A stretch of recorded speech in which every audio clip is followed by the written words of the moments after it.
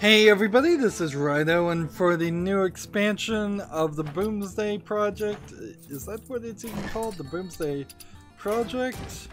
Yes, the Boomsday project.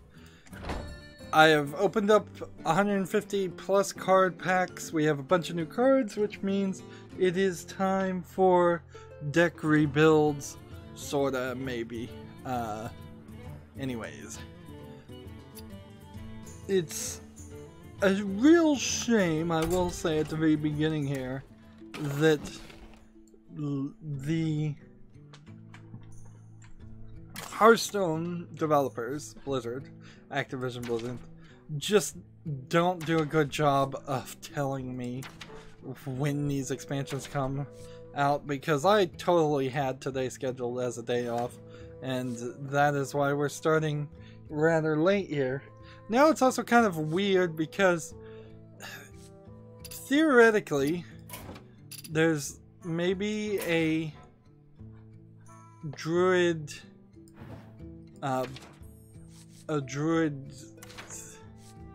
deck for standard and maybe a druid deck for wild, but I think I'll probably want to try to keep everything a little bit tight and easy.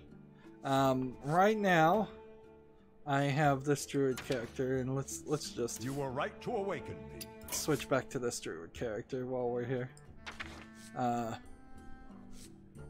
And we'll just switch this one, and we'll just switch this one, and seems like several of these others I could collect through doing several things. Some of these I think you actually can't collect very easily.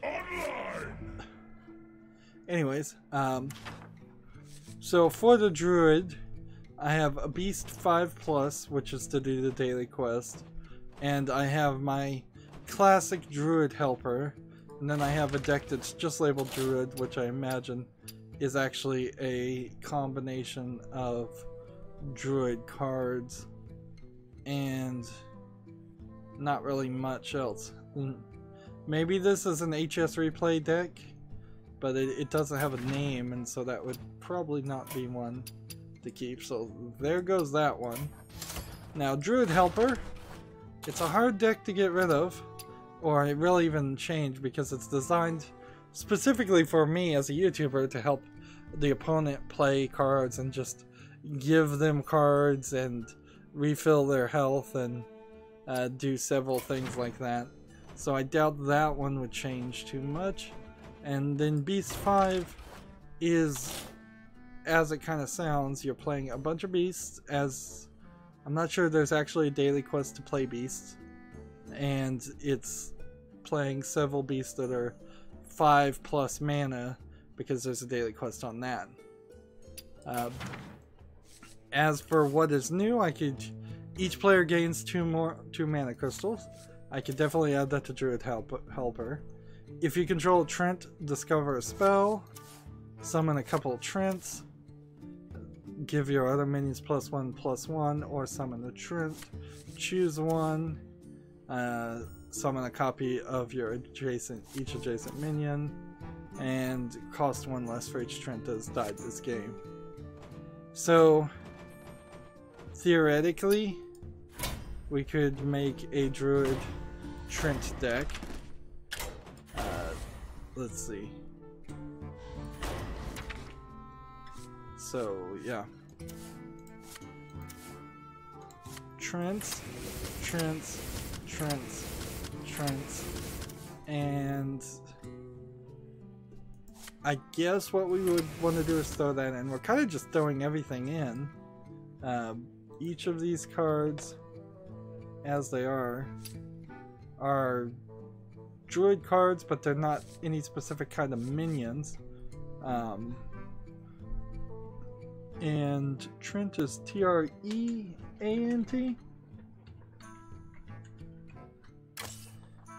And if I was to include this to standard cards, I can add 3 Trents to your hands, summon Trents, I can summon some more Trents, Let's see. Mana crystals in the trance. Summon some trance. And that gets you at 19 of 30. What else as far as the neutral cards? Let's see. Minions with 5 or more. 5 or more attack. So which ones have 5 or more attack? Not a lot of them. So I suppose what I could do is convert this to wild and see if we have any Trents that happen to just be wild cards. Destroy all minions and replace them with Trents.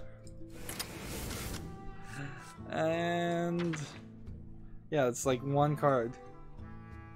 Alright, not helpful.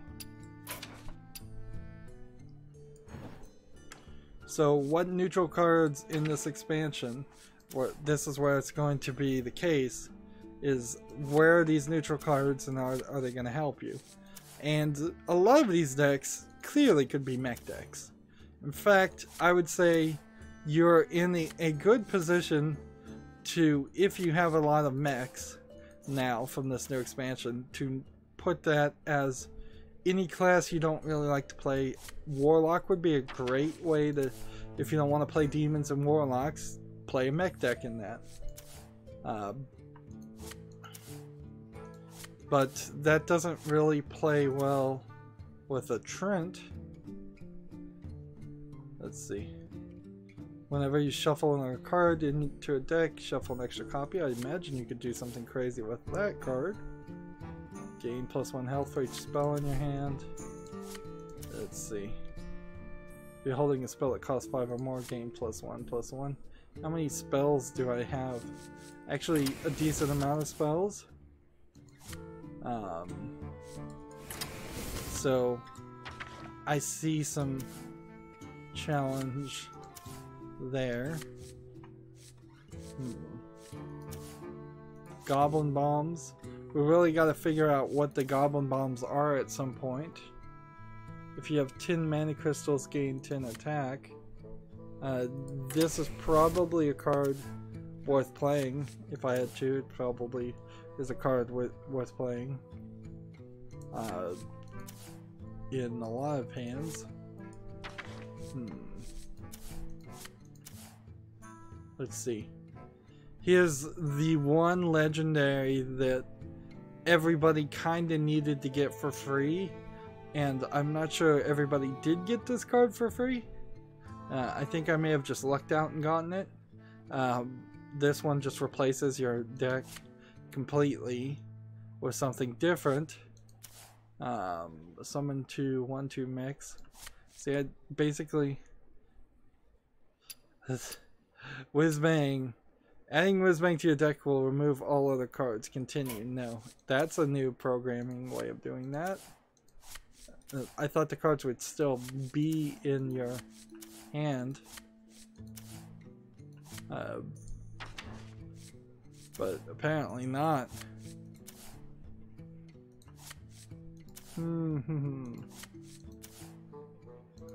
Yeah, there's kind of nothing here. Yeah, it's kind of empty. So, gain mana crystals this turn only, and each player gains some mana crystals, and let's see. We need something that would be spell related. My deck is full already.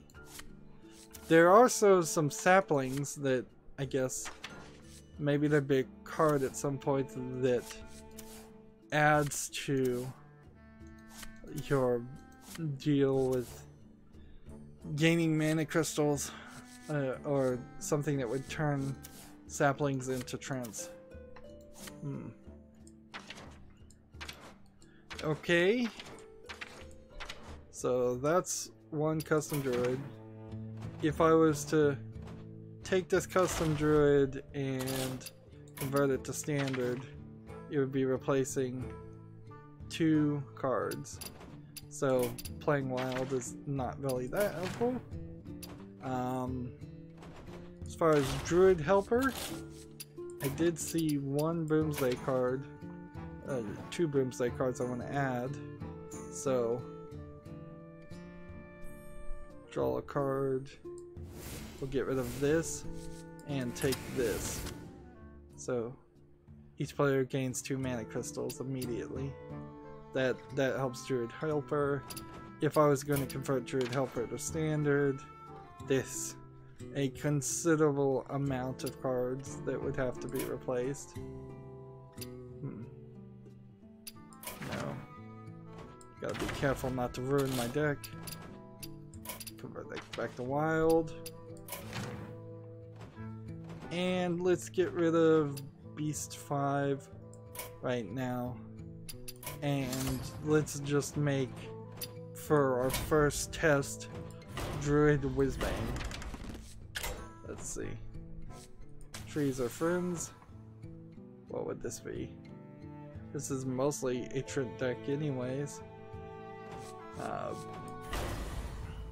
I have all the classic cards, almost all of the Witchwood cards, and I don't know what expansion this one's coming from. Alright.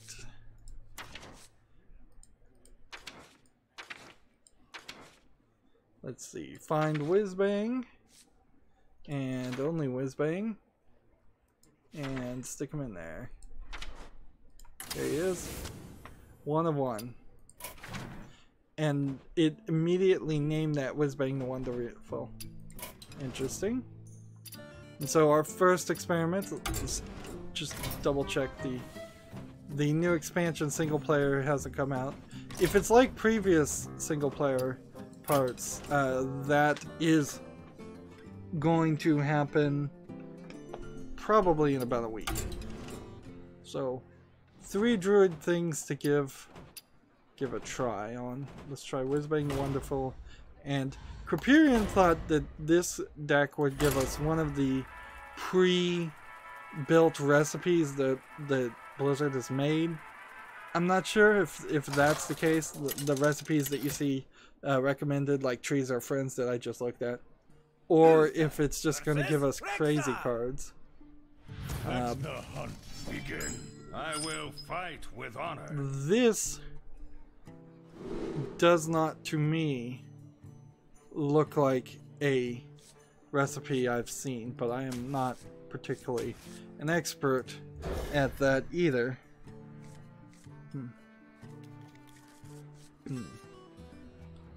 So yeah, I'm looking at Hearthstone. We have turned our curse deck into our strength. Wow. So they just by default set me up well with that. Looking at all these cards.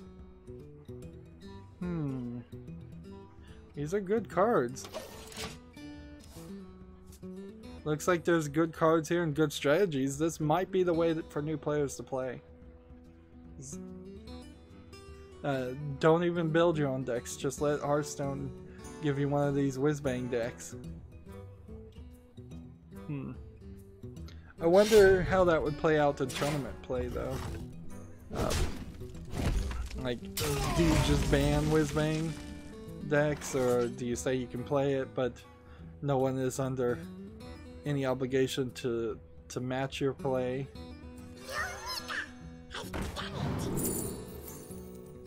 Let's see.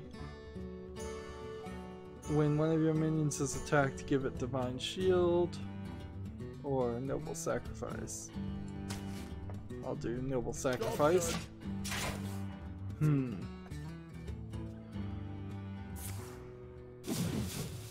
So this one's gonna summon a Golden Bomb. Death Rattle, deal 2 damage to the enemy hero. Oh, that's a Goblin Bomb. Have they always been Goblin Bombs? Have I just been misreading it this whole time?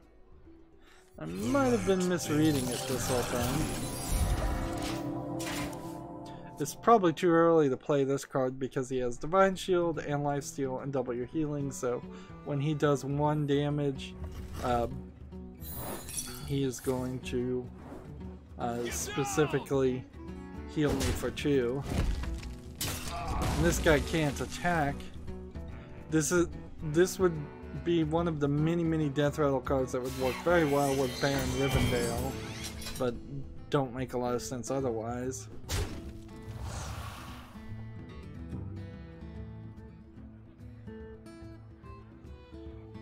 Adapt your Silver Hand recruits. Stay on with Silver Hand recruits so we can actually get on the field.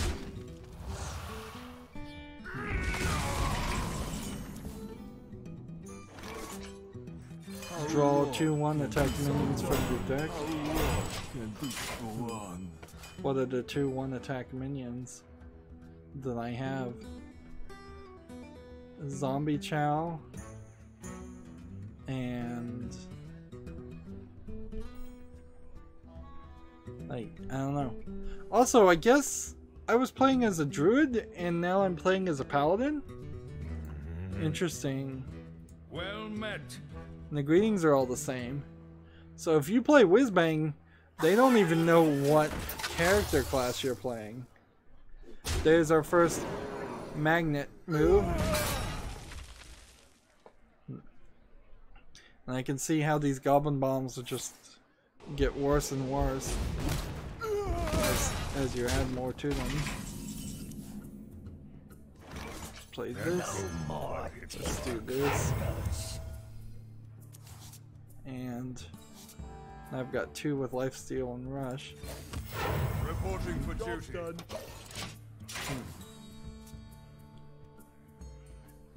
So we'd add 3 Silver Hand recruits.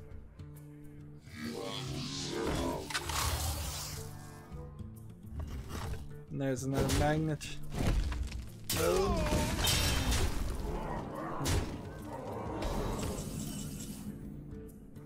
Lifesteal and Rush. Well, if I played these 2, it would kill something, and it's probably a smart move to do that. So let's do that, and do that, and end the turn. I feel like I'm going to end up with several Silver Hand recruits on the field. And then it would have been a smart move to play this at that point. These microbots are just mechs. They don't have anything else special about them.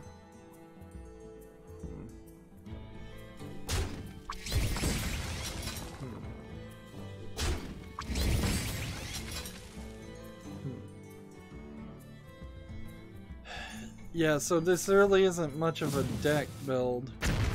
Like, it's crazy and all, and maybe I will play with the Whizbang decks a little bit, but it's not going to help you with any daily quests, because inherently most daily quests don't say take 1 of any known victories of any of the hero characters. The daily quests say you need paladin wins or mage wins, and if you can't pick what character you're playing as, you've got no control over that. Also, you have no control what the decks are going to be, so you don't know if you're going to play a bunch of expensive minions that cost over 5 mana or have over 5 attack, or if you're going to play a bunch of inexpensive minions that have 1 attack or only cost 1 mana. Or you don't know if you're going to play a bunch of minions or spells or weapons or combo cards. And almost every daily quest is built around having at least that idea, and almost all of Hearthstone, for me at least, is built around playing the daily quests. So yeah, that's... I don't know how this works. Let's do that. Reporting for duty. Play that. Reporting for duty. The battle. Kill this. This. Hit this. The battle. And this. And this. I don't have And enough in the mana. turn. Let's see, I'm gonna lose. And maybe that's because I don't know how to play this deck very well, or maybe it's because this is just kind of a crazy deck. The only real strategy I saw is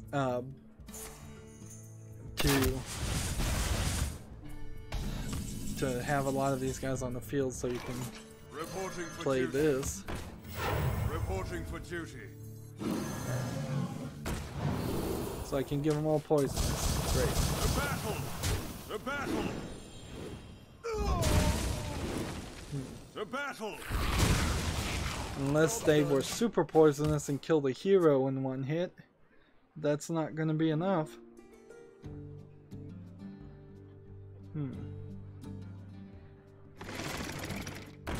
And frankly, I have half a mind to just concede and move on to trying the next deck, because it's unlikely.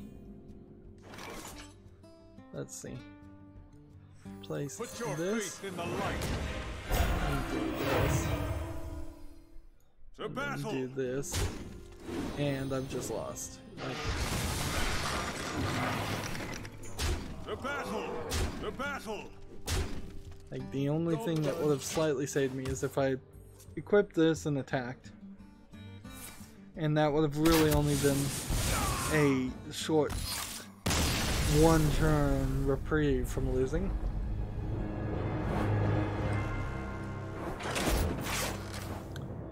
So there's Whizbang. Whizbang is wonderful as far as the deck is useless in my opinion. There's just no control there. Good for somebody who's brand new who can't build their own decks, but frankly you should just go with the basic recipes, I would say, before that. And the other two we have are Custom Druid and Druid Helper. There's no real reason to play Druid Helper because that's only for playing friends when they want to play me, and I didn't change it that much. So let's try this Custom Trent deck. This is about the only strategy I see as far as the cards I got. Now, maybe somebody got some different cards. We'll look at what I didn't get. But otherwise, versus Hera. I think we're going to be very much just doing the same thing. Protect the wild. Let's see. Trent. Get rid of that Trent. Actually, I should have kept on to that 10, shouldn't I have? Yeah, I should have held on to that, but whatever.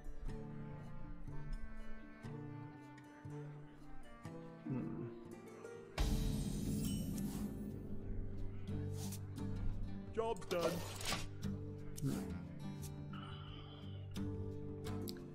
Honestly, building decks around one strategy is kind of silly. It's always been kind of silly. You need probably 2, 3, maybe even 4, 5 strategies that somewhat synergize. That way, if in this instance they somehow figured out a way to destroy my synergy with Trent's, they would then be able to do something. I should be able to do something else. I should be able to cast a spell, summon something different, do something at least.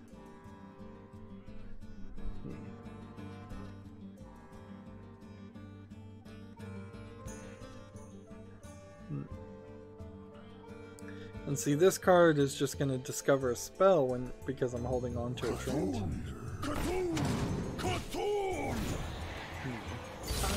And this guy apparently is playing a Cthulhu deck, which that's old school.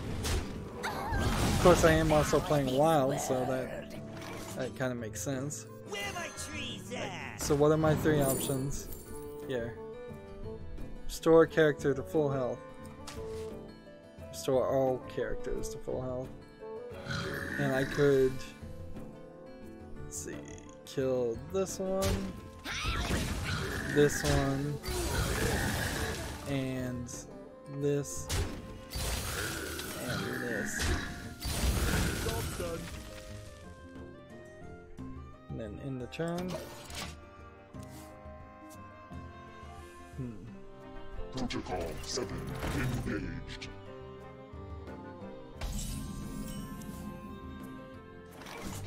Yeah, it definitely feels like the Trent idea is just cheap and easy minions, which is basically the beast idea that the hunter has been using for a while.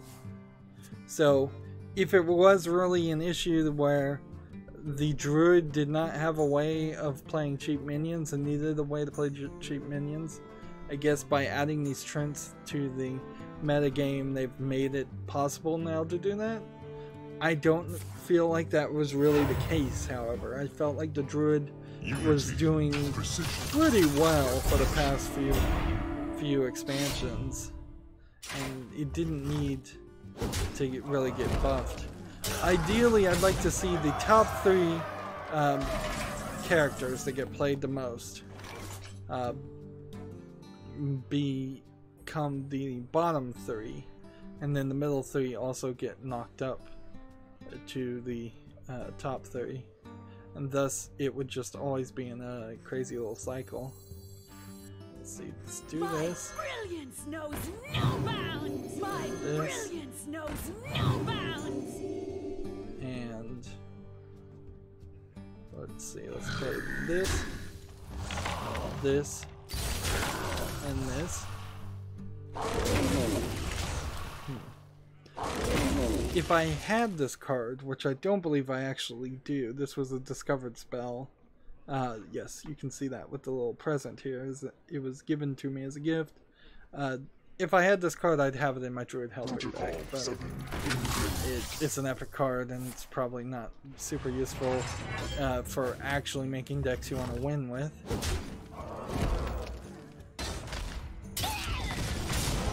Summon copies of each adjacent minions. Give your other minions +1/+1.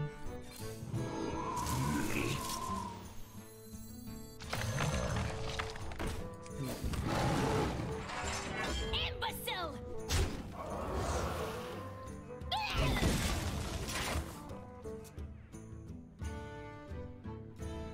Fully restore all characters to full health. I just lost, of course, before I could even play that card.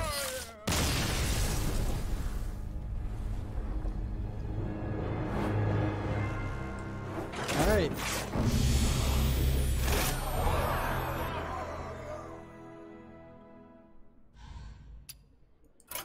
So, where do we go from here? That druid deck is pretty much worthless, and the Whizbang deck is pretty much worthless, although I'm gonna keep it around for just fun.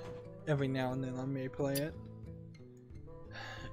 but yeah, we kind of need to see what cards I didn't get and if there was some strategy that maybe I could have made. Whenever a minion dies this turn, gain 1 mana crystal this turn only. That might be helpful in something. While in your hand, this is a 3/4 copy of the last minion you played, which that would be cool, I suppose. Draw a 7, 8, 9, and 10 cost minion from your deck. I'm not sure what that succeeds at accomplishing.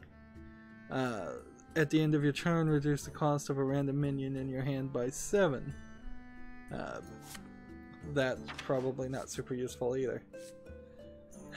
So, if I don't see any druid cards that really synergize, it would be, for the most part, a question of maybe there's a neutral card that I would synergize with?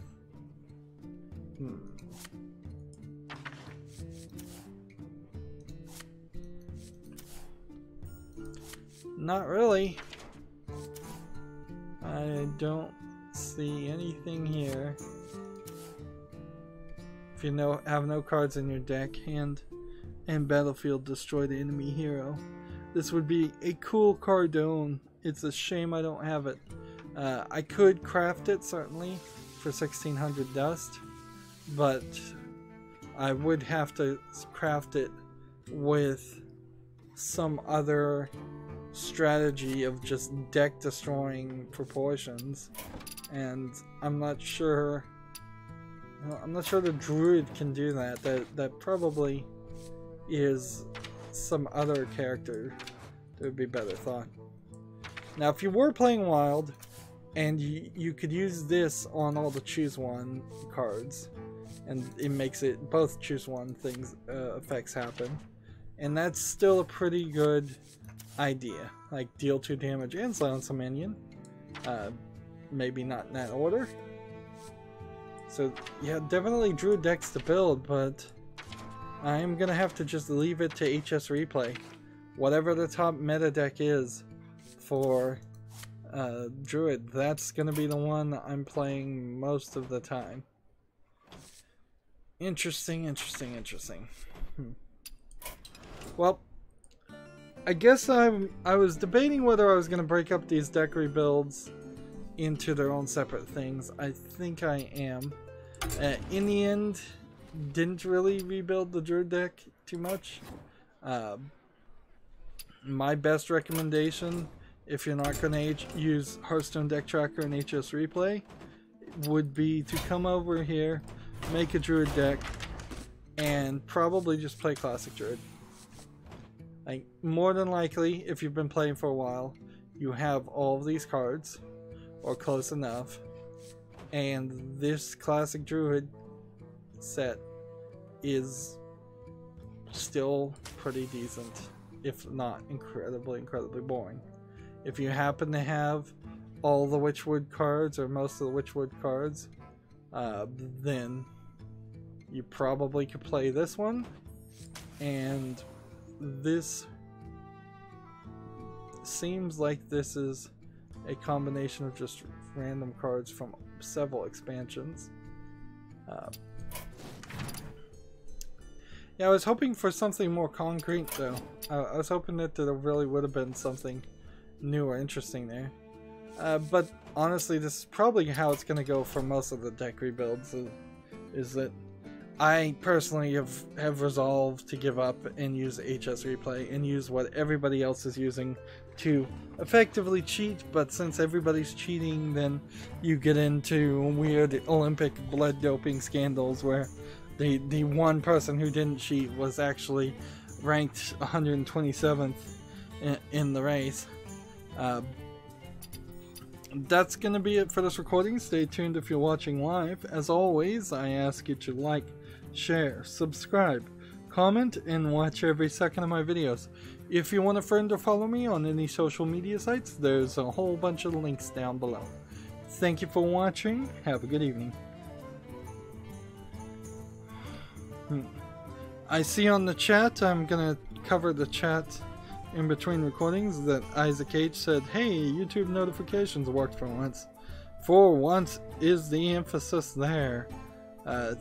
Thanks for the comment, Isaac, but yeah, the YouTube notifications are so garbage, and either YouTube is full of the most incompetent people, which I think might be a good argument to make, is that YouTube has gone to the exact opposite side of being a meritocracy, where people of merit get hired into the job and into whatever the opposite of that would be,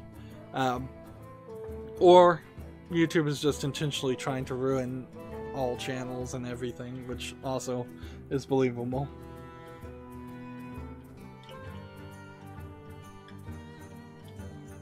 That took about 35 minutes to record that. I didn't think these were going to be that long, but okay. Let's get back into it. Hey everybody, this is Rydo, and we're doing deck rebuilds for the Project Boomsday new expansion. So last time we looked at the new Druid cards I got. This time I'll be looking at the new Hunter cards. So the Hunter deck I have right now, that's a standard deck, is a secret deck. It's designed to do the daily quest of playing secrets while also making some progress to playing beasts a little bit, but not even that much. It also, I guess, would make some progress to playing spells because secrets are spells, and some of the beasts I'm playing are actually high tier enough. So if this is a HS replay deck that I'm getting suggested to me through hsreplay.net and the Hearthstone deck tracker app, I'll get this exact same secret deck back, so I can just kind of delete that right now. The other Hunter deck I had is the Battlecry deck, just called Cry, and this seems like it's almost certainly was hand built by me because it is so single-minded. There are a lot of death rattles in Boomsday Project, but not very many Battlecry cards at all. So we'll get rid of that. And then we have a secondary secret deck that I have no idea why that would be in existence. So that should go for sure. And then Mid-Range Hunter, I know for a fact, is an HS replay deck because it's named and it's actually supposedly somewhat good, although I may find out it's not actually that good anymore in the meta deck, and it's a wild deck, so I probably need to switch some cards out to play in standard. Generally speaking, I want to have my decks all standard play. I've completely given up any hope of getting up in the ranking with a wild deck. That's wild play is really only for people who played in the beta and no one else. Hearthstone's basic recommendations are Classic Hunter, which honestly, it's not too bad if you can't figure out anything else or don't have any cards. I Hunt Alone, which is, I think, mostly classic cards. This hero replacement card, I don't have it. I'd love to have it, and without having this deck doesn't really make a lot of sense. In fact, these three main cards kind of are the linchpins of that deck, so yeah, I wouldn't play that personally with my collection. And then the third one is Flark's Fireworks, which is almost certainly is mostly a mech deck, which is certainly an idea to play a mech deck with the Hunter. But I'm gonna do a custom and see what we've got as far as new cards. So if I was gonna build a secret deck, discovering a secret makes sense. If I was gonna deal 2 damage and summon a 0/2 Goblin Bomb, that makes sense. If I was gonna give minions a death rattle to add mechs to your hands, that if I had some mech deck, that makes sense. This is a death rattle triggering card, which might be useful. Give a friendly minion +3/+3 in rush, it dies at the end of the turn. That's perfectly fine as far as a card for a hunter, because most of the small hunter characters die anyways on the first turn. We have a magnetic poisonous, magnetic, and a death rattle to destroy a random enemy. So this one and this one work pretty well. This one is a double death rattle deck, and let's see. So let's start with the simplistic thing. Give me this, and then give me Baron River. Well, actually, let me just search death rattles. DATH. Alright. before I take a bunch of these, I'm going to come over here and look at all the cards with death rattles in them. Because there's Baron Rivendell. There. Whenever you summon a minion with death rattle, do that. Deal 2 damage to all minions. Let's see. I want Thaddeus, which, here we go. Baron Rivendell, your minions trigger their death rattle twice. And let's see. We'll take that one. This one. This one.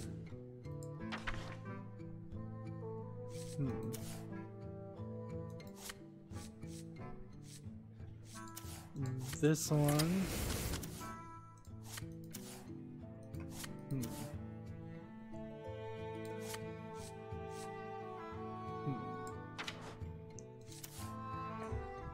This is not a death rattle card.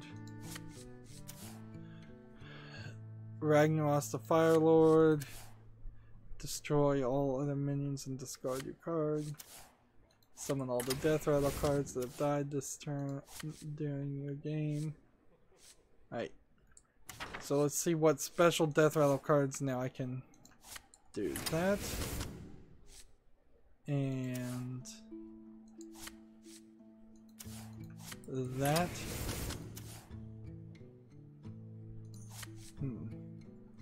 That. We've got quite a lot of death rattle cards. We'll take that. Take that. Take that. Take that.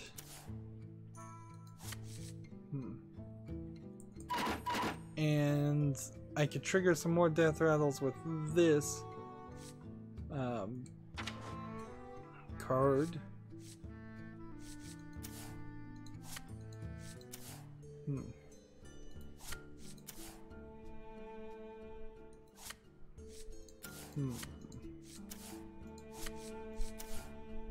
Death rattle cards cost 2 less. So let's get rid of that. And this is the only card I'd want 2 more of.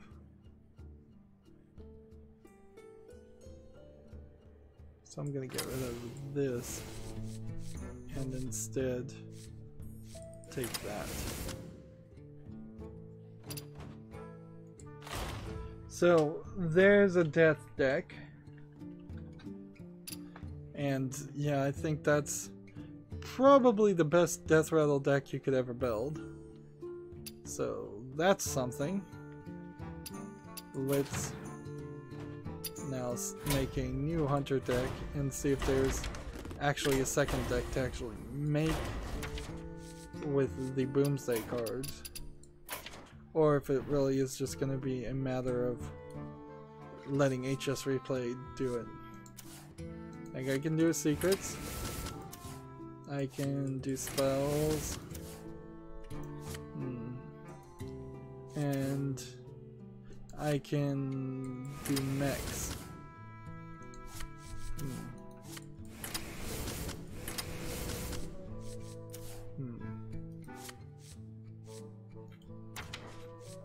Okay.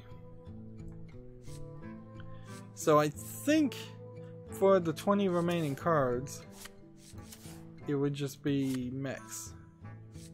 Mechs. Probably not too important. Mech. There. Reduce the cost of mechs.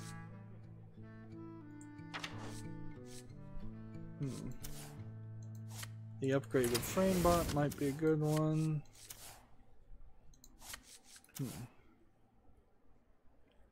This is a beast.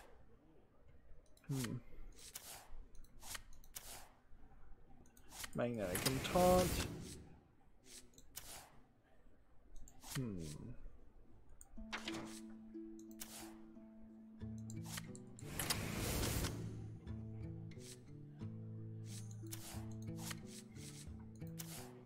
And see, I know that there's a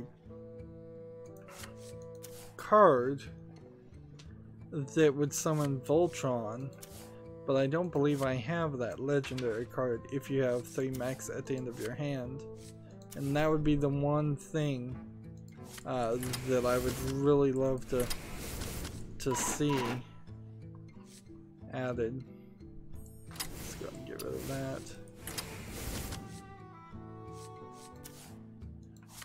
To a mech deck like this.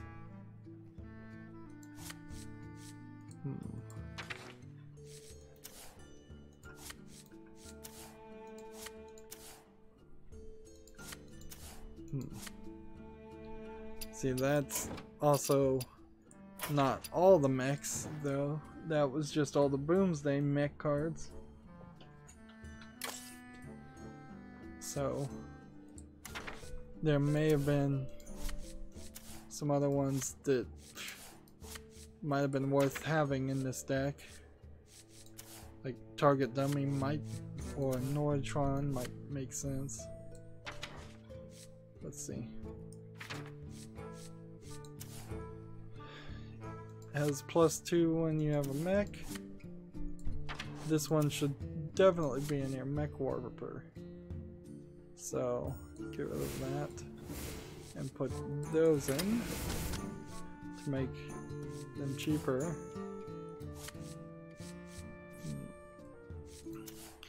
At the start of each turn, gain +1 attack. That's ingenious with the magnetic move. So let's get rid of that and put those in. At the start of your turn, destroy a random enemy. Let's see. So we put those in. So if your turn, swap this minion with a random one in your hand. Interesting. Like that totally should be a magnetic move.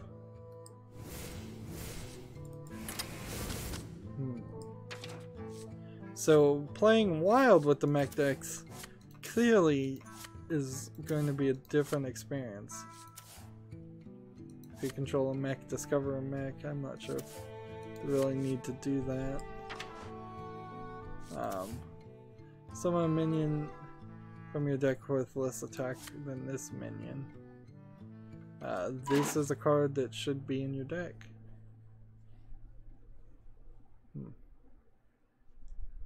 Let's see.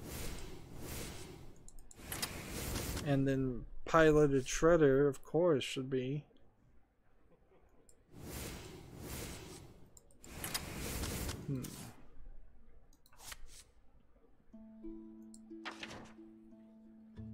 Let's see. And then you could get these for heals.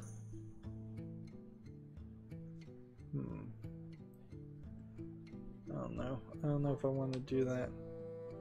Get rid of these Discover Secrets. This turned away from being a secret deck really fast. Yeah, not much of a secret deck can be made with the cards I have.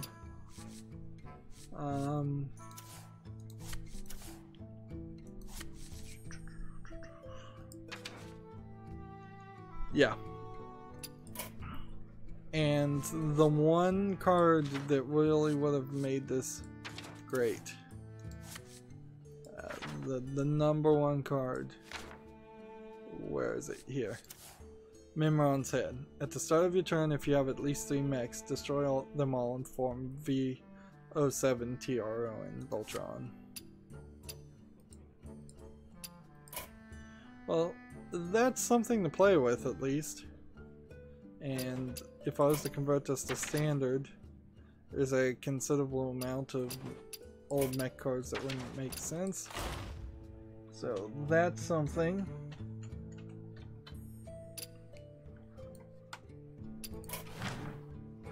but on second consideration, I don't think there's a third experimental deck to do here. Yes, I could rebuild a secrets deck. Yes, I could try to do the Goblin Bombs thing, but we kind of already know what the Goblin Bombs are now. I was misreading them. I thought they said Golden Bombs, and now that I know that they're just Goblin Bombs, they're just these. Death Rattle, deal 2 damage to an enemy hero. So we've got a Death Rattle deck and a mech deck, both wild. Let's try this and see how this goes. Let's start with the mech deck just because I'm kind of interested in that. We might as well play ranked.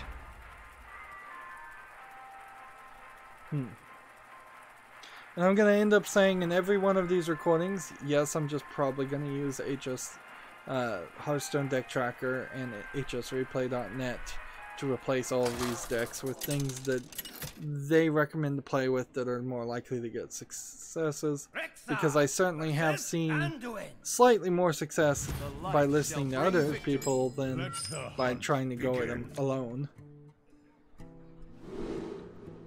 And perhaps, arguably, I have been obstinately not listening to advice of others in Hearthstone and trying to go my own way. And now, 4 years into playing, I am ready to move on to something to do it better. Alright. So the funny thing here will be I can play this, and then I could play this, and then it would become a 2-5, and then it would get replaced. Or I could play this, and I could play this, and this would be a 3-6. Reduce the cost of mechs in your hand by 1 as a battle cry. Right. Nice. In the turn.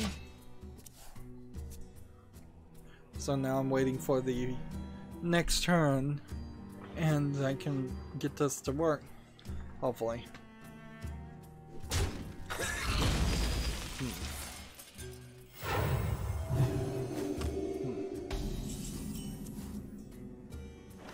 Let's see, what do I want to do? This plus this, and then I play magnetic this on this side so it magnetizes. Nice little animation.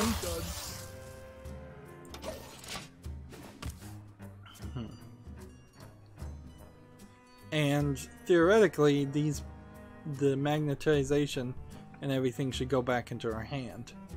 If it doesn't, then oops on that.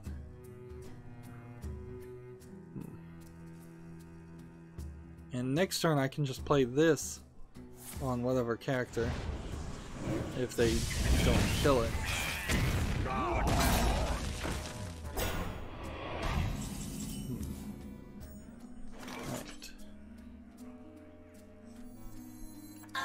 Play this.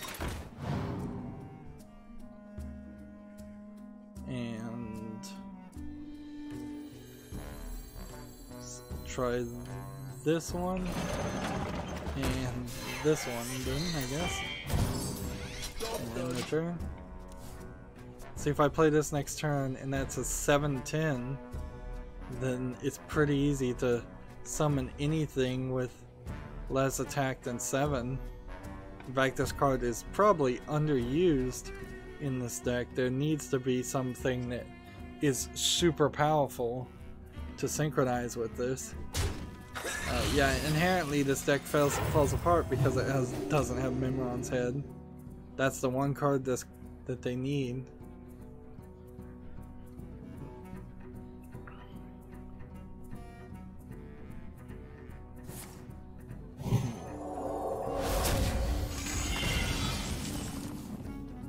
Okay. If I play this, then I can play it too in the whatever, yeah. Online. And see, I was thinking if you had two magnetic things, would they merge together? But I don't know how you'd ever have that happen.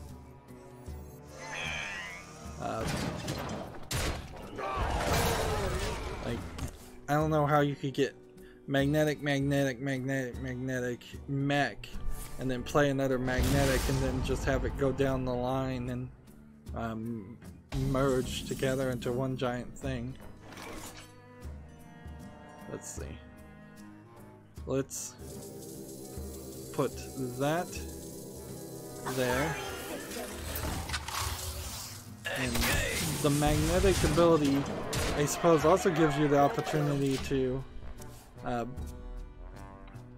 forever keep things alive and attacking with extra attack each turn.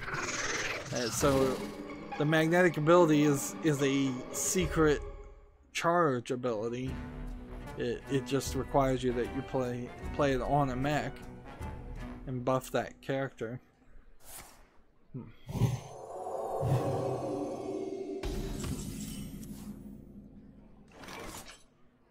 Let's see. This will be funny. I should probably leave it alone.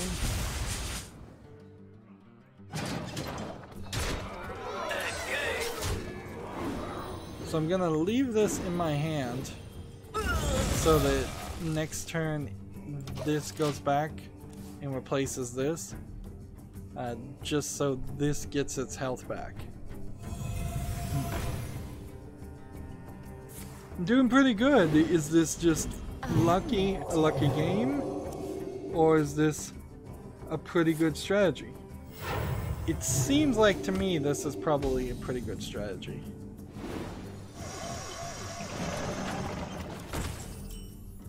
So yeah, play this,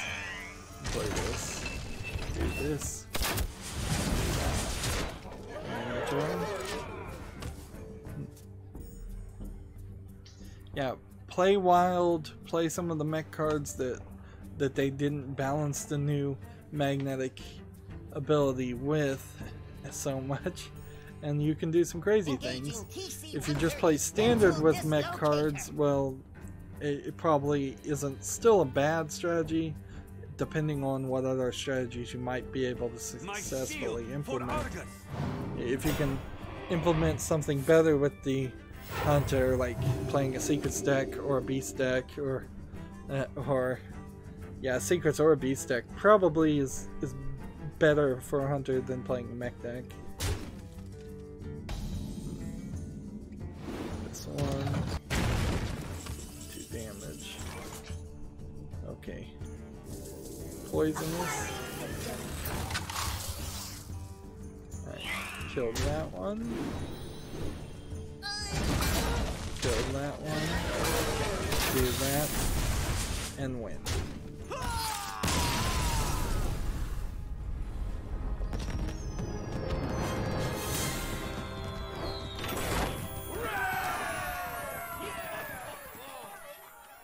Not too bad. Let's try the death deck. So I'll keep it under consideration, that current deck, although it's not a standard deck, and since I've kind of given up on any idea of playing wild ranked, I kind of need to use the HS replay suggestions of probably mid-range hunter or something else like that. The forest fights back. Let the hunt begin. Now, if I can get this to really work, this is going to be a crazy deck. I want Fugan on the field as early as possible, and I want Stalag on the field as early as possible, so I'm going to trade out those and see how we can get this to work. Job done. And if I can get 6 or 7 Thaddeus's consistently, that would be kind of amazing, but it is going to be a mid-game strategy at best. Let's see. Just do that. A lot of 5 mana cards. There's Stalag, there's Fugan. So one of these goes on the field and dies. Probably Stalag, because he'll be the easy kill with full health. Then I play Fugan. Then I played this on him. Then I play Feign Death, Feign Death. It's going to be quite the crazy combination on that 6th or 7th turn.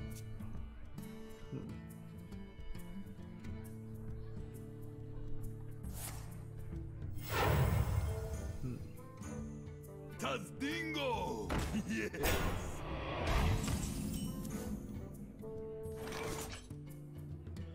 It's just like nothing. I have no cards, unfortunately, otherwise.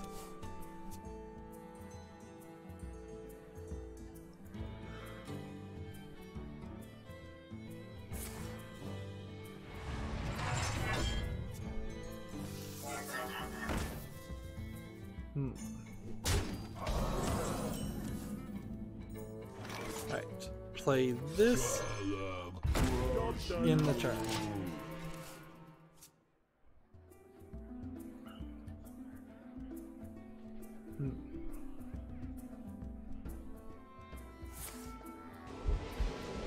He does a swipe and kills it, as expected.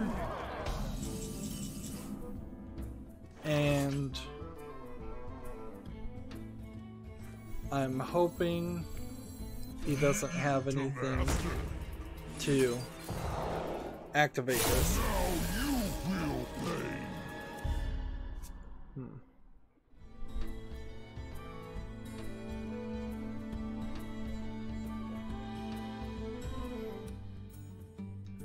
And see, I'm afraid this guy's gonna probably just concede on one Thaddeus. Ooh, interesting move. He silenced him, which I guess would have been the one thing that I didn't want to have happen.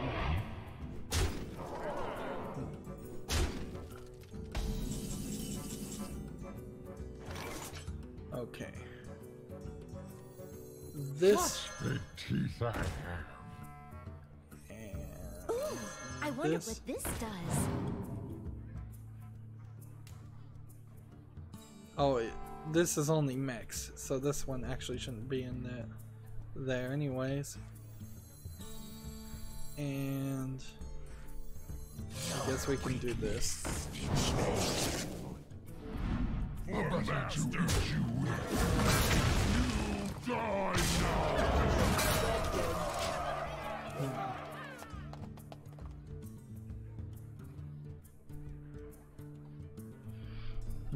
This one silence fully threw off my strategy, and this card is actually a lot less useful than I thought it was.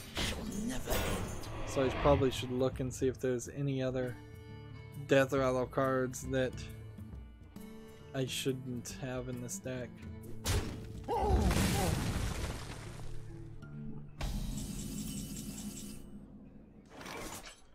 2 damage to all minions. Let's see. I'm going to do this and this, and then do this.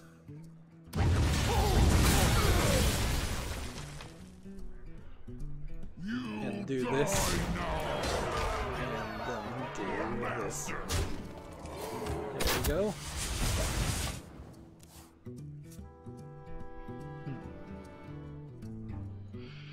It doesn't seem as good as I would like it to be because we don't have any of the Death Rattle trigger twice characters yet.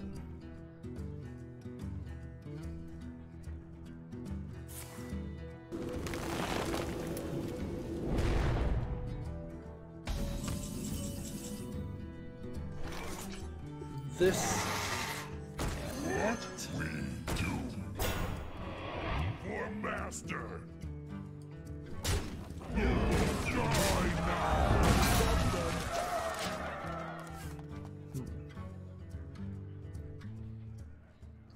Death Rattle's triggered twice. I want to get as many Death Rattle trigger twice cards on the field Well, it's interesting too. Bear in Rivendell, your minions trigger their death rattles twice. Is a legendary card, where this one is just a epic card. So apparently the expense or cost of doing that isn't as bad as it used to be. Alright, let's do this. Let's see how this works.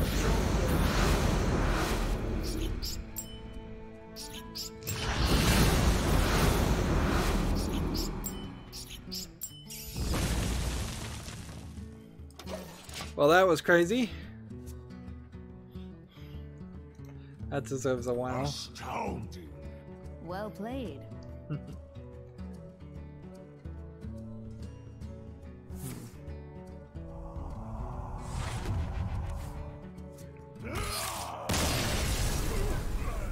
We didn't get to play N'Zoth the Corruptor. We didn't get to play some of these other cards that would have had death rattle things happen more. And I definitely think I need to go back and see if there really are any Boomsday cards in this death rattle deck that makes sense. I'm also not 100% sure that there is a daily quest for death rattle cards, so that might be an issue too. Like, so this card, not useful.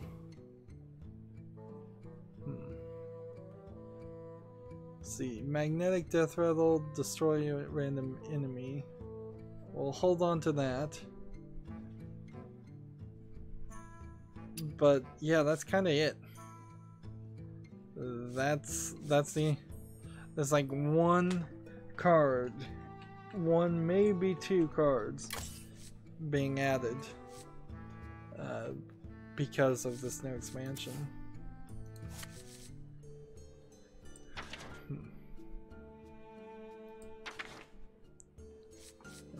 Frankly,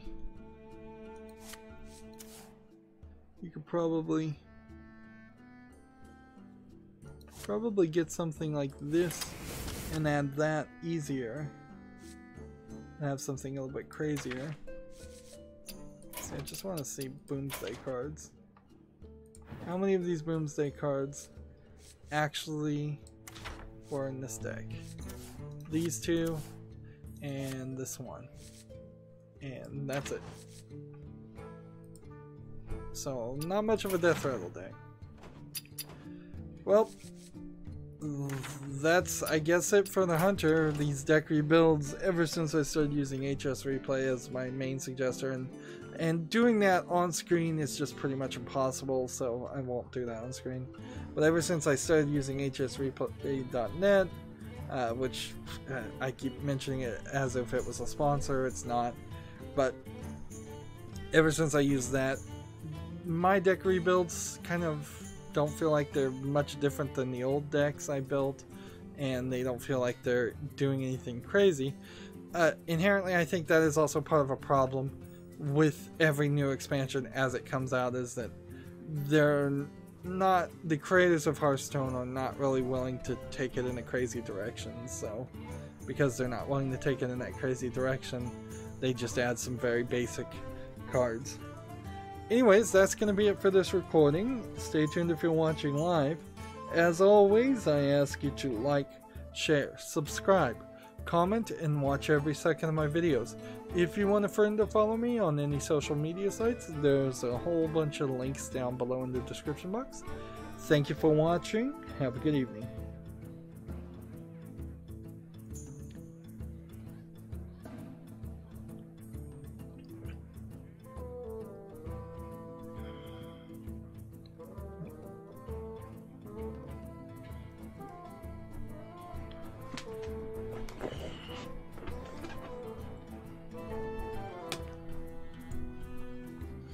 Hey everybody, this is Rydo, and we're doing deck rebuilds for the new expansion, the Boomsday project.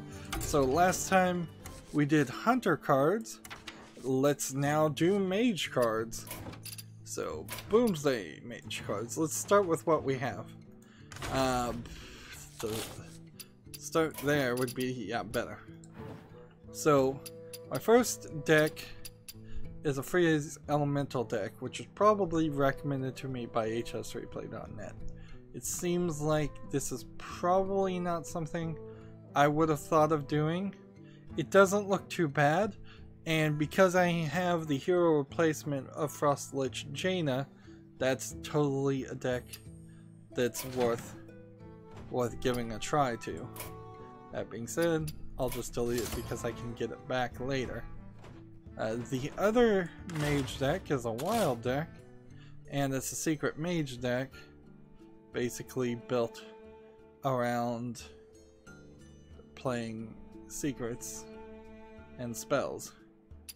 So there's two routes for doing the daily quest on secrets. You could either play a secret mage deck or you could play a secret hunter deck. I don't think you could really easily get that daily quest done on any other character. And that's kind of it for mage, which makes sense because I don't really like mage that much, and so that would certainly explain a few things. So if we were to make a new mage deck, the recommended recipes are classic mage, spells are so fun, and shooting stars.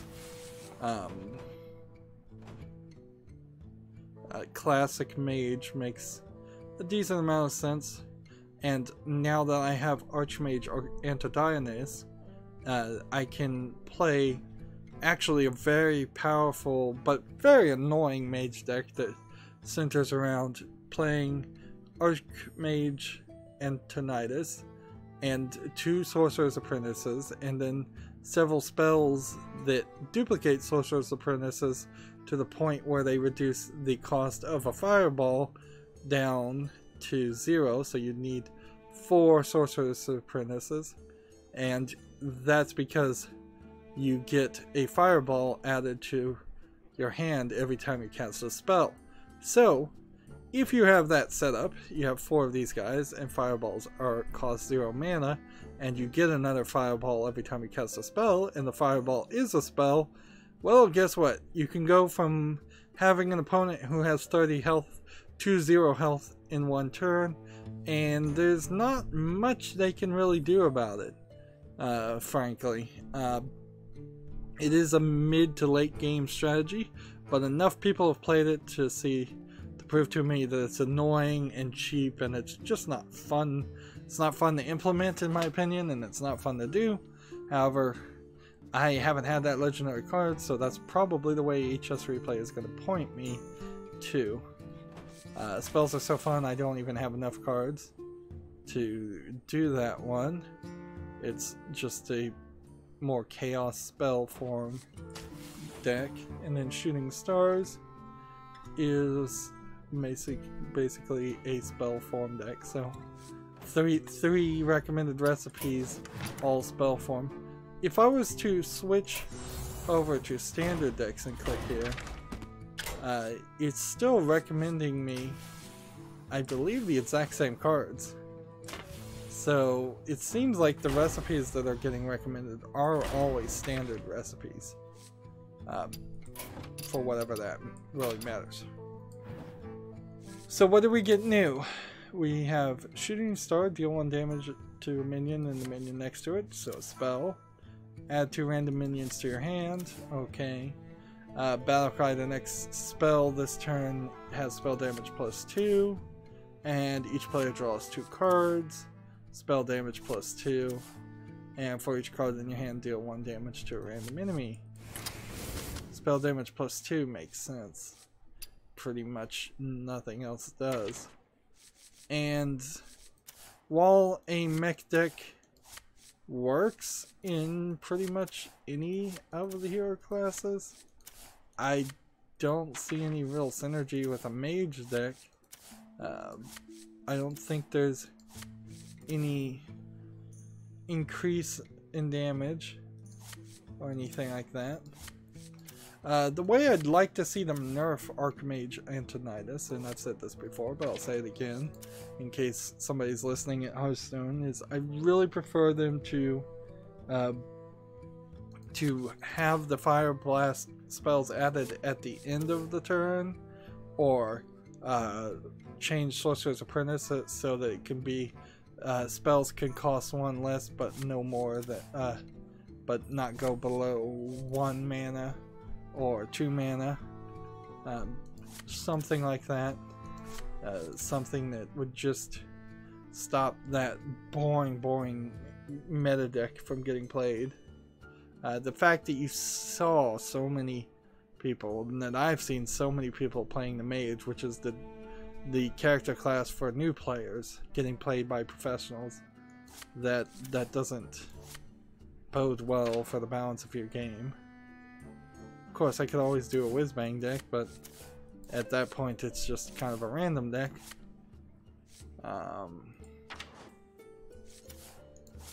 Yeah, there kind of is nothing here. So,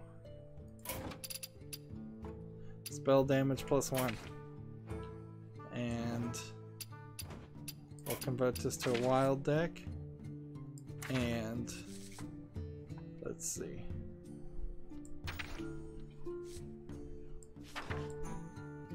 I don't think I have the hero quest card. Do I? Yeah, I don't. Open the gates. This is one that was played for a while. Doesn't feel like it's been played too much these days. Take that, take that, we'll take that.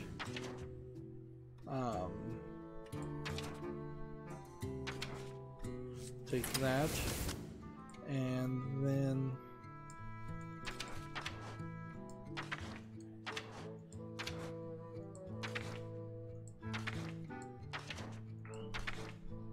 let's see, we've got to take this one, and then we've got to find duplicate.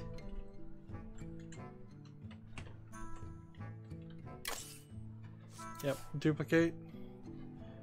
Maybe I need to look at the phrase copies.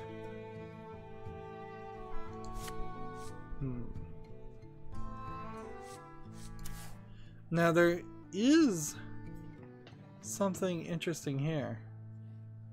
If you draw the rest of your... There was a card that was draw the rest of your hand deck, but I don't know what that was under.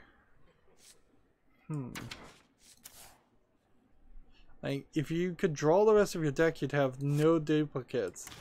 And that's an old strategy. So, copies. After your opponent plays a minion, add 2 copies to your hand. Let's see. Destroy friendly minion, summon 2 copies of it. And summon 2 copies of this minion. So there's a couple of copies card that you could do. And then you could double, use the key phrase twice to double that guy's death rattle with Baron Rivendell. And here's a battle cries trigger twice. There might be a battle cries deck somewhere around here.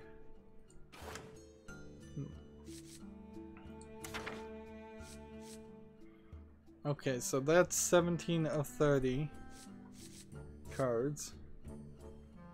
The next thing you would want to do is just fill it up with draw cards. Battlecry, draw a secret from your deck.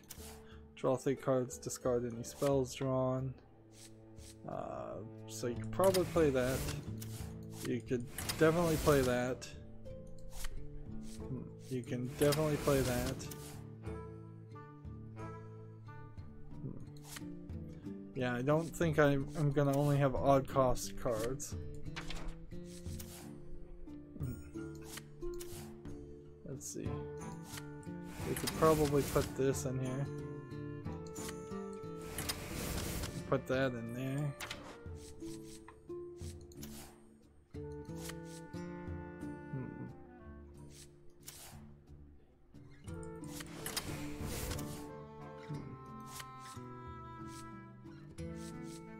Let's see. Let's get rid of these in favor of these. Draw 2 cards.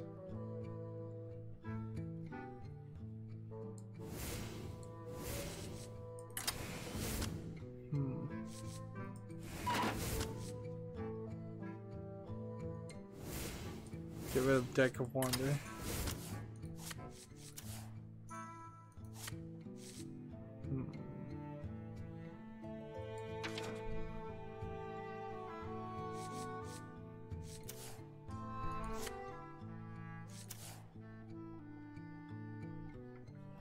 I guess you put Harrison Jones in?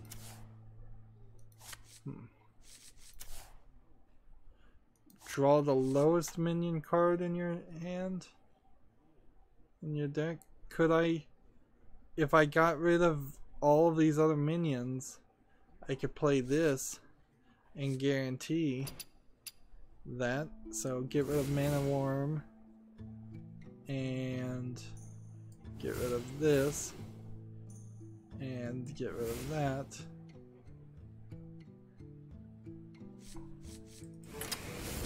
And that gets me that.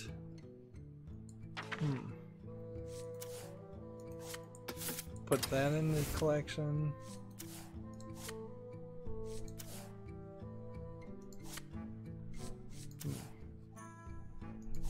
Guess put that in the collection. There you go.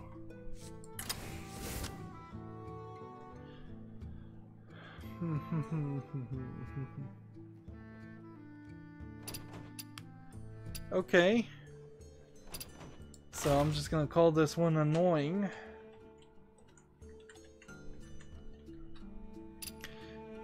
And what else do we have that we could do with the mage? I honestly don't think there really is too much there. Let's see, mage. Get rid of the search for a draw. And I guess what I didn't do in the last recording, because I forgot about it, was just looking at what cards I didn't get. Here would be a card that would totally help to draw more cards. That's an amazingly crazy card. Let's see. This one might help also to get Sorcerer's Apprentices. This one might work to get Sorcerer's Apprentice. And this one is just insane. Change the cost of minions in your deck to 1. Interesting. Interesting, interesting. So what did I miss in the last recording? Did I not look at these? I may have actually had look at these. Not much. Alright, so I'm gonna search the key phrase deck. There, let's see. There was a card that said draw your entire deck. And I don't recall where it is. It's probably a hero class.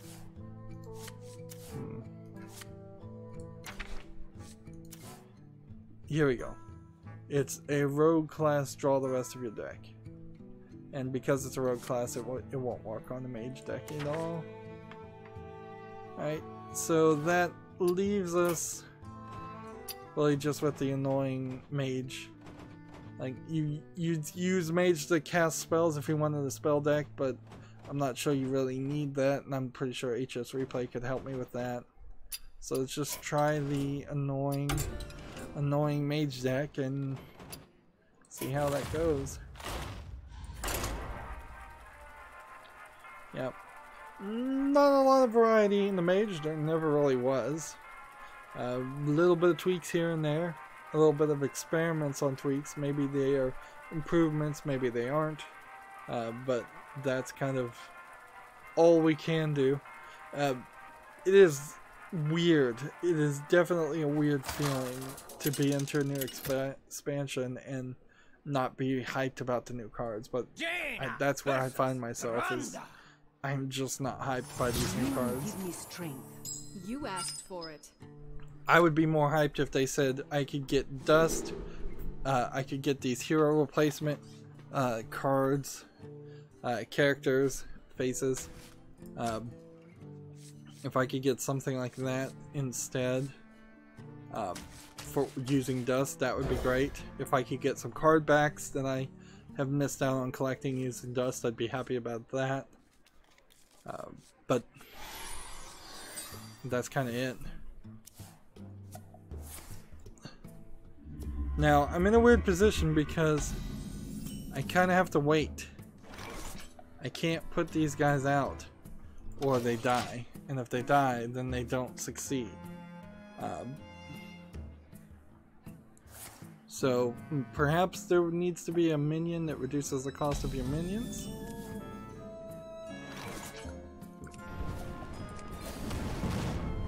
I'm not sure.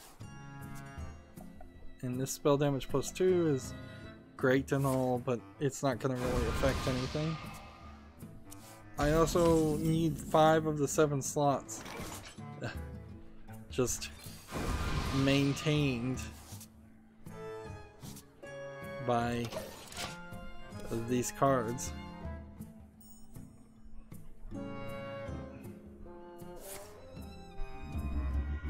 Put a copy of a random card from the opponent's side.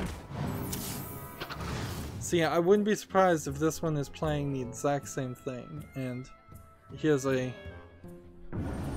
probably a card that should be in my deck. But then honestly, this is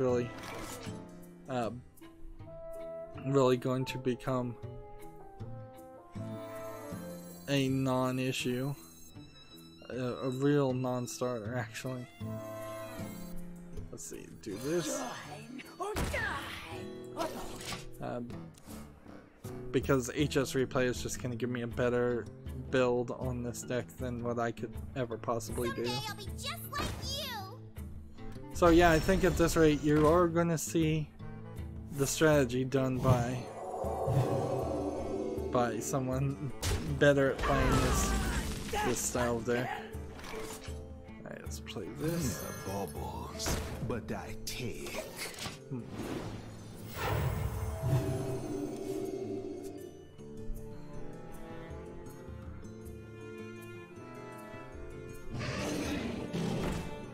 If I had Frozen Clone as a secret, which I could have had,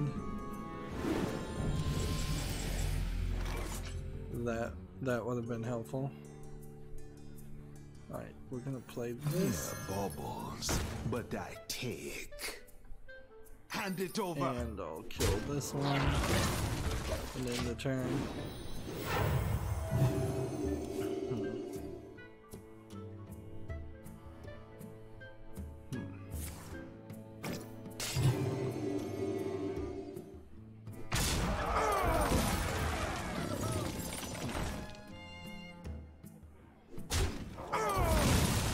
Or just kill the Sorcerer's Apprentice if that was the strategy. Gotta play this. Do this. I guess if I was gonna play Chromagus, though, I needed to not have already drawn these characters, because he's just gonna duplicate cards and that I don't really need.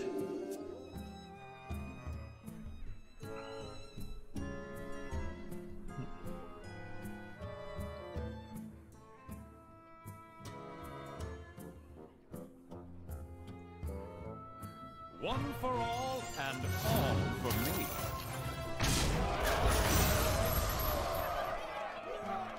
Yep. I don't even know if I'm gonna make it. So I've got 2 of these. Interesting. Can I maintain two of these though. This. Come dance to my song. Science overwhelming.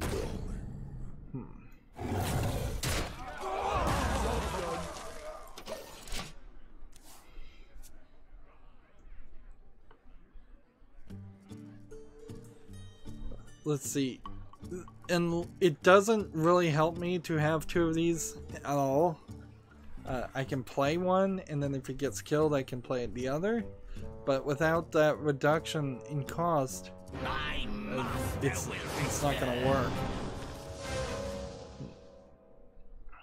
What did he do? Shuffle a copy of your opponent's deck into your deck.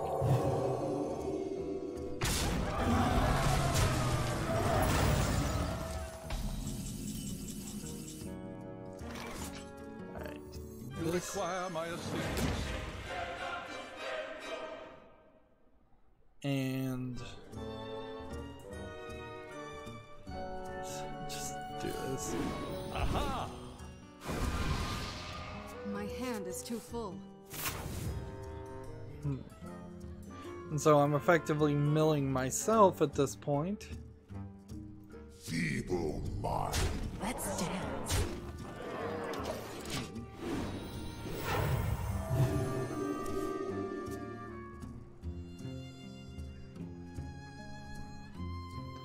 I suppose I could have a handful of cards and use them later.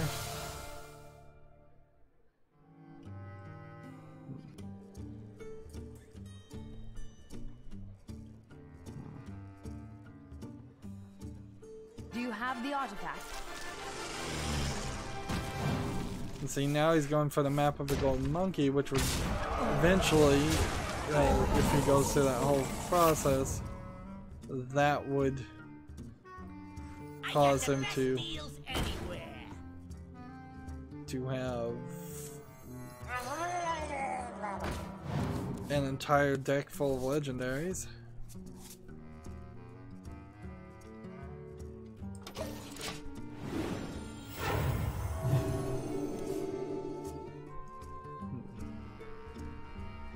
So I think I'd have to play this and kill all three of these guys.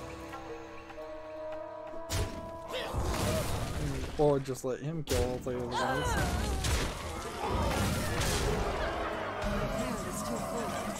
And that was my second frozen clone. Someday I'll be just like you. Let's see.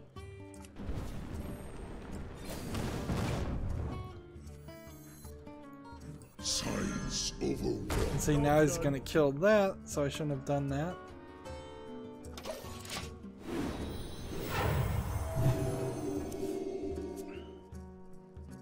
So I played wrong.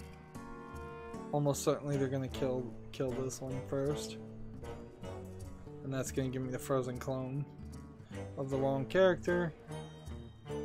Be reborn in the earth. Or, you know what? Actually, that's not even how frozen clone works, so forget it.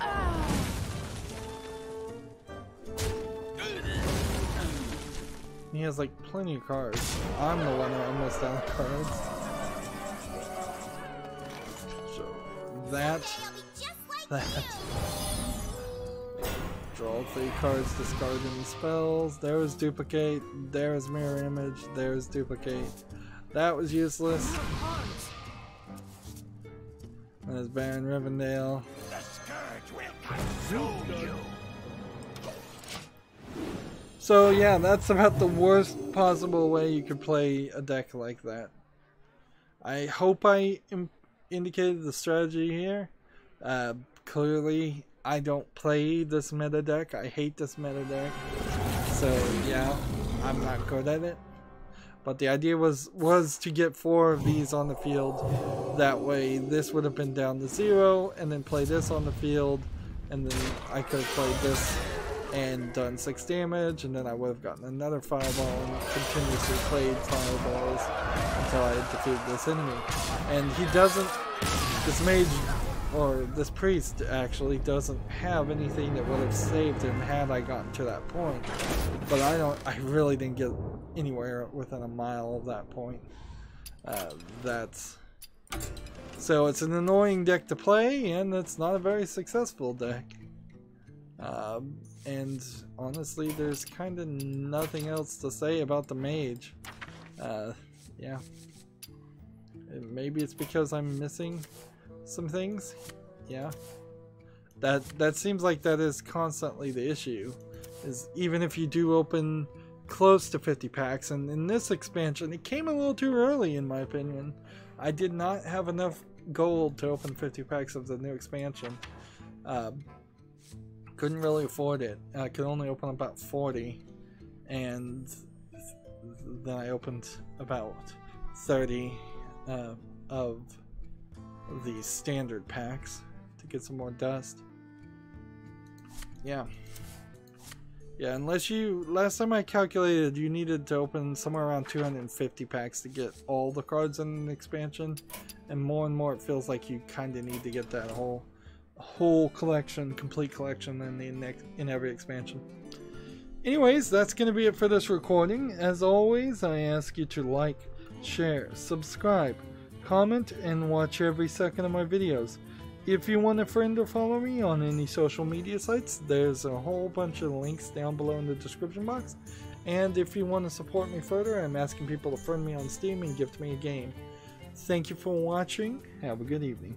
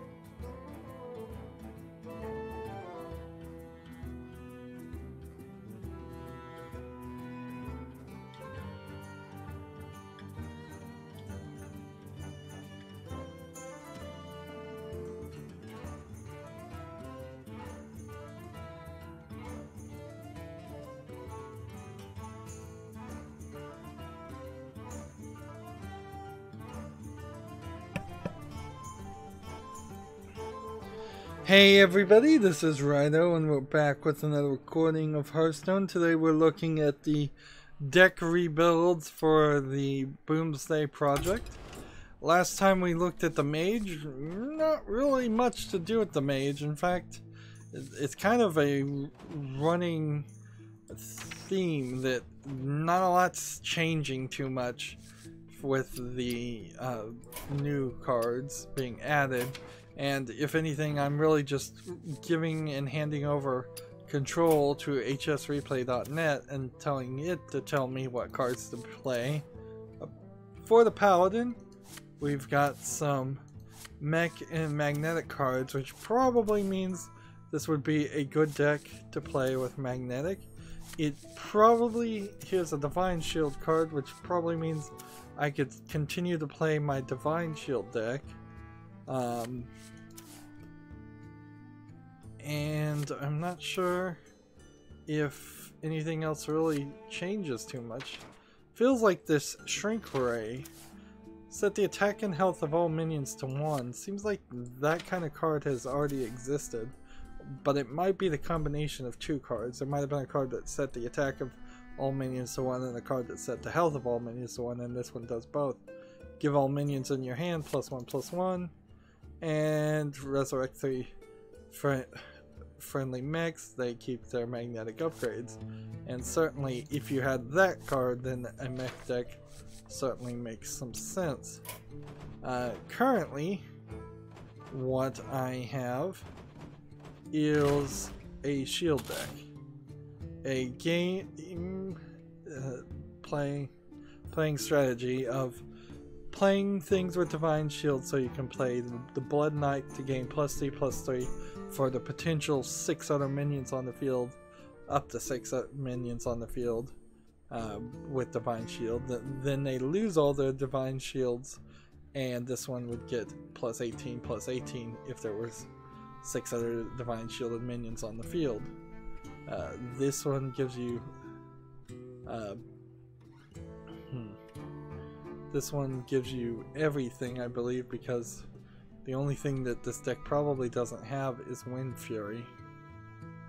So maybe if I found a Wind Fury card and threw it in here, that might be worth it. Now this card, not that card, not that card. Where is it? Where is it?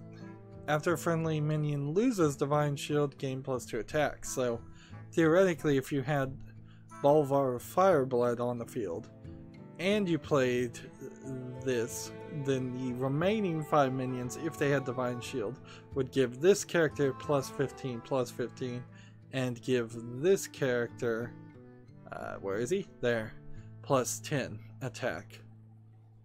So that's the idea. What changes in the shield deck is almost nothing from what I'm seeing here. I think basically nothing. We put this mech in so we find something that we want to take out. Divine Shield Rush at 8. I think we can get rid of that. And we can take a secret, I think. Let's see, Divine Shield Rush. We'll take this instead. And let's see, we've got maybe a bigger Divine Shield minion. Give 2 mechs Divine Shield. Stealth and Divine Shield. It's probably not a bad move. So I'll get rid of these and take these. And I think that's kinda it. Yeah. I don't think a lot changes otherwise. It's still the same single-minded concept. If I switch this deck to all cards and start looking at Divine Shields, yes, there was the Shielded Mini-Bot that's a mech and Divine Shield. A lot of cards here that just give Divine Shield. When you summon a 1/1 minion, give it Divine Shield.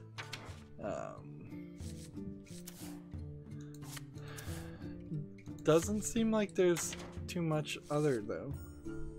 Like, I don't think there's a card that has gone into Wild that specifically gets an extra attack or extra health because you've lost Divine Shield, or because something has Divine Shield.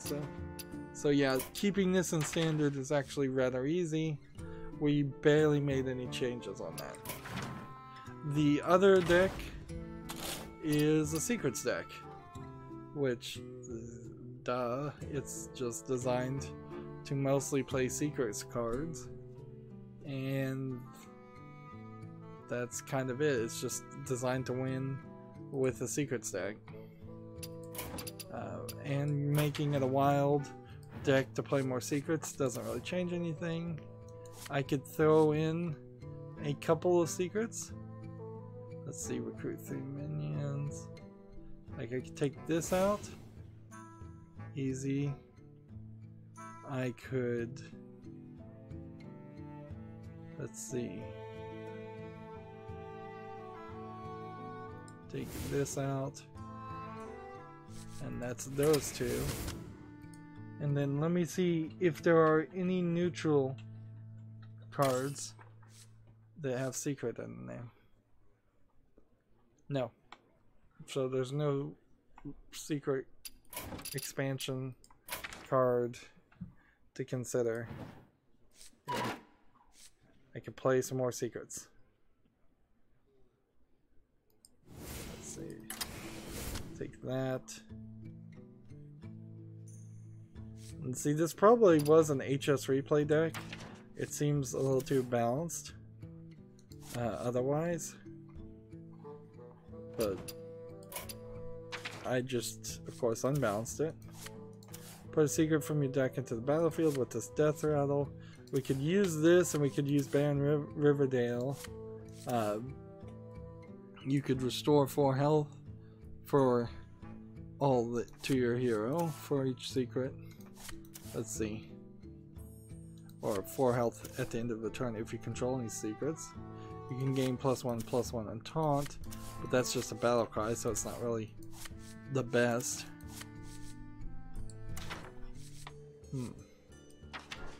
Yep, doesn't really change too much.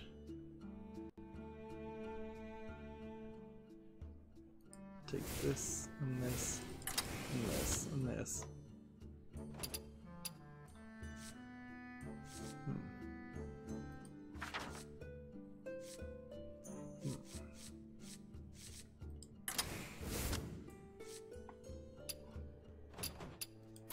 Let's see, if I wanted this to go back to standard, I guess nothing changes. Ooh. This is kind of sucking. It really is. Is there any other Paladin decks around here? No. Just not really making a lot of changes. Witchwood at least had some cards in it. Like this Sound the Bells was an interesting card that caught my eye, but it feels like this next Boomsday project was a rushed out collection of cards.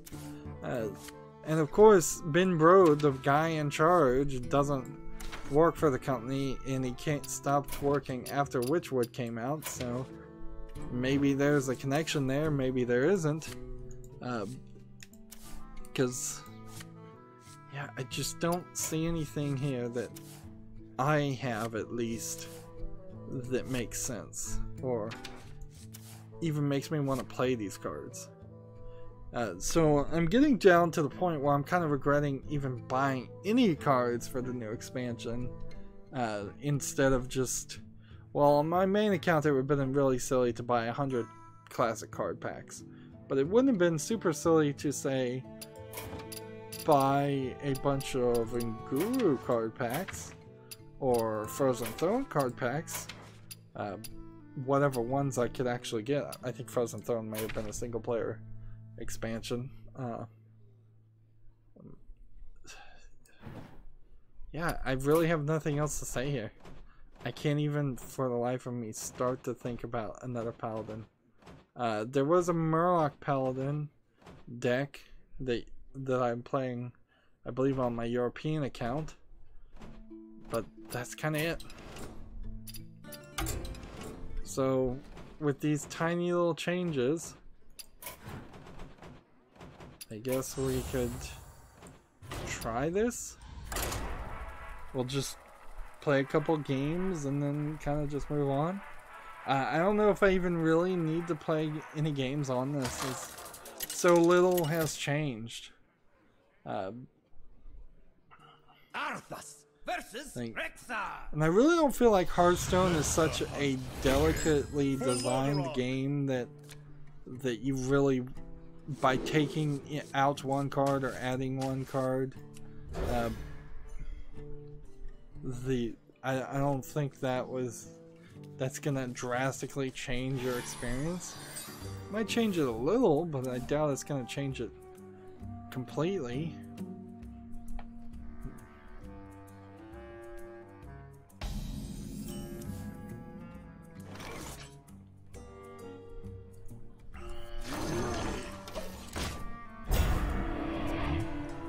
So do I have a mech to do this with? Let's see.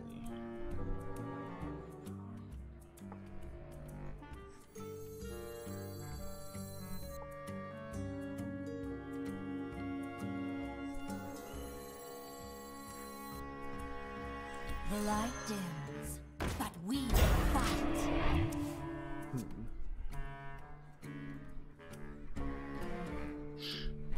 Even the gameplay strategy in this is going to be boring because theoretically I'm just going to try and fill all 6 spots up with Divine Shield minions before he plays something that will start getting rid of Divine Shields.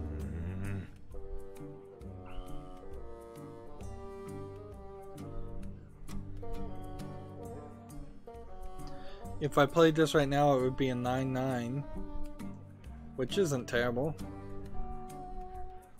Like, not for the 3rd turn, not bad at all. I wonder. But then he very possibly will have a silence or a counter for that. You probably should, in any deck you're building, and I haven't been considering any of that. You probably should have something that is along the lines of a strategy to the Sindora. just silence something. Repent.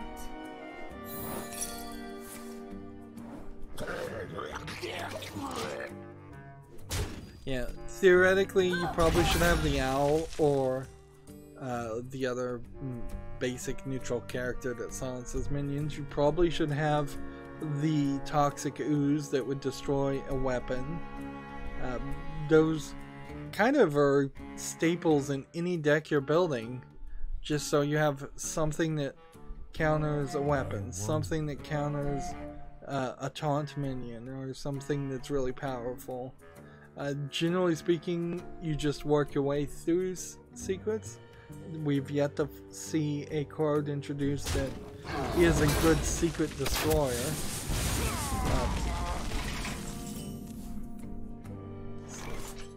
Stealth Divine Shield. So this one has Divine Shields. It would be almost impossible for this to get destroyed. To my side. Unless I attack and this turns out to be an explosive trap.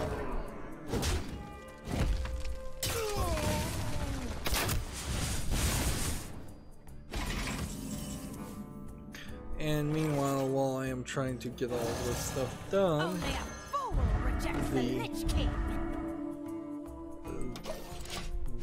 he is whittling away at my life.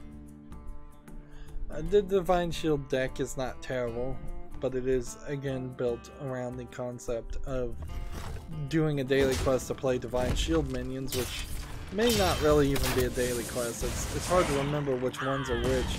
The vast majority of daily quests that I see are built around just having the player win a certain number of times. Okay. This last act of sacrifice is mine. And I wish I just had one more just one more mana crystal. It's probably not gonna win this turn, but give it 3 turns. A grim destiny. A grim destiny.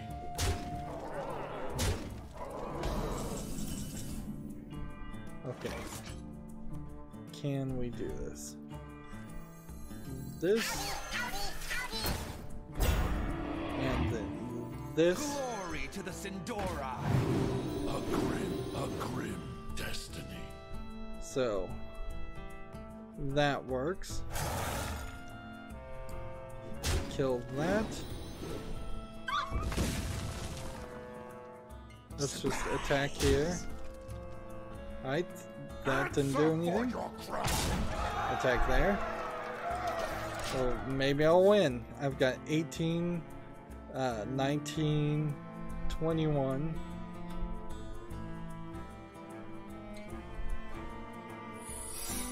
So that's the best strategy that this deck really has right now. And like I said, probably should put a Toxic Ooze in here. Probably should put a Silence of Minion.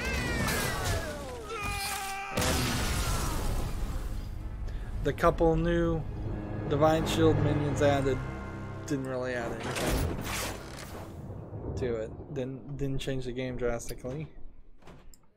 Let's try this one, I suppose. Just for fun. Although, you know, it is kind of late too, so I don't know why I'm doing these just for fun games. One, they're not fun. B, they're boring. C, they're I jumped from saying 1 to B. Bullet point 3 that they aren't really that fun. So this is a secret deck. So we kind of know what that's built around, although this is probably an HS replay deck more than anything else.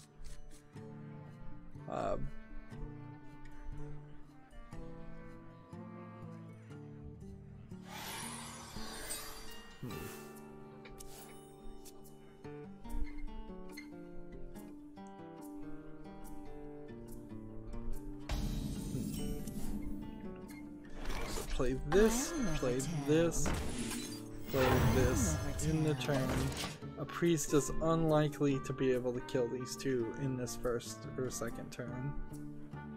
So next turn I can play this and play this.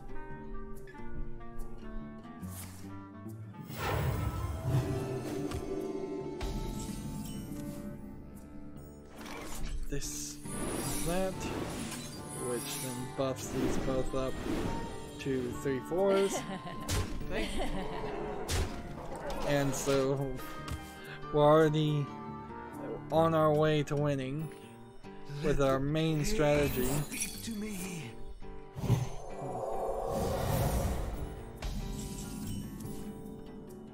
Let's see. Tie. Select one. Noble Sacrifice. Play that. Attack. Attack. Halfway to victory. But this really does depend on how lucky are you to get at least one Secret Keeper. Is there actually any other strategy here? Not a ton. Like Knife Juggler and Noble Sacrifice are supposed to work together, sort of. But that's kind of it. Not quite what was planned. You have better. Let's see. Is there anything else even here? And since the new month only started about a week ago, yeah, I am down low at rank 21. I'd like to be higher. I'd like to end this month using HS replay decks at say 18, 16, 15. I'd like to move up one rank every month if I could. I think that's somewhat a reasonable goal. And let's see, is there anything else to really even say about the secret deck? No. Yeah, these deck rebuilds, like, I don't know, maybe I've lost my touch, or maybe it's the expansion. Somebody's gonna have to let me know in the comments if they've got like really cool ideas, really great synergies, because I am just not seeing anything really that new. Magnetism is cool, and if I was going to make 9 decks for each of the 9 character classes that were just mech decks with magnetism, I suppose that would be something different, but it's not really using any of the classic cards or any of the other expansions at all. And I wonder when the expansions, come to think of it, when the next season, year happens, and we have Unguru and Frozen Throne go into Wild, and maybe Kobolds. Like, I wonder what that gameplay is really gonna look like at that point. Because I doubt Kobolds and Witchwood and Boomsday are gonna synergize much at all. If we assume that in a couple years Witchwood and Kobolds also gonna go into Wild, then Boomsday will be the beginning of some new combination. So whatever new expansions come out after Boomsday are going to have to synergize it and work based on that.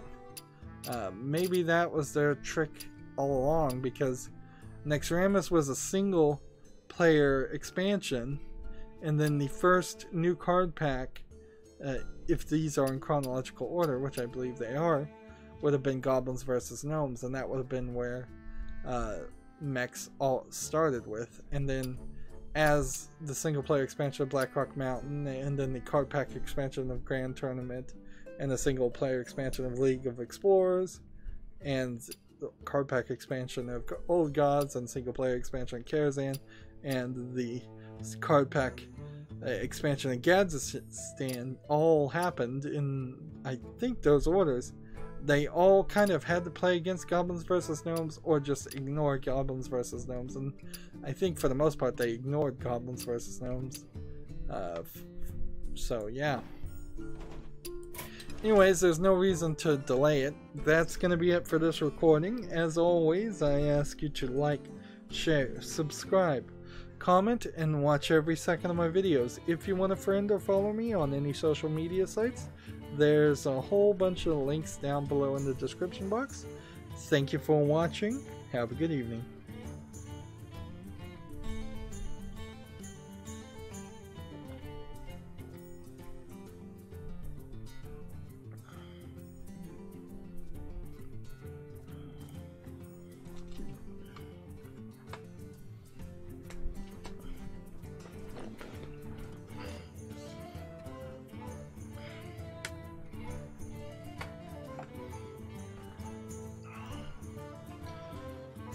Hey everybody, this is Rydo, and we're doing deck rebuilds for the new expansion, the Boomsday project. So, we really haven't had a lot of luck up until this point. I'm starting on a bad note in each of these recordings, just trying to be honest. We've gotten up to Paladin, and barely any changes were made at all. And so we're now, I guess, in the middle point with the Priest. And then we'll have 4 more deck rebuilds to look at. But yeah, not a lot is getting added. It's not particularly because I didn't get the right cards. Some of that might be part of the problem, but a lot of it I think just comes to what they actually added. So for the Priest, we have something that swaps a minion's attack and health. Alright, that makes sense in some Priest decks. We have a test subject that returns any spells cast onto your minion. That makes a lot of sense. In fact, so far these have been the 2 most reasonable cards I've seen in a while, at least. We have a discover a copy of a minion in your opponent's deck. Cloning device. 2 random. I don't think I'd ever play that. We have a death rattle to draw a death rattle minion from your deck.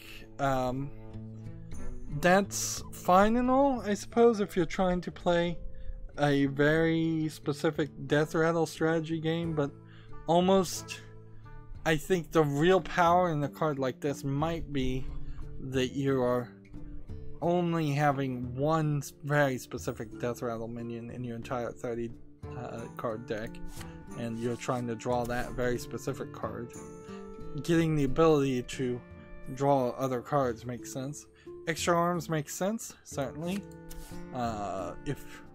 Here's the Omega Medic, which I believe is the first Omega card that I have, or that we've seen at all. If you have 10 mana crystals, restore 10 health to your hero, which that could go bad with the Arachni Soul Priest, because then it would deal 10 damage to your hero, and still you wouldn't be able to use it against your opponent. choose a friendly minion, summon a 5/5 copy of it. If I had that, that might be alright. Death Rattle minions you play cost 3 less but die at the end of their turn. I don't know, it seems like that's for a very specific Death Rattle thing. If you cast any spells on this minion, resummon it. And summon 1/1 copy of each minion in your deck. Which, again, very specific cards. If you had this and you had Kelth Azul or the Lich King, some amazingly great legendary cards that didn't really matter that they had only 1/1 health, that would make sense. But I'm being a little disingenuous here because I really can only pick from these. And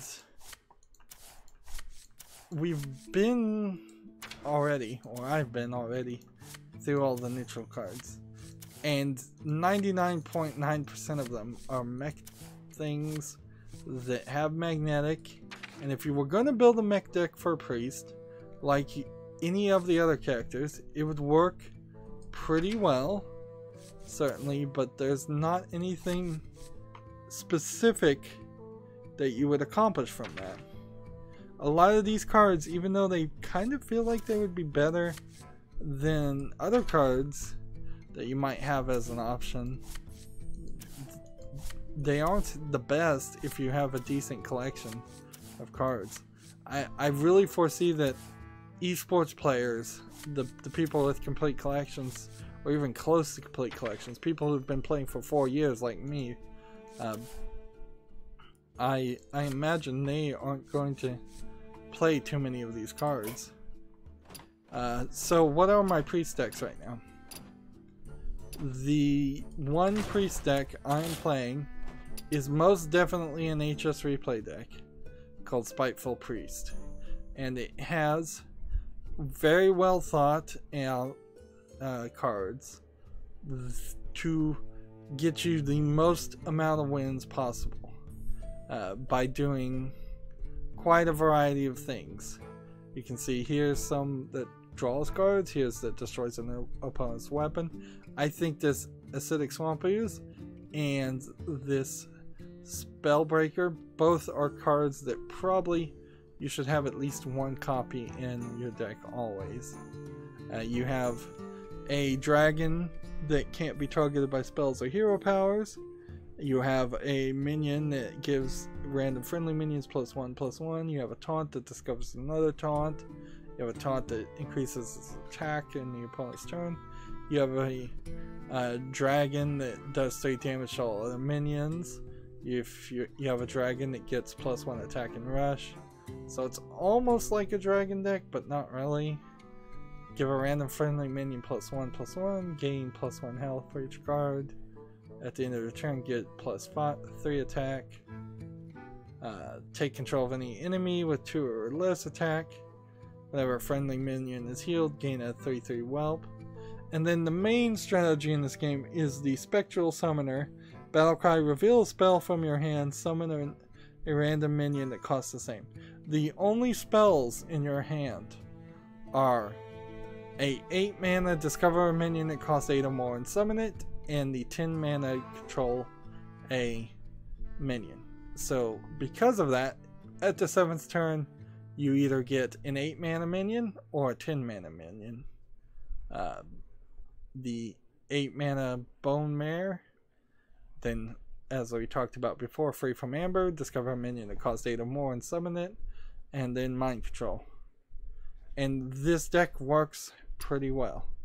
In fact, it works so well that I wouldn't dare touch it without HS Replay telling me to touch it. So then my other option, I guess we haven't really been looking, I may have not looked at some of the previous recipes, would be to do something like a classic priest. I don't even really have enough cards for this. Like, so many cards are missing for Quest for Immortality. and Awesomeness Augmentation are also missing so many cards. So what I used to do, and I guess that's probably the only thing I could build, is if I come to all cards and do something like this. This card was recently modified in its description and has been adjusted. So if I disenchant this card, I would get 100 dust instead of what? And this would be a goblins versus gnomes card. So like if I did disenchant it, I wouldn't ever get it back. So I'm not gonna deal with that. This one, whenever a character is healed, give Cathene +1/+1.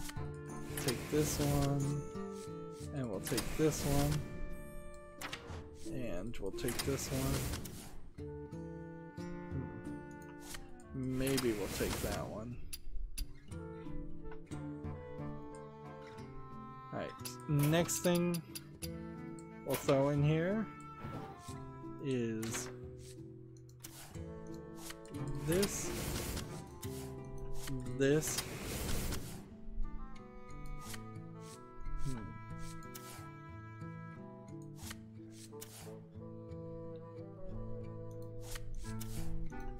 and this, and then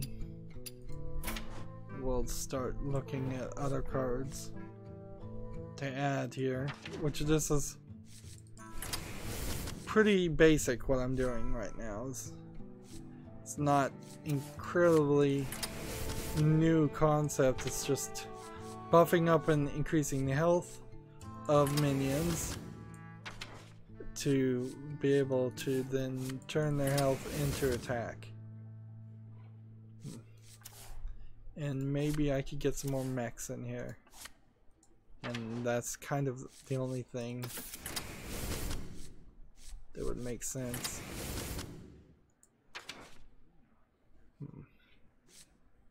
So with that, my deck is already full.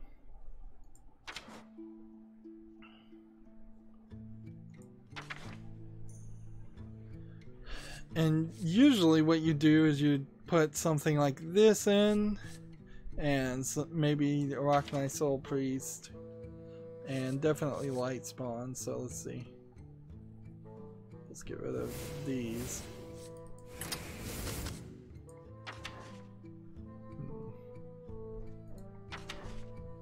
Then usually you'd want Holy Nova and Power World Tentacles.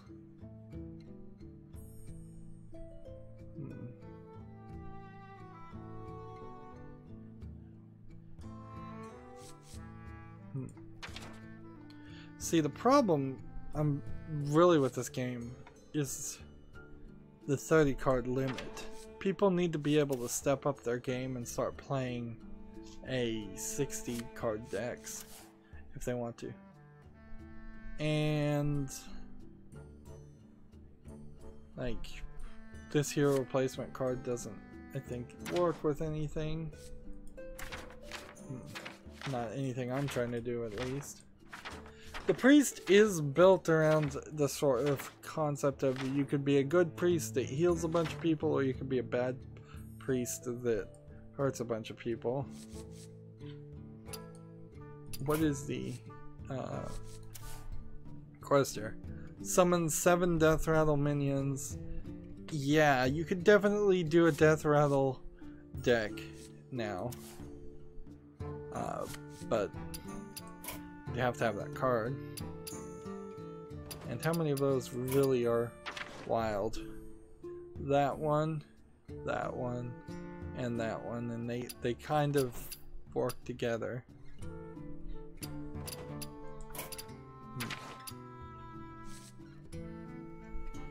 And sadly, much as I keep going down this rabbit hole, I'm just seeing a lot of decks that don't feel like they should be played because I played them before and they didn't really win. I'm seeing new cards that don't feel like they're really going to change anything too much. I guess we'll give this a try. For fun, I suppose we'll play the Spiteful Priest. That really has no reason why it wouldn't have at least a very decent chance of winning. It's theoretically, according to hsreplay.net, the best deck I can possibly have, or could at the last expansion. And I've been waiting probably too long to rebuild these decks using hsreplay.net when I should have. The light shall bring victory. So when I'm streaming Hearthstone news tomorrow, all these decks, theoretically, I may not get around to it, should be replaced, both on my main account, which has the most variety of cards, and also on my European and Asian accounts, which has far fewer cards, and thus will be more of a challenge to actually make any changes to. Let's see. And the acidic swamp ooze you really shouldn't play on at the beginning, because the only reason it's in your deck is to destroy an opponent's weapon. If there isn't an opponent's weapon, you should just not play it.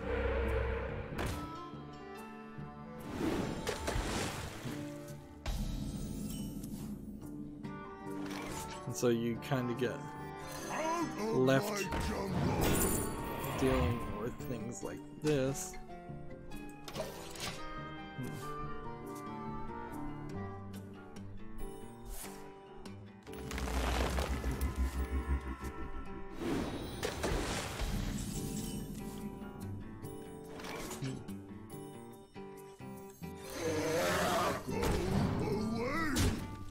And I kind of don't even care if this guy draws a bunch of cards.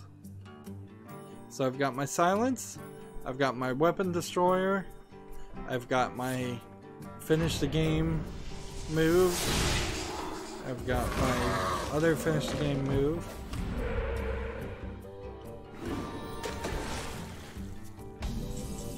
So now it's really just a matter of waiting.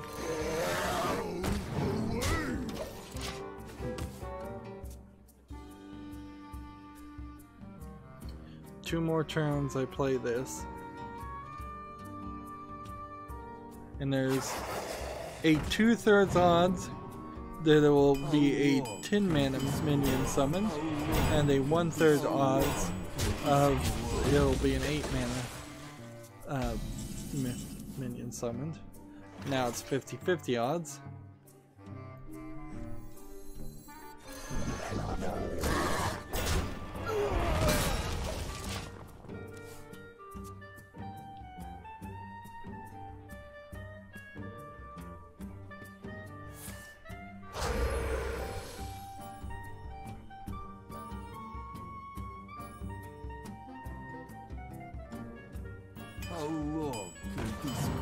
And meanwhile, while I'm playing my strategy, the opponent is playing theirs.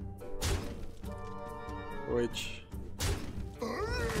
honestly, it will take a little bit of effort to get rid of all of these taunt minions. Pinch of death cup, heel of shoe. But I certainly have seen people see this happen and just immediately give up at that point.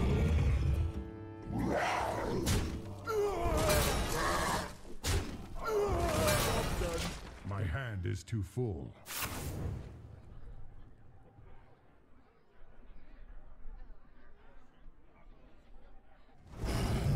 I could play this, but I don't really have a reason to. I should eat you.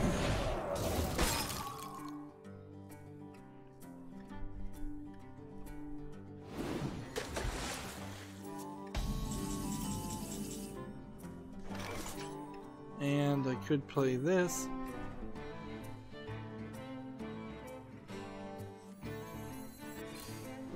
But instead I will take this. Fire, burn, and cauldron bubble. revenge.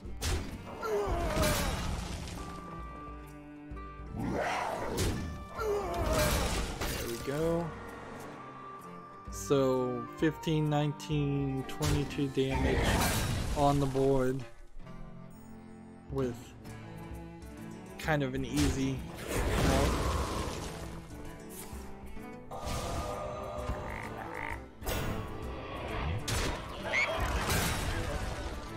So he's trying really, really hard.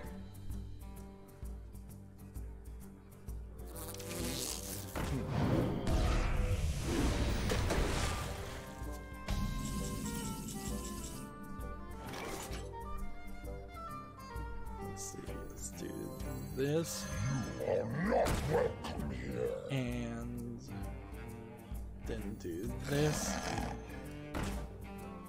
and then heal here, attack.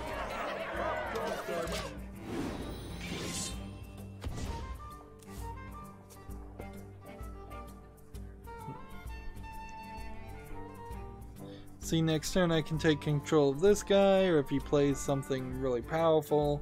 I mean, he should be able to play something rather powerful. It's the 9th turn. He has 9 mana. He has 10 cards in his hand. Which, I guess 10 is the maximum. I never really figure out what the maximum number of cards is. But it seems like maybe 10 might be the maximum.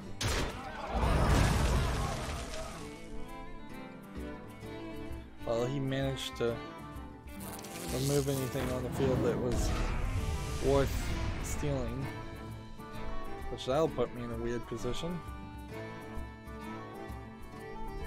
The end is coming!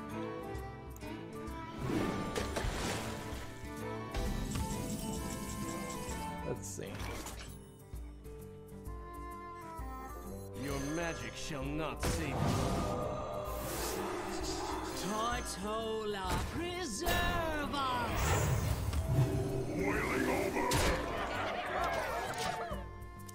So silence the Doomsayer, and that silence, we've been sitting on that silence almost from the beginning of the game. This deck, by the way, has a 32 win ratio to 37 losses, so it's running at a 46% win ratio, which is not good at all. Certainly not for a regular game, and not even good for this deck, but it's pretty good for me as somebody who mostly doesn't pay attention and is reading video game news out loud while playing Hearthstone. So I'm kind of happy it even has that high. It seems like some of my decks run closer to 25% win ratios. It feels like that sometimes, whether that's the actual truth or not. Let's just go ahead and play that card. He's not going to play a weapon. If he was, he would have done it a while ago. He's almost out of cards also. And he kind of can't do anything.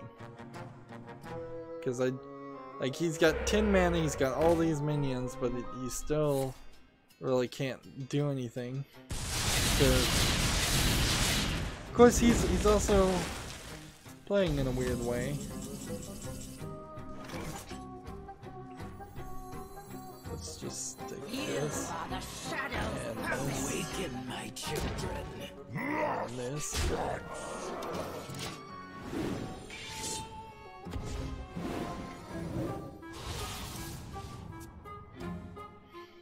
He should actually be able to play something. Some sort of strategy. Actually, he's playing pretty good control considering how good this deck is. This deck that I most definitely didn't build myself.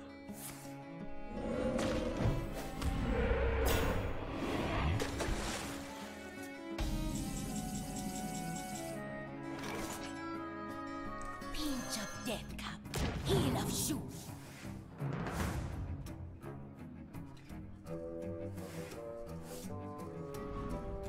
Where's my pet? Do my bidding.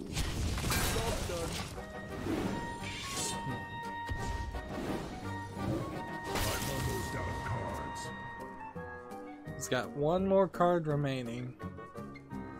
Apparently has nothing big. Of course, this is also a rank 21 player, so he just may not know what he's doing or have any cards at all.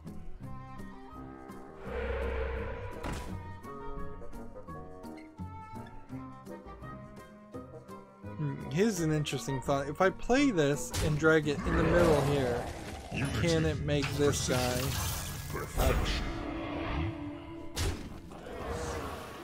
can it make this guy move in the middle? Alright.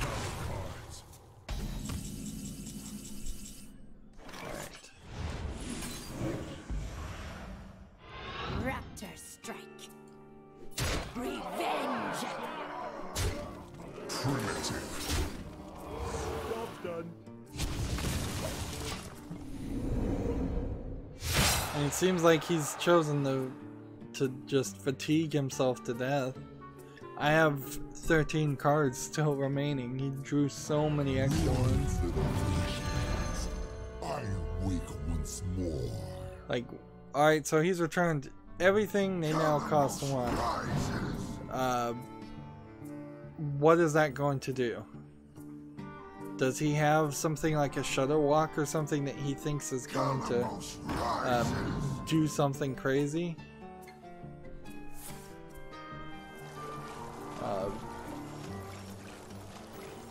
Because he's got 4 cards remaining. It doesn't seem like there's a strategy here.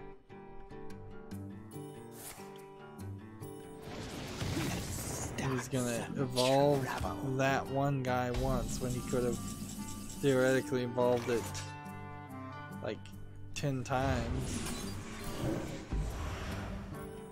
Alright, well we'll take that, and that.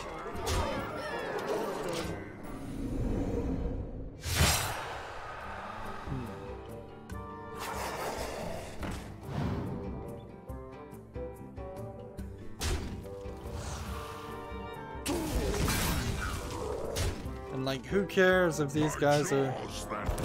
So yeah, apparently his idea was to play Shudder Walk, and that was his only strategy. And apparently he only has like 1 Shudder Walk.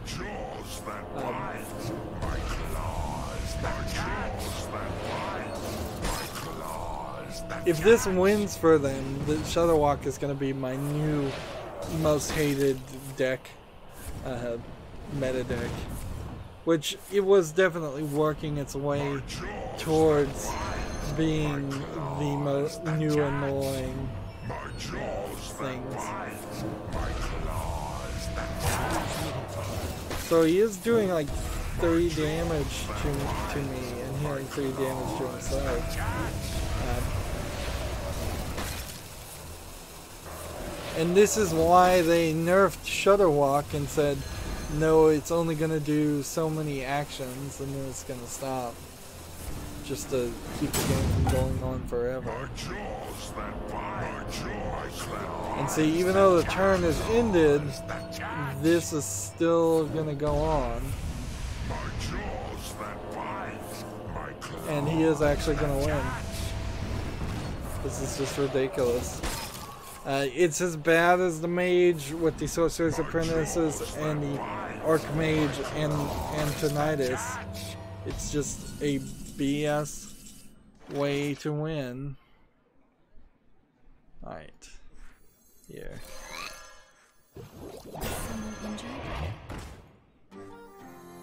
Tortola, preserve us!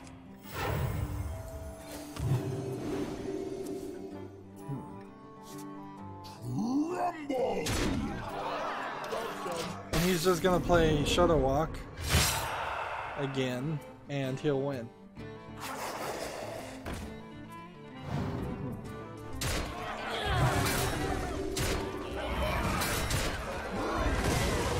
My jaws that bite, my claws that catch.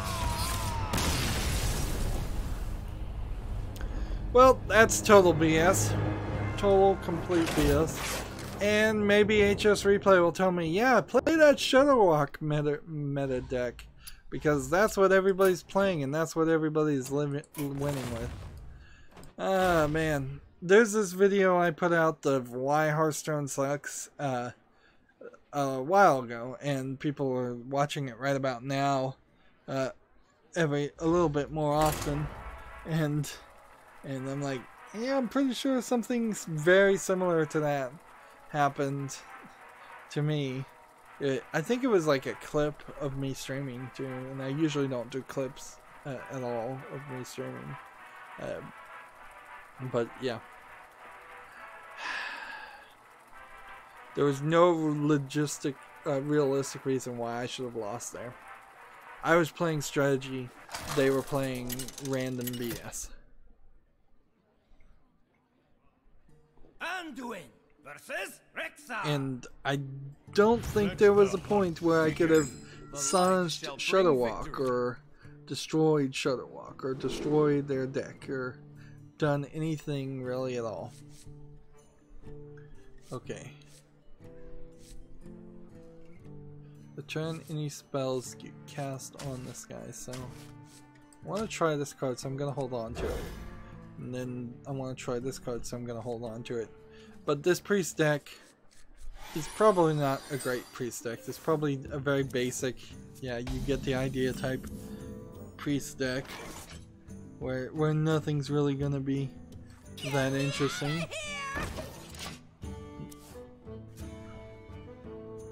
If I swapped his attack and health, he would die because he would have 0 health. So I would have to buff his attack first before I could play this 0 spell on him.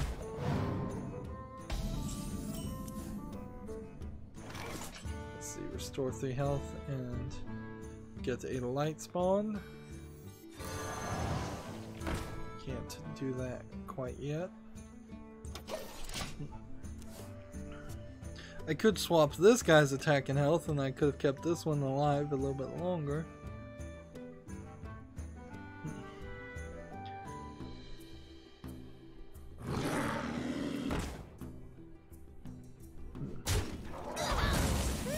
Interesting, he chose to kill that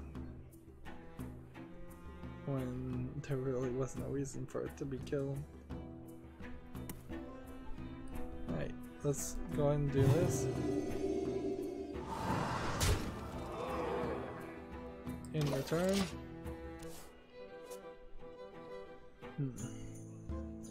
You know, with this new expansion, they could have made some new background music too. Like, that would actually be more interesting if there was... We've got one new background song that we've introduced. See if you can hear it. See if you can find it. For people who've been playing this game as long as me, I imagine, yeah, that's pretty annoying, hearing the same music at this point. Just a general little bit of an update is all I'm asking for.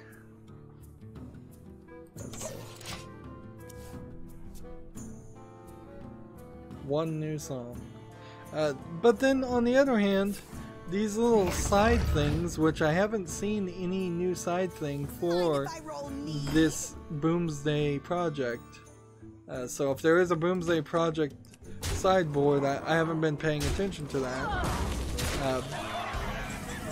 These things are boring, unnecessary additions. Is someone injured? I kind of get why they're the way they are, certainly, but that doesn't mean I really agree that people should have spent their time and effort on making more of these things. If anything, I would prefer if there was more things like Hearthstone Deck Tracker integrated into the main game, or at least toggleable on in the main game, taking up this space instead of it just being nothing. A way to look at older cards that have been played and scroll up and down here, things like that. I'd be happier with that. Yeah, And this deck is not gonna succeed either. It's late at night. I think I'm a little sleepy and I could probably blame some of my losing to that, but for the most part, I think it's gonna be a lot of cheesy, cheap meta decks that hsreplay.net is gonna tell me to play, and I'm just gonna be a good little boy and follow instructions and play those decks. Oh, this is one I wanted to see. So this was +2, and then it gave you this card, More Arms, which is +2/+2. But you don't get even more arms as an option. So, okay. Good to know. Then I can do that if I want to. Either way, I've lost.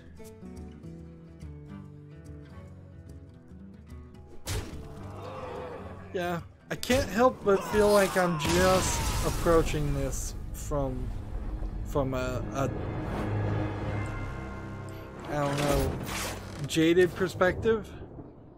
Like, maybe there are some fresh-faced people out there that can look at the new cards and say, hey, I've got a brand new idea and there's something great we can do here. That deck I'm just going to delete. But I really am not seeing anything for the priest. I really didn't see anything for the paladin. Mage, there was some stuff. Hunter, there was some stuff. Druid, there was some hunters, some stuff.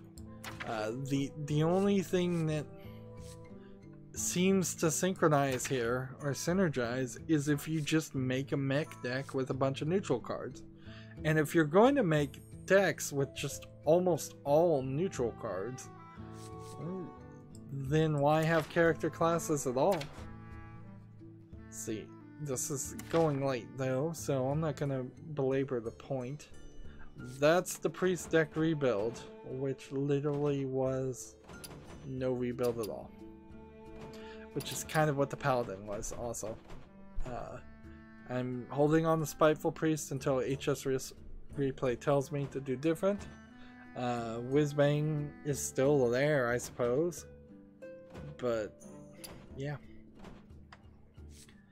Yeah. Wild or standard. I don't see anything really new to do there. That's going to be it for this recording. As always, I ask you to like, share, subscribe, comment, and watch every second of my videos. If you want a friend to follow me on any social media sites, there's a whole bunch of links down below. Thank you for watching. Have a good evening.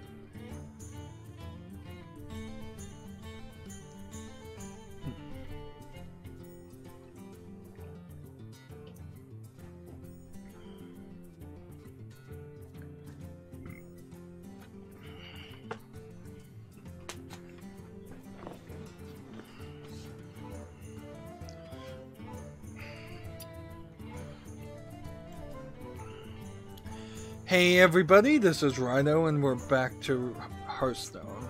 We're doing the deck rebuilds for the Project Boomsday, and it's not going well. I started late and then took a break and then did the deck rebuilds, and once I started doing the deck rebuilds it got even later, as time tends to do.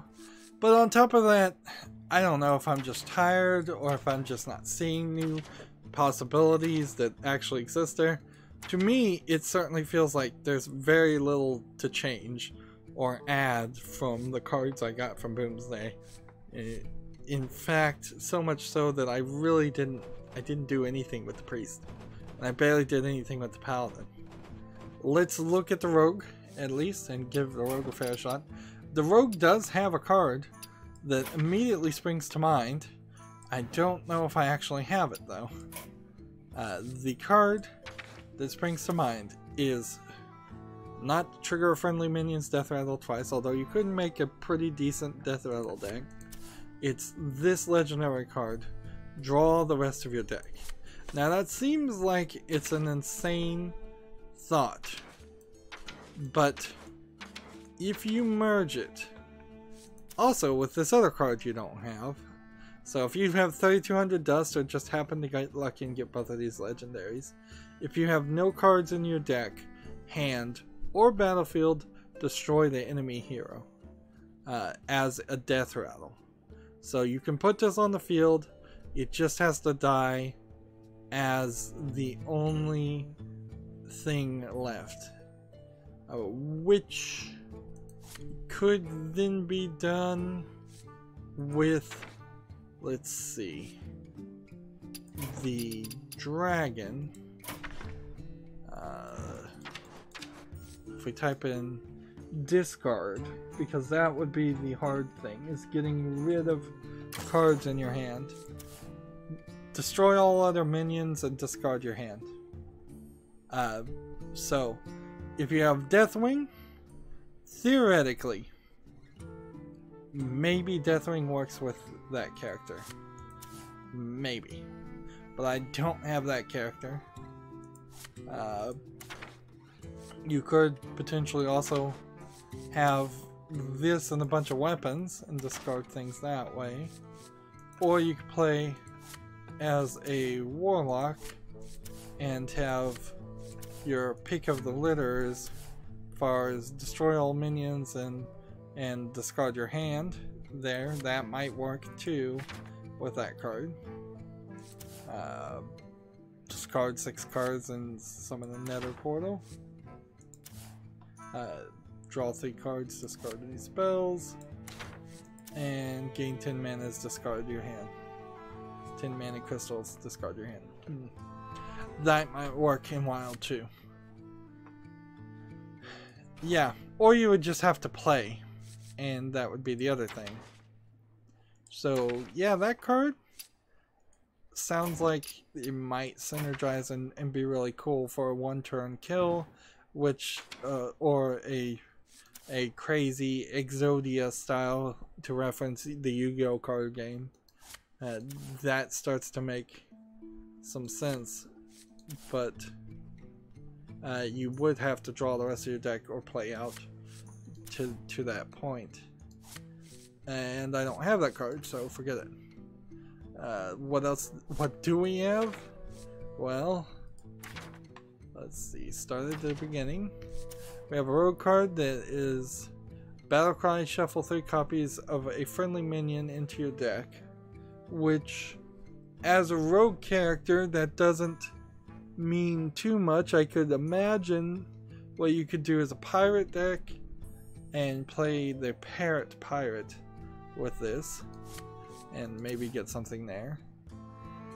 You could play the Pogo Hopper, gain +2/+2 for every Pogo Hopper you've played. I think we'll build a deck there.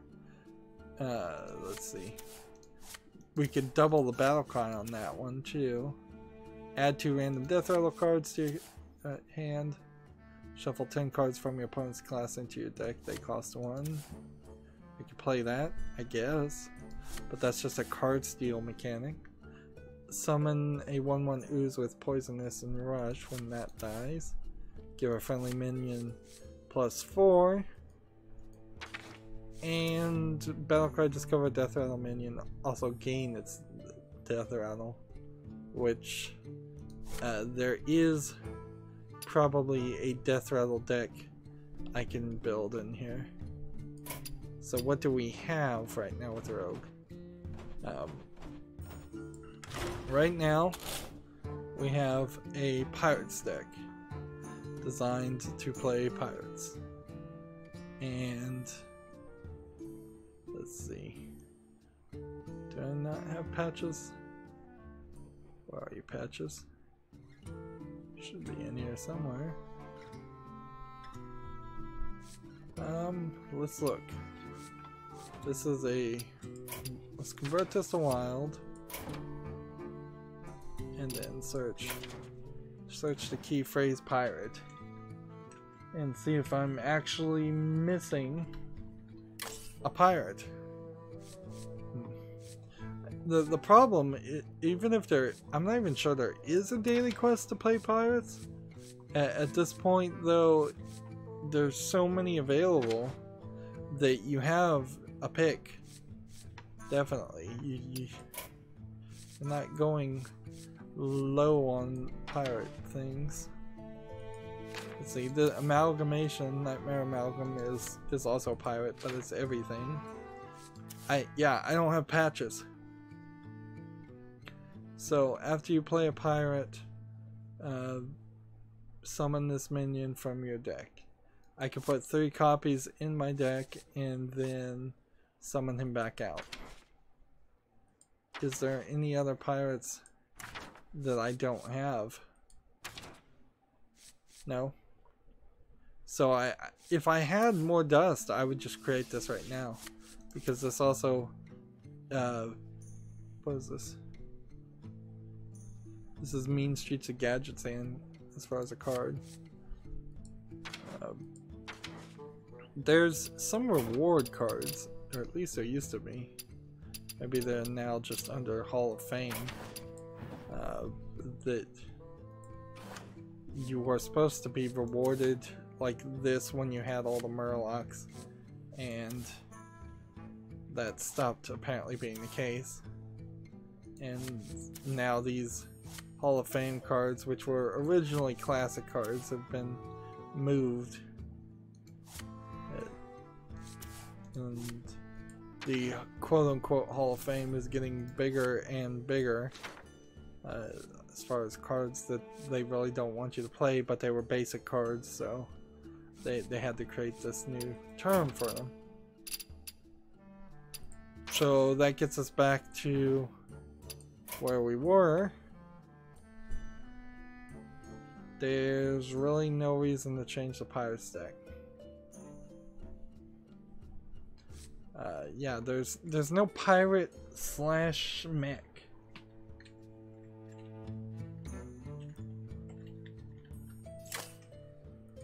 And like, there's no Murloc. And there's no beasts. Look, there's 1 beast, apparently, that I collected, and 3 more neutral beasts. It's just so focused, this expansion, on mechs. It doesn't even matter. Like, they don't even care. So pirates can't be changed. The next thing we would look at would be combo. We can see if we can change combo. There might be something here to do. Yeah, I can add 2 of these. Do I have something that isn't a combo? Get rid of those 2, put in those 2. I do believe there is a daily quest to play combo cards. And combo is a rogue only card, so this is the only combo card that they even made, it seems. So, do I really have a reason to play the combo deck, or should I just save my time? I have no reason to play the pirate deck. I have no reason to really play the combo deck. The only thing I can really do here is see about this Pogo thing. And yeah, I have pretty much stopped looking at these deck recipes. Half of these I can't make. I'm missing so many cards, even though I am actually pretty close to having... Well, I would have thought I was closer to having a complete collection, but clearly that's not the case. Even here, I'm still missing a legendary that plays a big role. Alright, so 2 of these, and this, and Death Rattle, and that. 2 random Death Rattle cards to your hand. I'm just gonna play with this and have it in there. This. This. And then... Let's see. are there any death rattle cards that even make sense? Like, we can take those and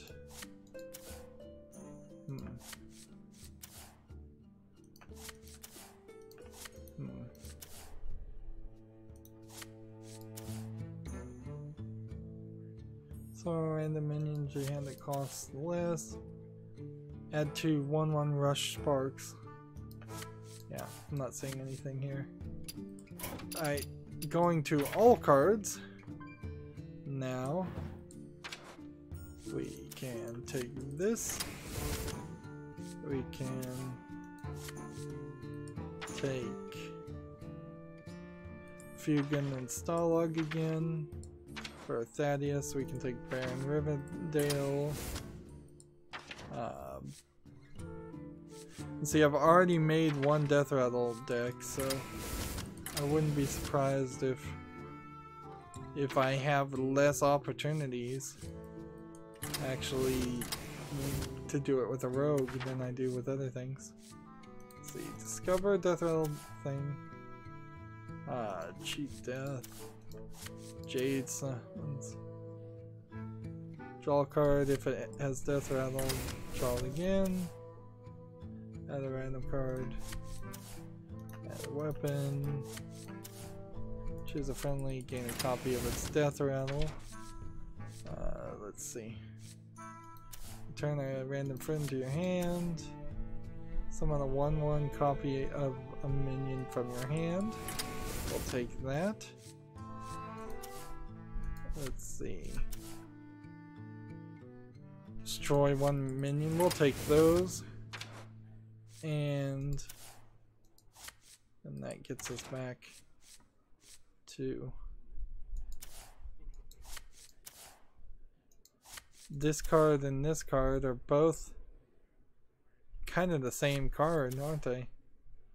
It's just, do you want a 1/1 or do you want a 0/0?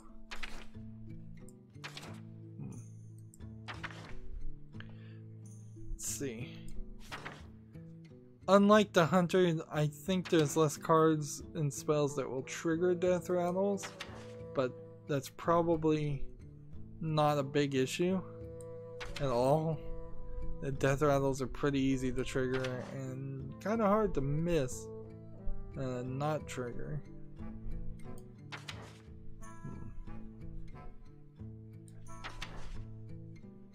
Let's see, just want to look. I believe there's this card, summon all the Death Rattles that have happened before, and so we'll take that, put it in there, and so we've got a second Death Rattle deck, which besides the mech strategy, and don't get me wrong, you could definitely make a mech deck for any character. It's just wouldn't really synergize with any of the characters. So it kind of becomes pointless. So yeah, I'm just gonna play this Death Rattle deck and see if it works a little bit better. And then that's gonna be it. Every recording I've said it this time, I'll say it again. I'm practically working for hsreplay.net at this point. All these decks, I'm gonna run my collection against HS Replay. I'm gonna tell it how much dust I have, and it's gonna tell me, actually, you should be playing this standard deck. This is the best winning, most winning standard deck that we know of. And I'm going to replace probably all the decks that have been built. And that might run into slight problems where we run into an issue where the well, what could happen is the daily quests will happen and I'll need a deck that's specifically built around playing secrets or something like that, and I won't have a deck pre-built like that, but that's pretty easy to build. I need to make a pretty big difference between decks designed to help achieve the daily quests and decks built to actually get me up in the ranking. And I need to also focus on only playing on casual with the decks that aren't designed to win, so that I can work my way up the ranking. Although, for the most part, what happens is I'm below rank 20 anyway, so losing while playing ranked play while doing a daily quest is not even an issue. It only becomes an issue once I'm above rank 20 and I can start losing stars. I am ready. And I'm at 20 right now, so this Death Rattle deck has the chance of not even succeeding. Let's see. Summon a 1/1 copy of a minion from your hand. Monsters behind you. Job's done. Let's see how that works. If you can get a 1/1 copy of Stalag, then that is great. And then I'll just need to get Fugan.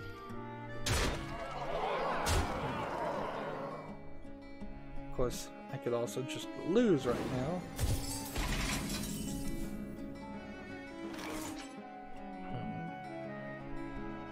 Let's see. Here. What we do. That. Do that. And what is this? That's a 1/1 copy of the wrong one.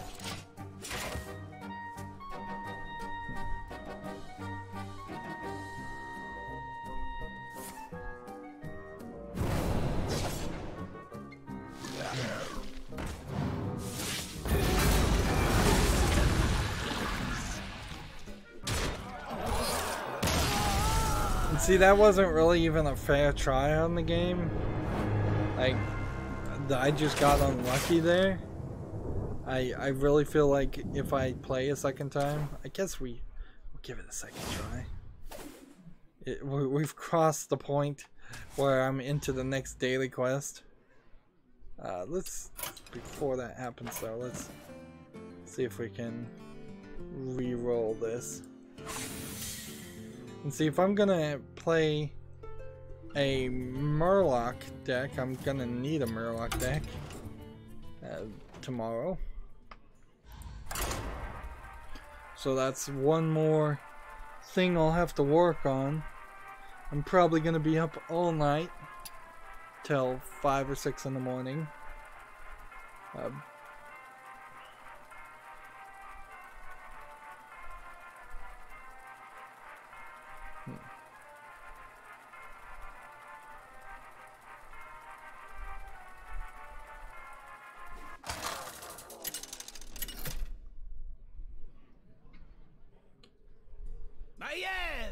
Versus Anduin.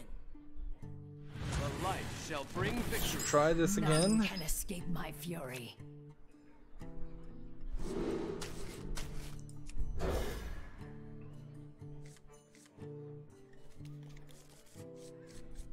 Let's see.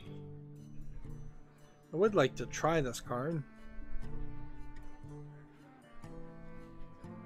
My jaw will drop and hit the floor. It will totally hit the floor if HS Replay starts saying, "No, you've got all these wonderful new cards from the new expansion Boomsday project. You should be playing them. You should build a deck with them."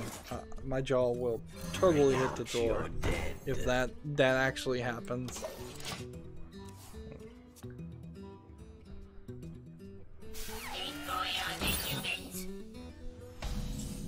Death Rattle versus Death Rattle.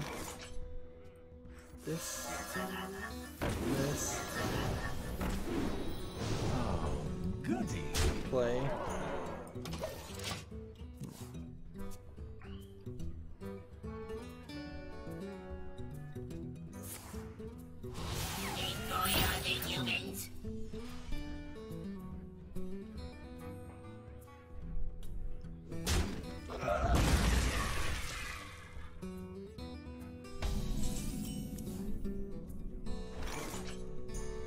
Let's see. Just play this.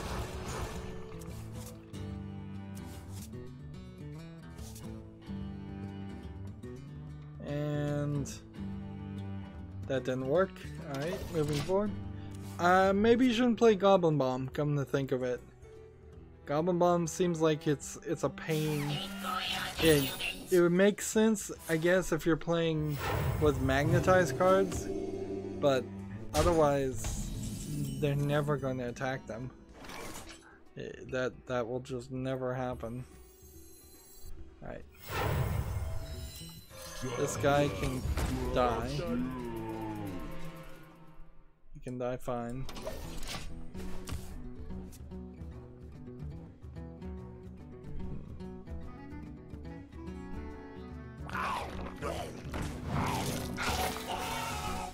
See, I have one of these too, so I could destroy him.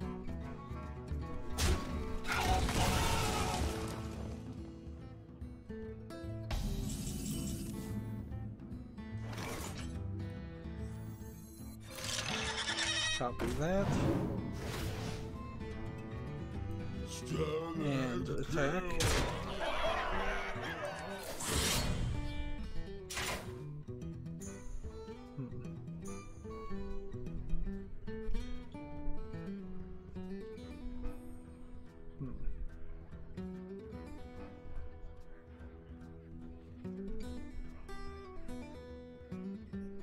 So we've got to get Fugan to die. Think.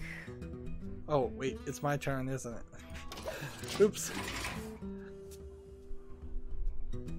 Yeah, I gotta get Fugan on the field to die. Because if this guy dies, and this guy dies, then nothing will happen. Is patience.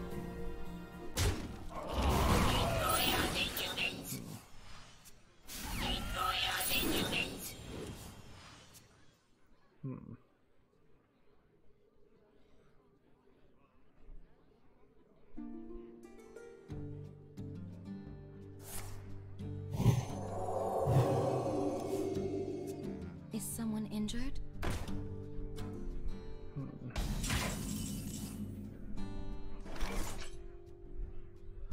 Let's see.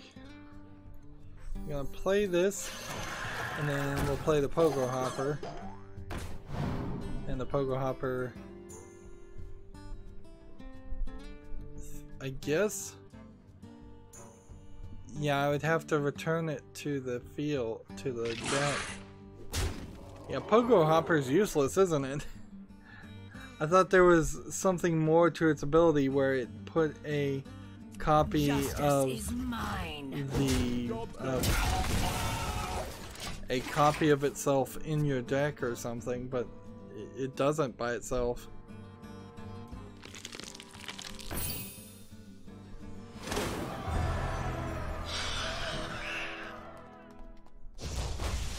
See, he's doing his quest and just succeeded.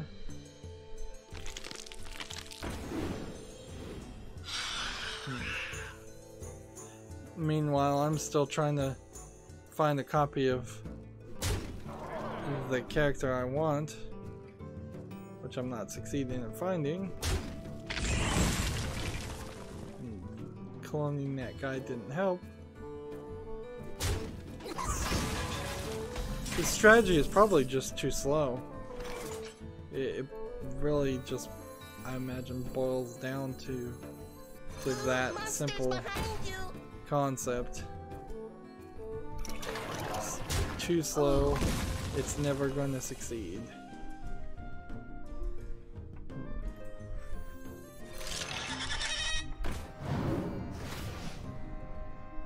Guess we could do that.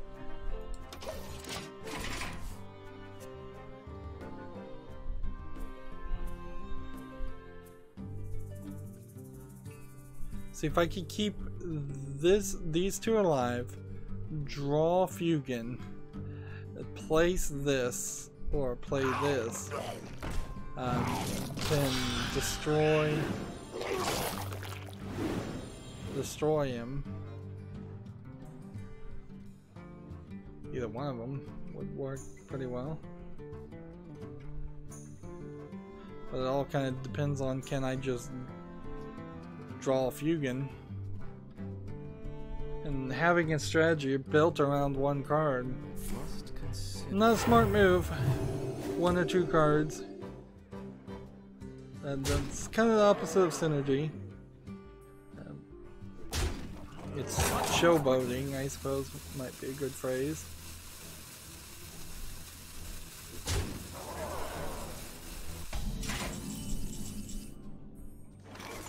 Discover a death rattle, also gain this death rattle. Such a price for power.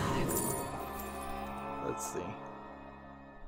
Replace your hero with Ragnaros the Fire Lord. Let's see.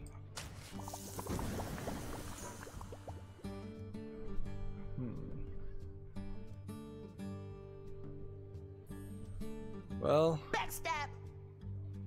let's see how this works.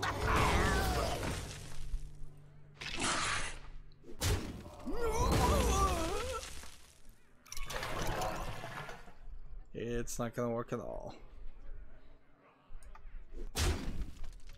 Justice is mine. Nope. Well, at least this time I feel like I gave it a fair shot and it's still lost. It's too narrow-minded. Well played. All my concepts right now that are coming out of my head are just pretty single-minded thoughts. Whereas the people that just look at the given value of every card and say, is this card more valuable most of the time or more useful most of the time than looking at it as a whole? Like, I want to see the whole forest when I'm building decks, and when I watch like Kriperian doing his arena runs and he's using a software, I think it's called Overwolf, to do arena runs, and it's telling him exactly which cards are better to play. He's got that memorized, basically, and so yeah, that might be the way to do this. And it's certainly not getting any earlier in the evening, and we've got the Shaman and the Warlock and the Warrior still the at least slightly think about. I'm just gonna delete this death deck because certainly it's not working. Where are we really with the pre-built decks?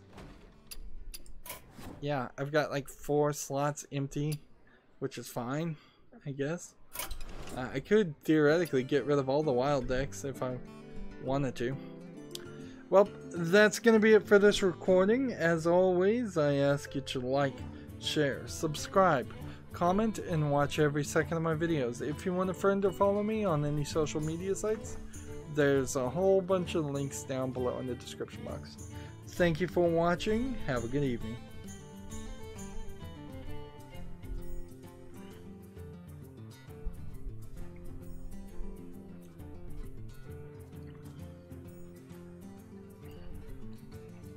Hey everybody, this is Rydo, and we're doing deck rebuilds for the new expansion, the Boomsday project. At least that's what we're trying to do. Last time we looked at Rogue, let's look at the Shaman ones. New Boomsday cards from the Shaman, including things that we may not have gotten, so we can at least have an idea of what the new cards are. We have Overload, so that will work with an Overload deck. Another Overload card. That'll work. Draw a card, copy it if you played an elemental last turn. That would work with an elemental deck. Add a random elemental to your hand. That makes sense for an elemental deck. Battlecry, if you have 10 mana crystals, your spells have lifesteal this turn. That's probably not super useful anyways. But whatever. That's an Omega card. They were experimenting there. Your next spell this turn casts twice. Probably not that useful, although if you only had like one Bloodlust in your hand and you played this and then you played Bloodlust, that would actually be rather helpful. Draw a spell from your deck that costs 5 or more, that gets you Bloodlust. It seems like playing Bloodlust is part of the strategy here. After you play the card with Overload, summon a 2/1/1 Sparks with Rush. That'd be a nice card to have. Unfortunately, I don't have it.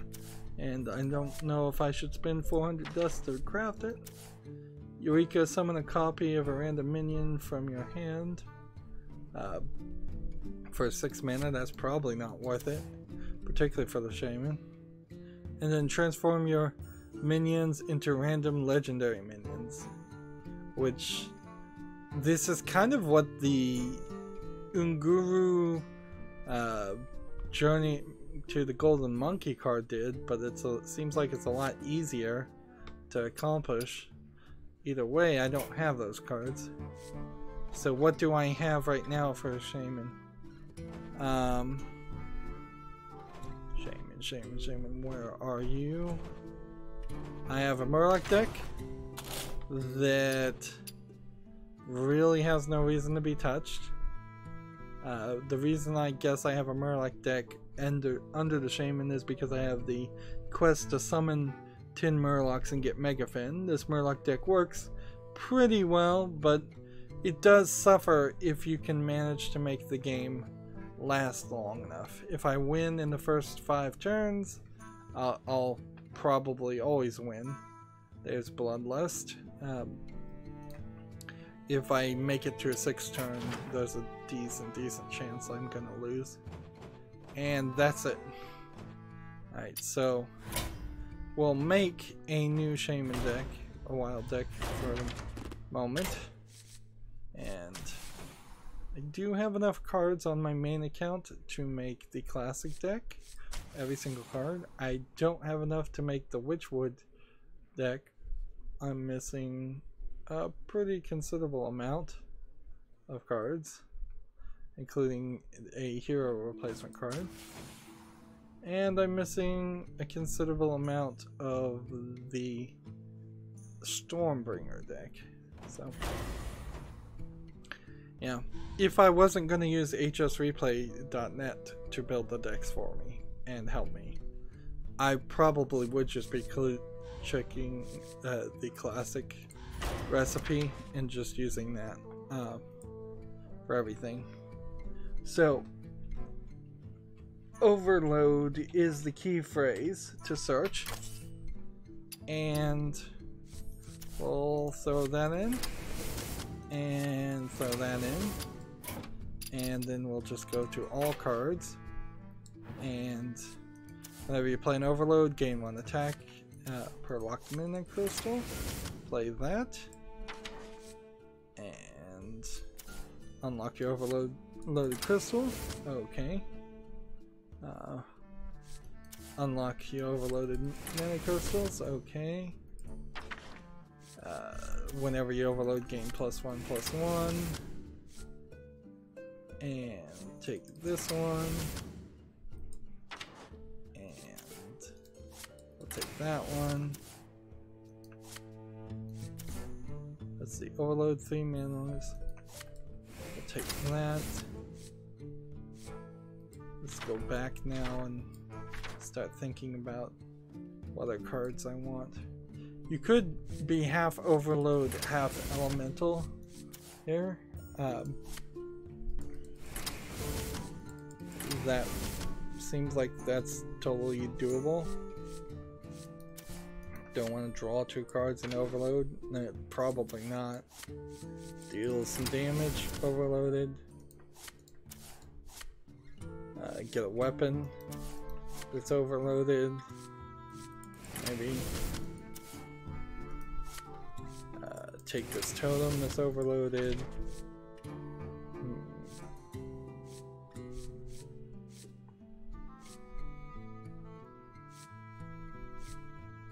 Let's see, this one has Wind Fury. About 50% chance to attack the wrong way.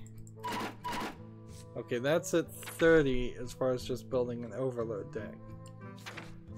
Theoretically, if we look at Shaman cards, there's a couple of ones that I just know off the top of my head are probably better than what I just put in my deck.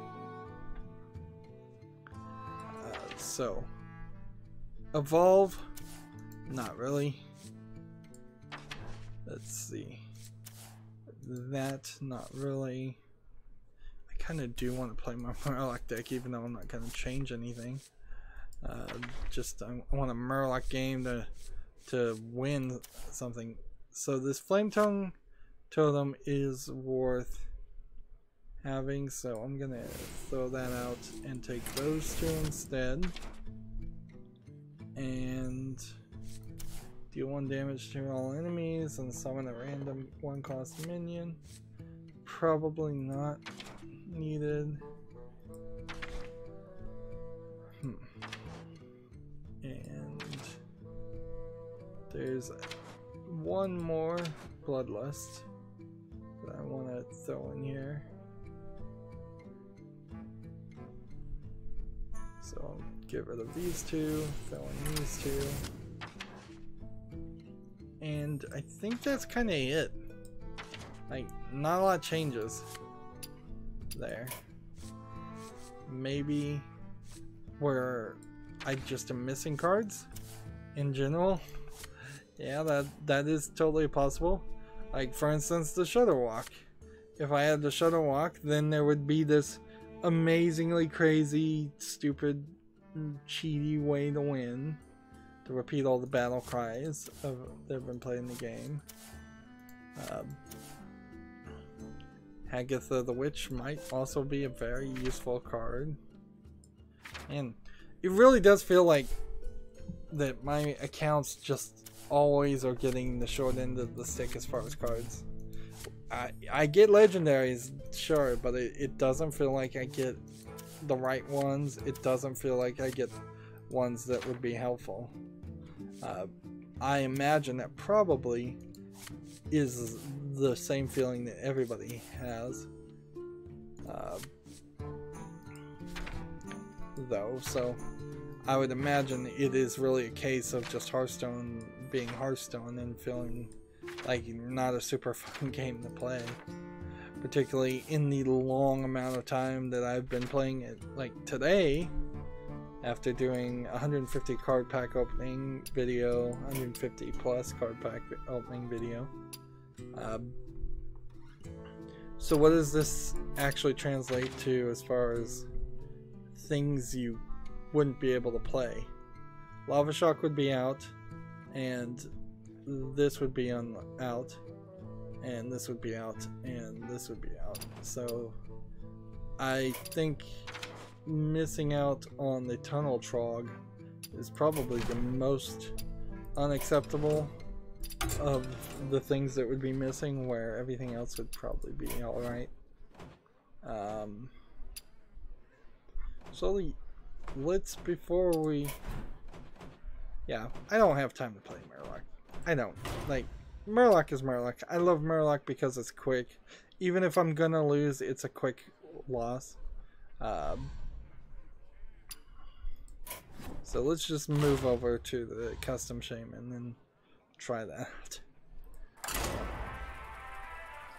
Like, I just want this over with at this point. I don't feel like I've been doing a great job with this series of deck rebuilds at all. I don't feel like the cards are cooperating with me. I don't feel like I'm awake enough or have put enough thought into it. It might be that 2 or 3 weeks down the road I think of something amazing to do with the new cards, but right now it just all seems like mech things, and the mech things don't even... Like, if I specifically searched mech cards in each character class, I'll do that after this. I'll just see what was really the opportunities and what character classes actually would have benefited from making a mech deck, because I'm pretty sure only 2 out of the 9 actually would. Maybe all of them have like 1 mech thing. Job's done. Let's see.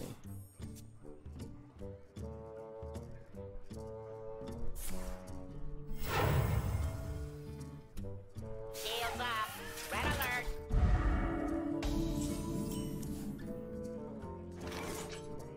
So we could summon 2 of those. Or we can do this. And I can do that. And that. And then the turn.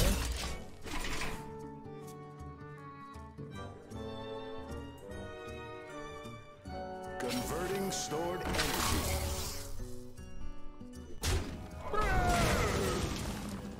Darn it.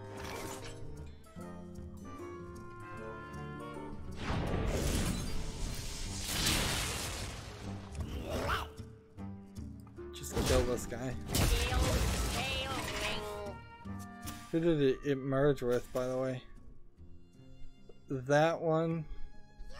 This is an interesting new way in which it was a Glowtron with the shielded mini bot to make it a 3-5. This looks like a new way in which they're depicting things. And it's even telling you that he got a secret, even though it's not telling you what the secret is, which is fair enough, I suppose. Let's go ahead and play this. I can see what is to come. And sparks. Just have rush and our elementals.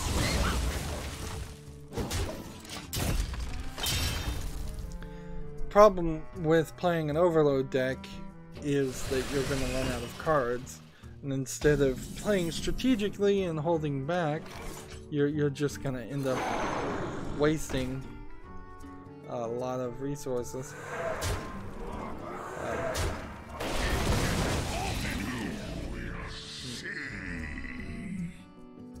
Just protect this guy on top of anything else.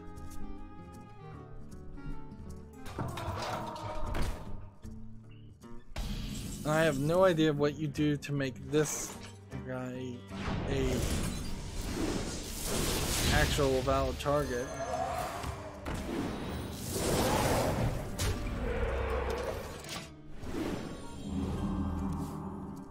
Yeah, I'm not sure if I'm getting lucky here or if I did build a decent strategy of a deck.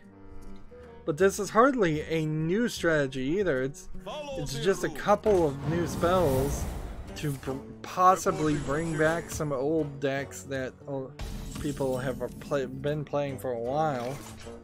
Maybe that's the idea. Like, maybe I'm just not getting it. That the concept has always been they wanted to bring back into fashion some of the older played decks and get some renewed value out of them by adding a few cards. I would say that does not feel fresh and exciting for old players. I don't think it feels fresh and exciting for even mediocrely new players. Of course, if you were a completely new player, it wouldn't matter. Everything would be fresh and exciting. Oops. There's a daily quest I won't have to do tomorrow. Oh well. They did make the daily quests easier. I should point that out, but not amazingly easier. It's still often a daily quest that requires you to get 1, 2, or I don't think you need 3 victories anymore. Maybe that's the highest now, is just get 3 victories of any kind, including playing single player mode.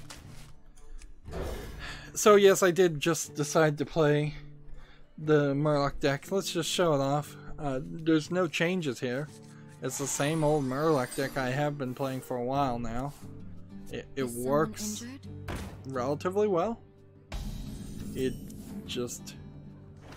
there were no new Murlocs that I got. So, no changes made. And honestly, of the 9 character classes, I'm thinking 6, 7 of them really have minimal to no changes have been made to them.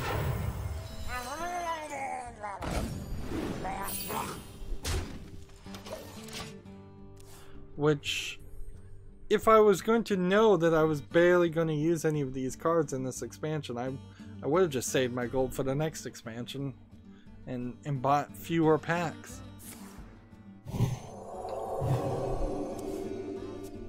There is, of course, the arena question, and maybe this is the expansion to get back into playing arena. That is certainly dangerous for a person who is never that good at playing Hearthstone like me, but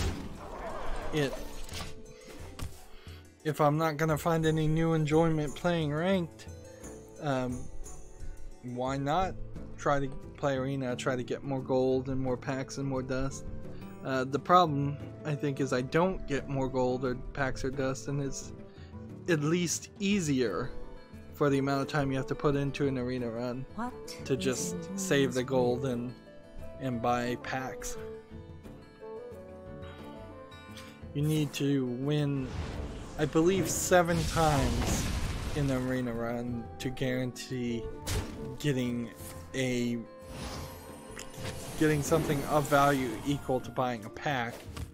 And on average, when I do an arena run, I am definitely not getting 7 wins. Yeah, I'm definitely not getting 17 because you can only get 12, but I'm not getting 7 wins. I usually average 3 wins at best, often 0 wins. And see, the funny thing, I guess, that I could compare this to is Clash Royale, which I play on my phones and don't stream it or anything. It's kind of too boring a game to do that. And I've been playing Clash Royale for a year, maybe 2 at this point. I have nearly every single character up to level 11. So there's like 1 level 11 character I don't have and 2 legendary characters I don't have on Clash Royale. And in that system, I am like king level 13, so I've pretty much gotten to the top levels. I'm not in the esports rankings of like League 1 or League 2, but I'm pretty much as high as is reasonably to be playing the game very casually, just when I have a few seconds or a minute or 2 to do things, and I'm very satisfied with that experience. In comparison, I've been playing Hearthstone for 4 years, and it's just always, at least for the past 3 years, felt like banging my head against the wall. And I've become less and less willing to tolerate that level of experience.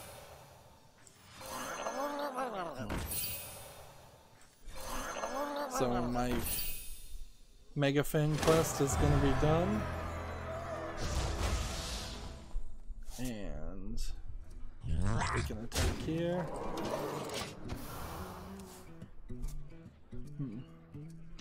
If I do this next turn, this would be 7, 14, 21 plus 6 is 28.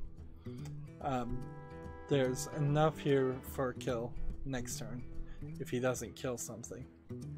If he does kill this, then it would be 5, 10, 15 plus this plus 6, which would be 21. It would be 1 short.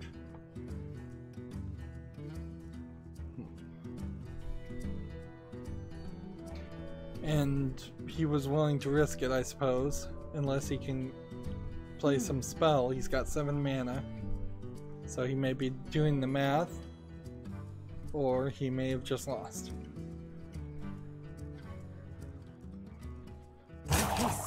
Now Murlocs don't have a tendency to really, that was the wrong one to entomb. They don't have a tendency to have taunt minions or anything like that. Alright, so we can do this and this. 8, 16, 25. It is finished. You win. And he didn't even give me the curse, he let me win the game myself. Alright. And that's working towards the daily quest. Oops. I suppose. So, the thing I wanted to search is just how well does making a mech deck integrate with these characters. We're gonna go into crafting mode so we can see every card that would have been available. Let's see. There's a mech character in Druid, so it doesn't help Druid at all. There's add a random mech to your hand, so that doesn't really synchronize too much with mechs. Give a friendly mech +1/+1 if it has a death rattle triggered. That one does synchronize. This one clearly synchronizes. This one clearly synchronizes. And this one doesn't at all. So, Hunter makes sense to make a mech deck. Paladin has a mech reason. Like, sure. Particularly if you had this legendary, it makes sense. Priest. Not really. Pogo Hopper is awful. This one's not too bad, but not really on the road. Warrior. Let's see. It seems like the warrior might have a reason. Let's see. Yeah, particularly if you have this hero replacement character. His big red button ability is, I think, pretty crazy, but I'm never going to get to see it. So, of the 9 character classes, only 3 of them have mechs mentioned at all as any possible new card. Sure, if I looked at all cards, all 9 of the characters would have some mech things, but I'm fairly certain there has been nothing that synergized between mechs at all. There's never been anything that says, like, give a friendly, oh well, there's give a friendly mech +4 health. Very rarely are there cards like that. Most of the other mechs seem to be pretty happy to be around other mechs, but they don't. No spells or anything. Nothing amazing special.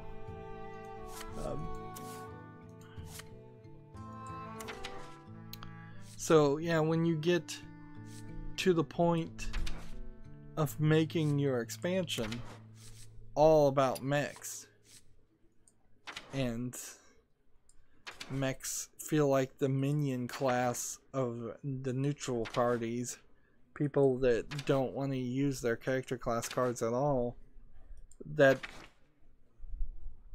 weird. Certainly very, very weird. I don't know how you fix that either. I barely even know what I'm saying at the moment. It's so late. It's so late. So let's just wrap this up. That, for better or worse, I'm trying to click that so it goes away. That was the Shaman deck rebuild. We have the Warlock and the Warrior to do last. Yeah, this custom Shaman deck is just an overload deck. And the Pirates deck was a rogue deck anyways. The other one was a Murloc deck. Yeah, so nothing really to say at all. That's it for this recording. As always, I ask you to like, share, subscribe, comment, and watch every second of my videos. If you want a friend or follow me on any social media sites, there's a whole bunch of links down below in the description box. Thank you for watching. Have a good evening.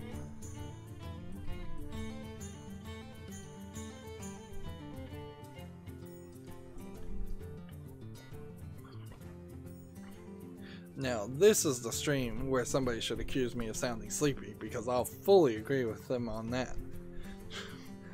Not that other stream. I had just woken up on that one. That was as awake as I get. As a person with insomnia gets. Oh man. Two more. Let's get back to it. Hey everybody, this is Rydo, and we're doing the deck rebuilds for the Boomsday project. Or at least we're trying. We've got 2 more to do. Last time we did the Shaman, didn't change much really. This time we're going to do the Warlock. Let's hop into it.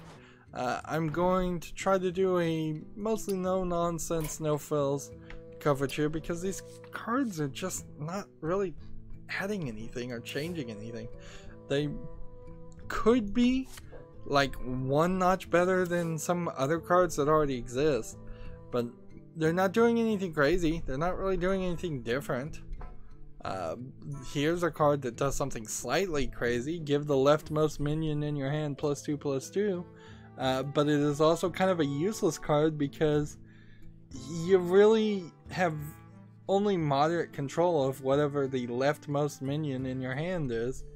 You would have to play cards that are leftmost to let the next minion that is leftmost be the leftmost. Let's see. We have a legendary, draw 3 cards at the end of your turn, discard them.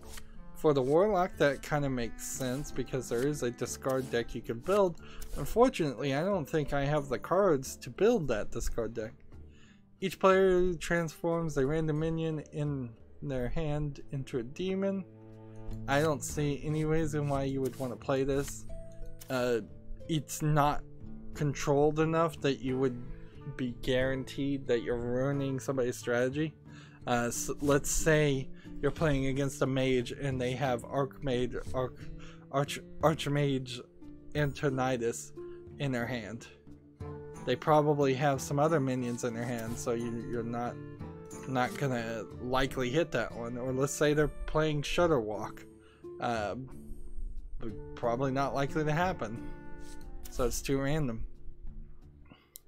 Deal 4 damage to a minion and your hero. So many Warlock cards are based around hurting yourself. Give all demons in your hand +1/+1. That's a good one. Summon a copy of this minion. Let's see. If you doubled Battle Cries, which there is a wild card that would double Battle Cries, this would make sense a little bit more, but that's kind of it. Gain +1 attack for each damage your hero has taken this turn. At least at this point that demon starts to make some sense, because there have been so many cards from the beginning of Hearthstone where you hurt yourself as a Warlock, and there was very little reason to do it.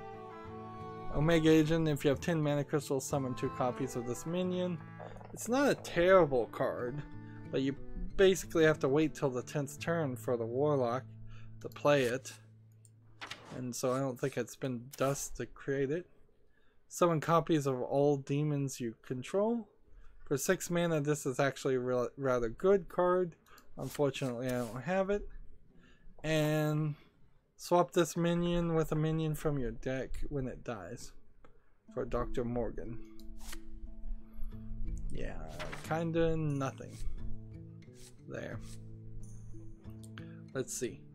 If I was going to do a discard deck, let's look at all the cards that you kind of have to have. You have to have this quest, which I don't. This legendary, discard 6 to get the Nether Portal. I believe the Nether Portal, they still don't tell you or show you what the Nether Portal does. I believe it summons a random demon or 2 demons every turn. Whenever you discard a card, draw cards. Draw 3 cards and discard them.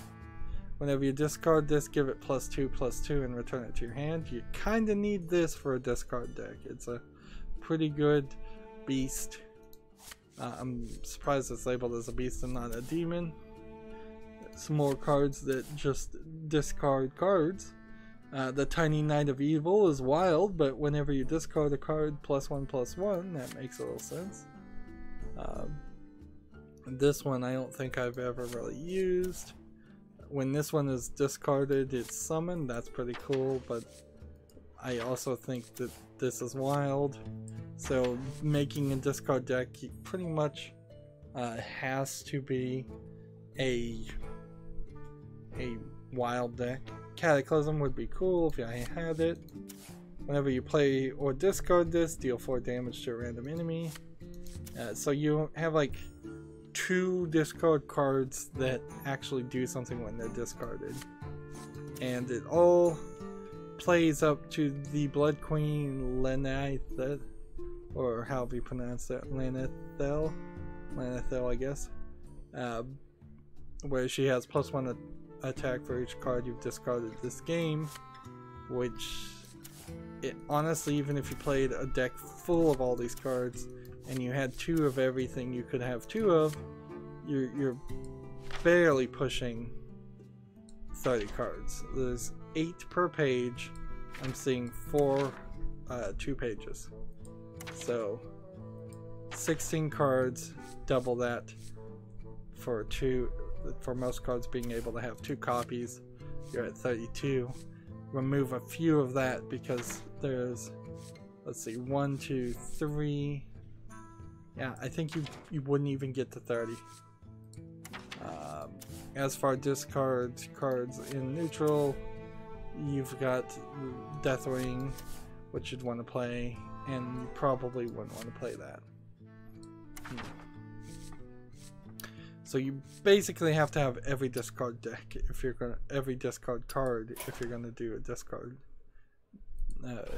deck. So what am I doing right now on Warlock? I'm literally doing right now the most boring thing possible. I am playing Classic Warlock, which is just a recipe that is recommended by Hearthstone. I'm not even using hsreplay.net. That will get fixed, certainly, but yeah, that is definitely weird. I'm just playing this recipe, and there's barely even any Warlock cards in this whole setup. I do have Jiraxxus, but the Omega Project recipe, certainly I'm missing a lot of cards. Too many cards.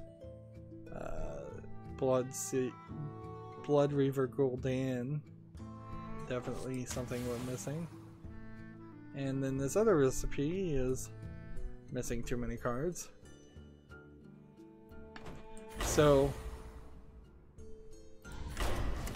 this, since I've not really had a great success with Warlocks, this might have been a deck to make a mech deck with. The problem there is the only 2 mechs in the Warlock deck are wild. So yeah, take that for whatever it is. I guess I can do that. Because honestly, I don't think I'm doing anything else at all. Like, let's just look again. Like, there's no keyword or strategy that I know of about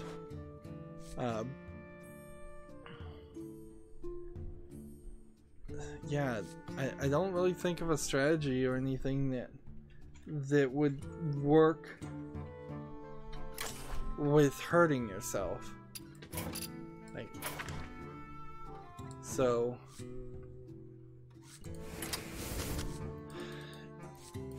I can make yet another magnetic deck.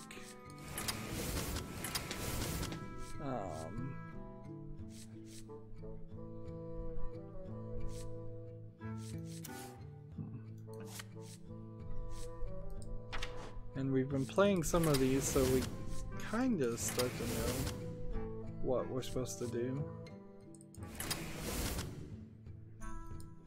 now. Kinda.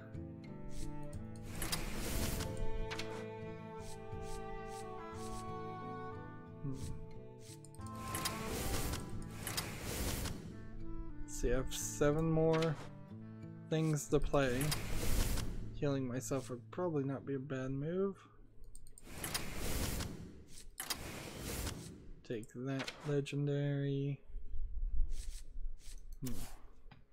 And there is a mech card, the Minron's head. I've mentioned it several times at this point. That if you had 3 mechs at the start of your turn, it would turn into Voltron, basically.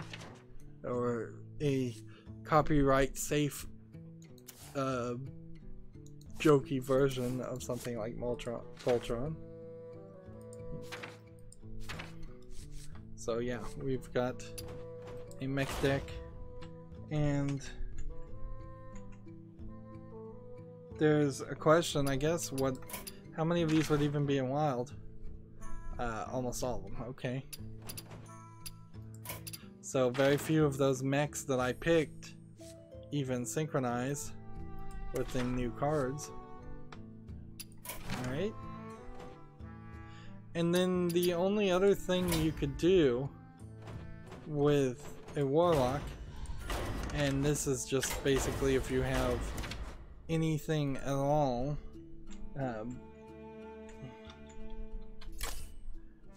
if you happen to have Renounce Evil, or what is it called? Renounce. Here it goes. Renounce Darkness. If you happen to have that, and you can get that early. So, what you want to do is have some draw cards. You can try to work around that.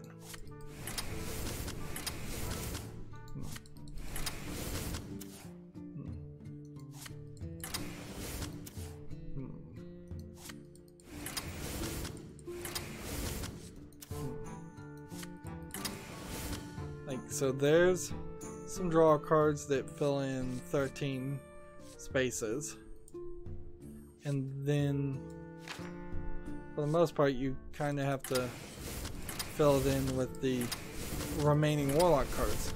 Now what Renounce Darkness does, if you're not familiar, which wouldn't be surprising honestly, since not too many people play it, it's just a little crazy and random. Let's see, where is it? Renounce Darkness. Should be... Here it is. Replace your hero power and warlock cards with another classes. The cards cost 1 less. Not amazingly great. And the vast majority of the cards I just picked up were wild. If I was to try to... Let's see, just replace everything. Probably wouldn't be too big of a deal. Just get rid of anything we have with a warlock card of some sort.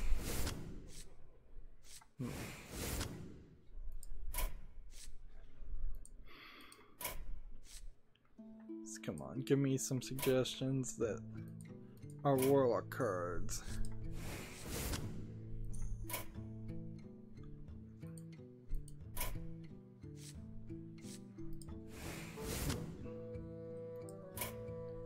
Alright, so I'm gonna have to replace 3 of these just manually because the game doesn't want to cooperate.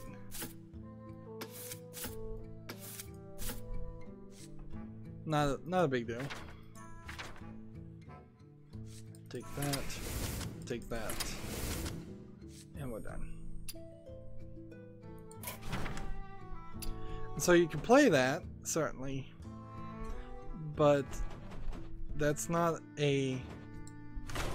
It's not a new deck. It's not anything with the new cards.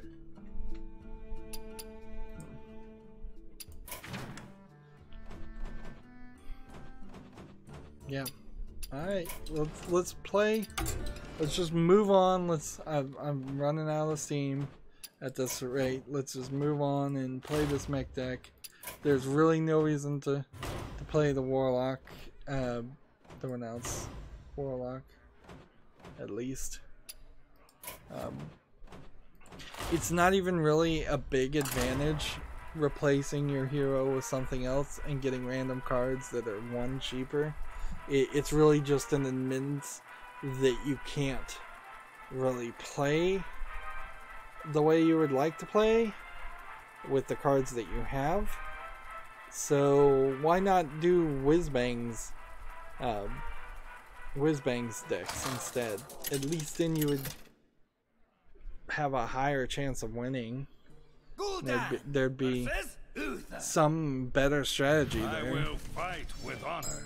Your soul shall be mine. Yes, of course, Renounced Darkness was what came out before Whizbang, but I think Whizbang has completely eliminated any need to ever play Renounced Darkness.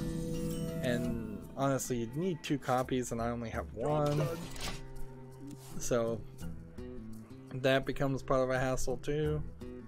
This minion, the Anima Golem, dies if it's the only one on the field at the end of a turn, and many players can use that to their advantage. Meanwhile, he's buffing up his paladin cards like a good little paladin should. But we fight. So let's hit that. What we need is magnets to buffer up things. Buff up things. Buffer. Buffing and buffering are 2 different things. Let's see. Powering up. Portal online. I pack a big punch.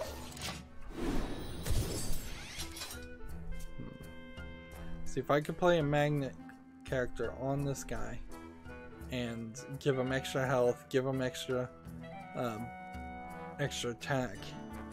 He probably will turn pretty powerful if I can do that.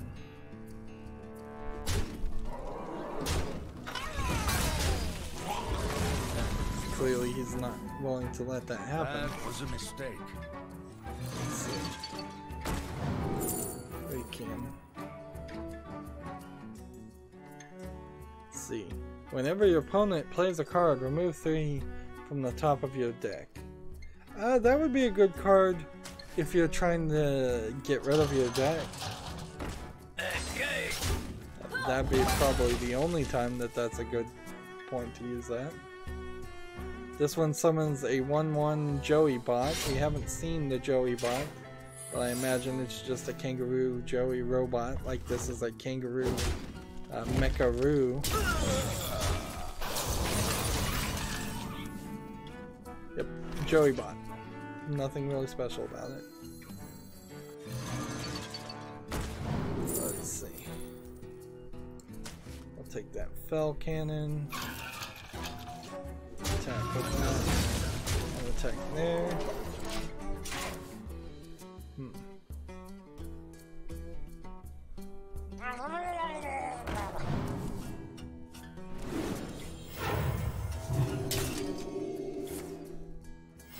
Reporting for duty.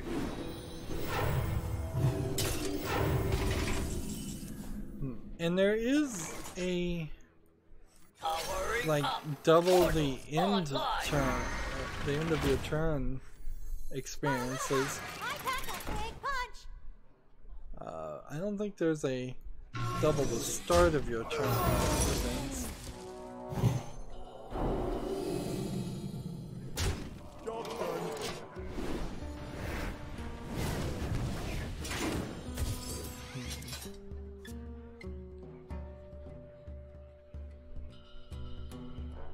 So I'm gonna have 7, so I could probably play this, but I don't need to, so I'll play this and this. Or I could play this and this, and I guess that would work just better.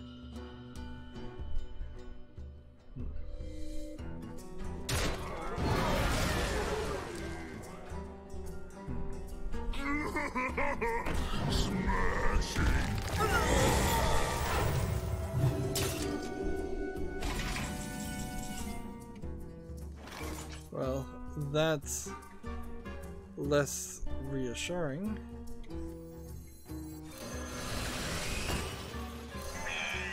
Probably should start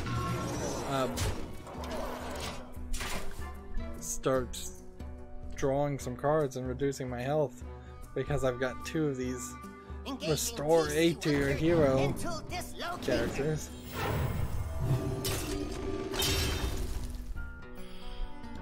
This guy's really just running roughshod over me. I know he has 16 health and I have 30, but I feel like give it 3 turns, everything is gonna change, and I'm gonna lose. Of course, having a bad attitude certainly doesn't help anything, but I'm just trying to give my honest assessment here. Let's see, death roll do that much. Let's start drawing and start playing.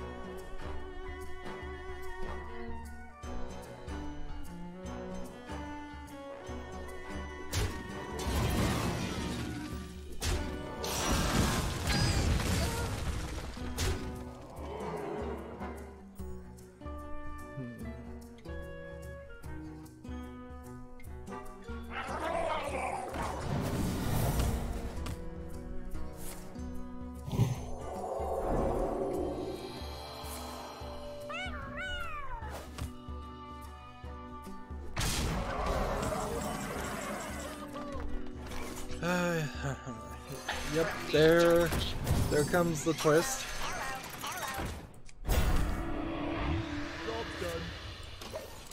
And our first magnetic card happens. How many cards have we drawn? Half the deck. So if you're gonna play magnetic, I think you really gotta revise this and only play magnetic cards. Just magnetic on magnetic. Let's try that as a deck rebuild, because this clearly is not going to work. Alright, let's see.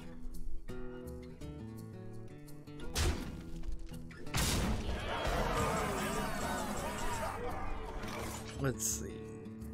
This plus this plus this gives me a 7/7, which is great, but I'm still gonna lose.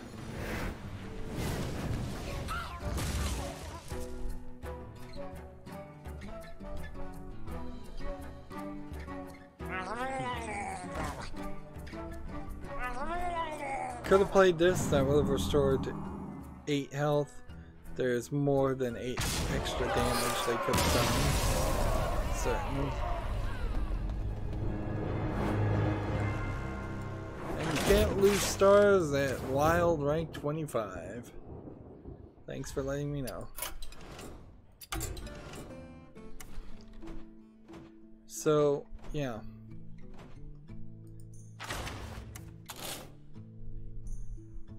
Let's try this again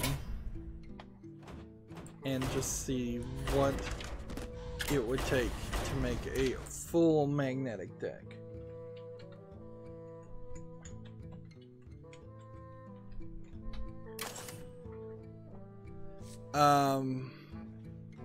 Apparently way too much. There's one legendary that's not magnetic that I don't have, and then a whopping 10 other magnetic characters. So even the concept of magnetic doesn't really work. Like, as far as I know, that Warlock deck I just played may have had all of the magnetic cards that I have in contention. Like, maybe I could see, come back this way. and see if I can filter this and see how many of the cards actually were. So yeah, I didn't have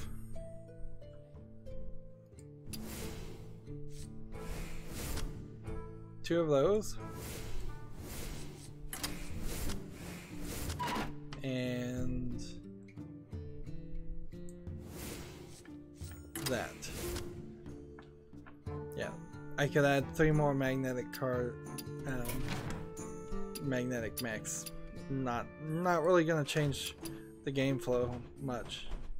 And this custom warlock, which is just a renounced darkness warlock, is kind of a pointless thing to play because it doesn't help you finish any daily quests, and it's not likely to win.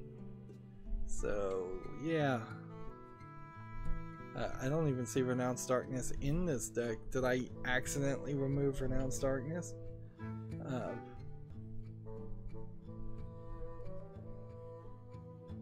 Apparently I did. That was, wait, that wasn't the one, was it? It was this one. It's labeled renounce. No, it's not.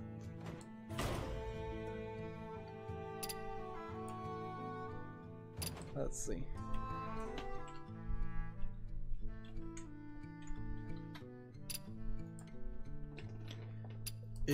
Yeah. I somehow, even in just showing up this is how late and how sleepy I've gotten at this point. Like, I failed to even make a renounced darkness deck that had renounced darkness in it. Either way, that one's going away. Like, okay. And that really just leaves us with the warrior. Very much at this point, if I just want to point it out, not really making any new decks at all. Just not seeing anything that you could really do or change besides the smallest amount of tweaks.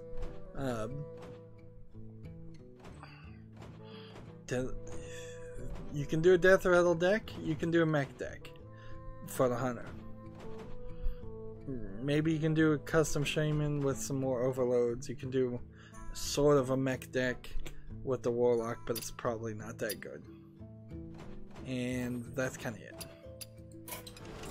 Well, let's just get this over with. That's it for this recording. As always, I ask you to like, share, subscribe, comment, and watch every second of my videos. If you want a friend to follow me on any social media sites, there's a whole bunch of links down below in the description box. Thank you for watching. Have a good evening.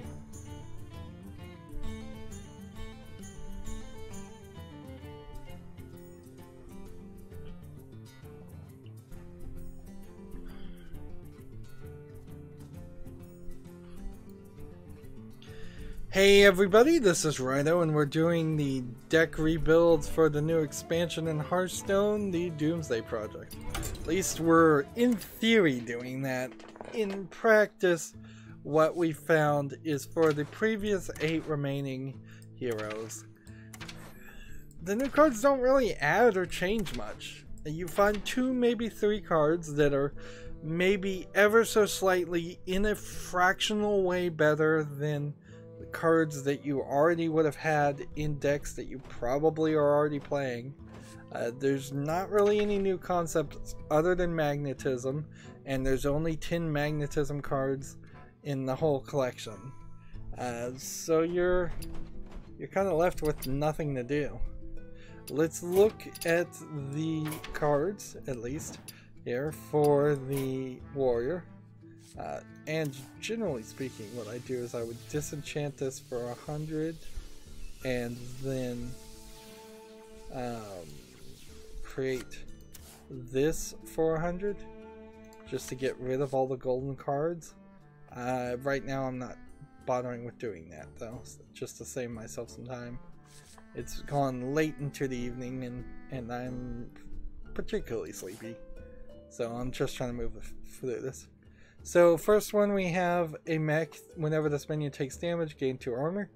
That might work with an armor building strategy. Unfortunately, unless I find something that I don't think exists, there's no spell really like Shield Slam. I don't think that's in standard, and I don't think Shield Slam lets you do damage to the enemy hero. So while you can build up a lot of armor and destroy some minions with 2 Shield Slam spells, that's kind of all you can do with it. There might be a weapon that gains attack for your armor, but I don't know if that's the truth. We have our Omega Assembly. Discover a mech. If you have 10 mana crystals, keep all 3 cards. I haven't even tried any of the previous Omega cards. I'm not particularly sure I would want to try this one either. It's not a terribly looking late game spell to basically get 3 mechs, but it's still pretty random.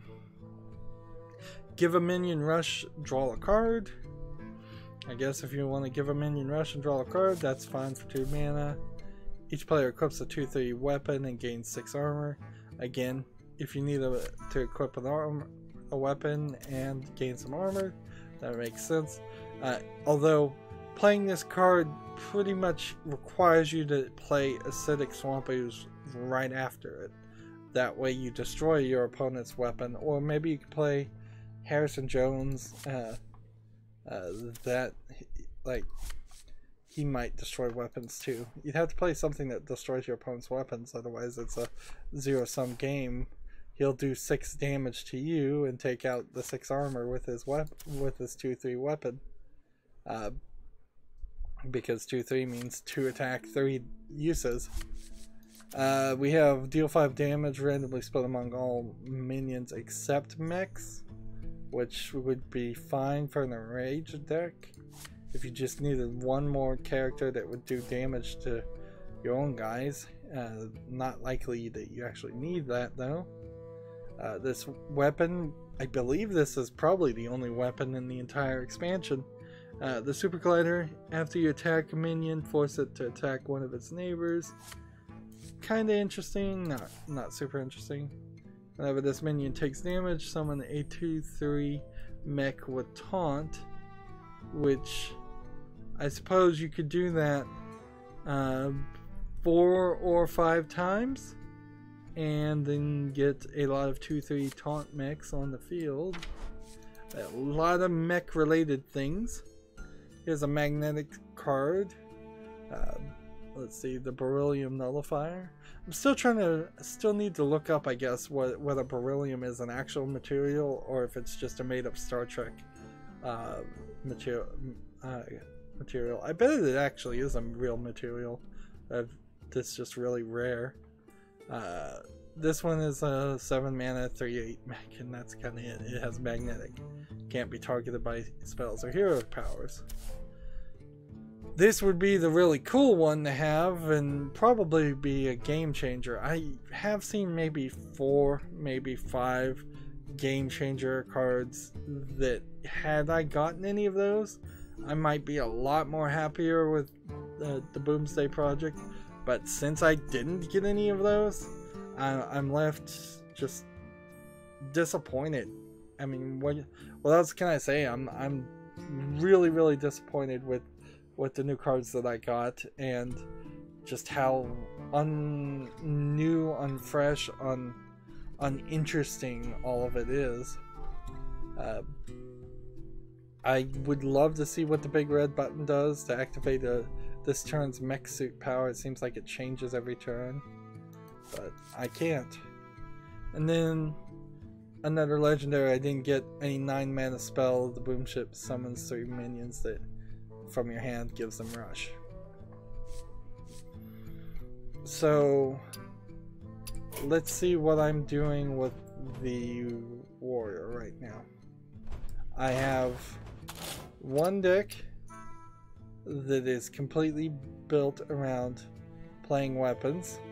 Whenever your weapon is destroyed, it gains +1/+1, and this card is discard all weapons from your hand and gain their stats, and so that's kind of a cool idea. It doesn't play that well, but what it does allow me to do is, if there's ever a daily quest, which very rarely this happens, to play weapons, that weapon deck is there. There's nothing that would be added to this to change that, so that weapon deck goes untouched. And then we have this enraged deck, and let's see,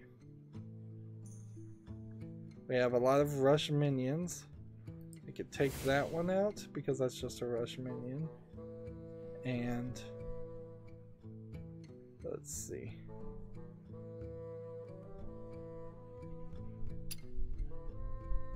we could, like, there's really not too much of a change there. Like, I could maybe find room for 2 copies of that, and that's it. So we've ever so slightly changed this. If I went to wild, I mean, yeah, that might change the factor in the calculation a little bit to make this a wild deck, but I really need to play in standard. So yeah, there's really no reason to go wild for enrage or weapon. I can, I suppose, try here on warrior. So come over here. We could, I think I looked at most of these recipes, but I wouldn't be surprised if one recording I didn't look at the recipes at all.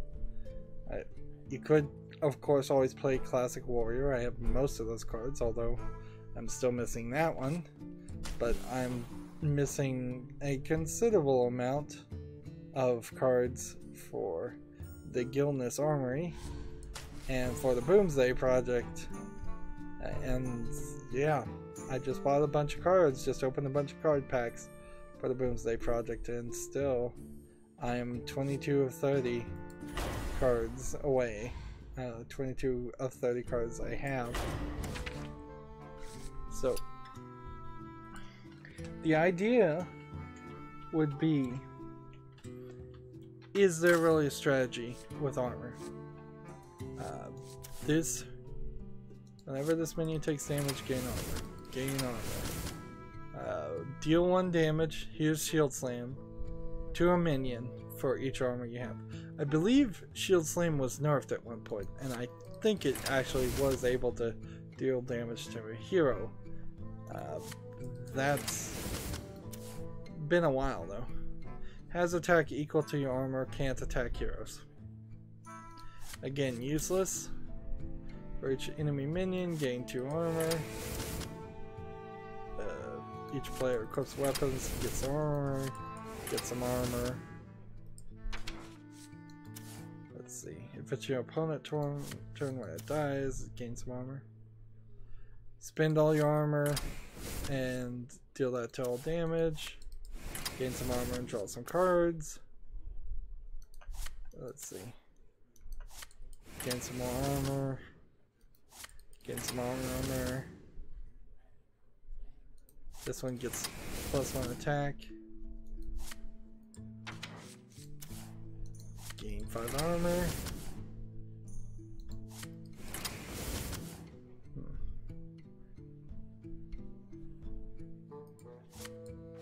So there's like 3 more cards that I could do for armor. And there's kind of nothing here. Gain more armor, gain more armor.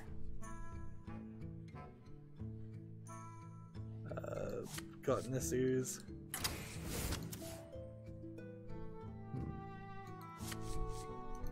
And this one's crazy. You deal 5 damage to your hero, gain 5 armor. Yeah, I don't see any reason why you'd want to play that. So there's the best you can do with armor. Unless there's something out there that I don't own. Gain 10 armor, reduce the cost of your the minions in your opponent's hand by 2. Yeah. You could gain more armor that way. At the end of your turn, summon a random minion with cost equal to your armor up to 10. That sort of makes sense at that point. And if I convert this to standard though, then I lose a decent amount of the cards. 10 of the 30 cards. So you can't even really play a standard game with it. Okay, well, that inherently just makes that pointless. And that inherently means we just barely changed the Enrage deck. And while I would kind of love to just to leave it where it is and not play one game, we'll do some due diligence here and we'll play the Enrage deck once. And then that's gonna be it for this stream. Like, the Boomsday project, now that I'm at the end, big disappointment. Maybe it got off on the wrong foot with me by just not telling me what freaking day it was gonna come out on. Instead hinting that it was coming out on August 30th via its own shop, because that's what it said. It said that packs would be available to open by at least August 30th. And they put a date on it, so that certainly seemed like that was going to be the day. It also feels like they've rushed this expansion out early, because usually I have over 100 packs worth of gold, and I only had 80 packs worth of gold this time. And that was on top of the Ragnarok Fire Festival that was giving me double gold. That's on top of me playing every Monday, Wednesday, and Friday covering the video game news and playing Hearthstone, getting all the daily quests done. So gold, there just wasn't as much time. There couldn't have possibly been. They also increased the daily quests, so I should have been getting even more gold, and yet it's just not there. That's just not how it worked, and that's rather frustrating. So here we are on a Tuesday when I thought expansions came out on Thursdays. Maybe I'm dreaming that up. I think in the past they came out on Thursdays. I had scheduled to do something not YouTube related at all for the entire day, which is something rather rare for me to do. And I get word from another person who's already, you know, streaming and talking about it on YouTube, so I'm already way too late at the party. I'm not going to get very many views on this. I get word that the expansion is out. Had I known it was out, I would have been checking at noon. I start streaming at around 2:30, which is too late, basically. It's time for it and blow. So, just the way they had a hectic mess here, or at least it felt like a hectic mess in its release to me, set me on a bad mood, certainly. I was alright opening the card packs and just looking at it. I still don't understand why people like the card pack openings. And I definitely was running late to an engagement, so I was rushing through the card pack openings, but now coming back later in the evening and being done with my day and really just wanting to go to sleep, if I can go to sleep, and like insomnia being its own separate issue, I'm left with deck rebuilds. So I'm trying to be a trooper, I'm trying to do the deck rebuilds, and the deck rebuilds aren't working either. None of them really have, because the cards kind of suck. They're as neutral could be. It is, which is weird. Someone did complain on my video when I was just doing the card reveals and looking at the cards and explaining what they were doing, which is what all cards revealed videos are. That I was just kind of saying what they do and not talking about their synergies or what they were how they interact with the neutral cards. And I'm like, yeah, because that's the stuff that's supposed to be in the deck rebuild. Let's just play this since I'm on the rant right now. I didn't even change my weapon deck, but we'll just play it for fun. Yeah, the deck rebuilds were supposed to be the point where I'm considering the neutral cards and the new cards and how they would synergize and how they would make a cool and interesting deck. The card reveal videos are just incredibly long videos where I'm showing what the cards are and letting people know what they do so they can start thinking about building their own decks and how they might synergize. And I will mention some interactions that might be cool, but in general it takes 6 hours to do a deck all cards revealed stream, just to talk about the cards. There literally isn't enough time in the same day. And as I've been doing these expansions more and more, I've realized that, yeah, I need to do all cards revealed on one day, I need to do the card pack opening on one day, and I need to do the deck rebuilds probably on the same day as the card pack opening, but it wouldn't be a terrible idea if they were all separated on different days. But in this case, I don't think that would change much. I don't think my feeling or how much I would use the new cards would change too much had I slept 8 to 12 hours in between the card pack opening stream and now. Let's see. Our hammers echo in the deep. There we go. So yeah, I don't know where that rant is really going. It's just general frustration, I guess. What mess have you summoned me to? Hearthstone making life hard on people. It's supposed to be a card game. It's supposed to be fun. Our hammers echo in the deep. Attacking minion costs 1 attack instead of durability. Strike! This one will prove very useful.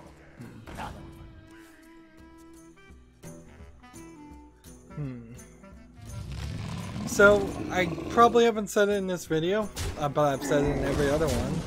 Basically just shilling for hsreplay.net. But off screen, probably, maybe before tomorrow, tomorrow's Wednesday stream, I will make an effort to use HS Replay to replace the decks that I've built here and replace the decks on the European and Asian accounts, which I haven't even touched. That would just be even bigger of a mess. If I was trying to do deck rebuilds on those accounts, I would have considerably less cards. It's definitely the right move to just mostly try to buy, just try and buy classic card packs until you have close to a complete collection of classic card packs, of classic cards. Job's done. But yeah, I'm gonna use the Hearthstone deck tracker app on the right to update the account on HS Replay to say, look, what card decks that you know of that lots of people are playing and succeeding with do you want me to play? And they're probably going to be pretty boring decks, which is kind of fine too, because at 4 years in, I guess I am just done with trying to say anything new or interesting about Hearthstone or comment on the gameplay at all.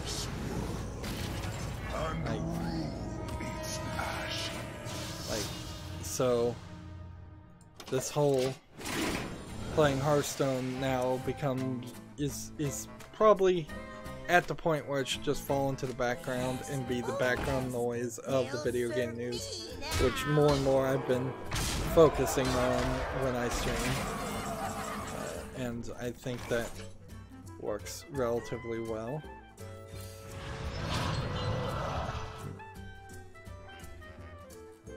Let's see. Also damages minions next to whoever it attacks. Before me. There we go. Darkness rises. Then deal 1 damage to all minions. Job's done. Then end the turn. Probably not gonna win here. In fact, this deck, which I apparently have only played 5 times, has a 1 to 4 win ratio. So it's running 20%. Now 17%, 1 to 5 win ratio. When it does work, the weapon deck is kind of fun, though. But it is so built around doing daily quests.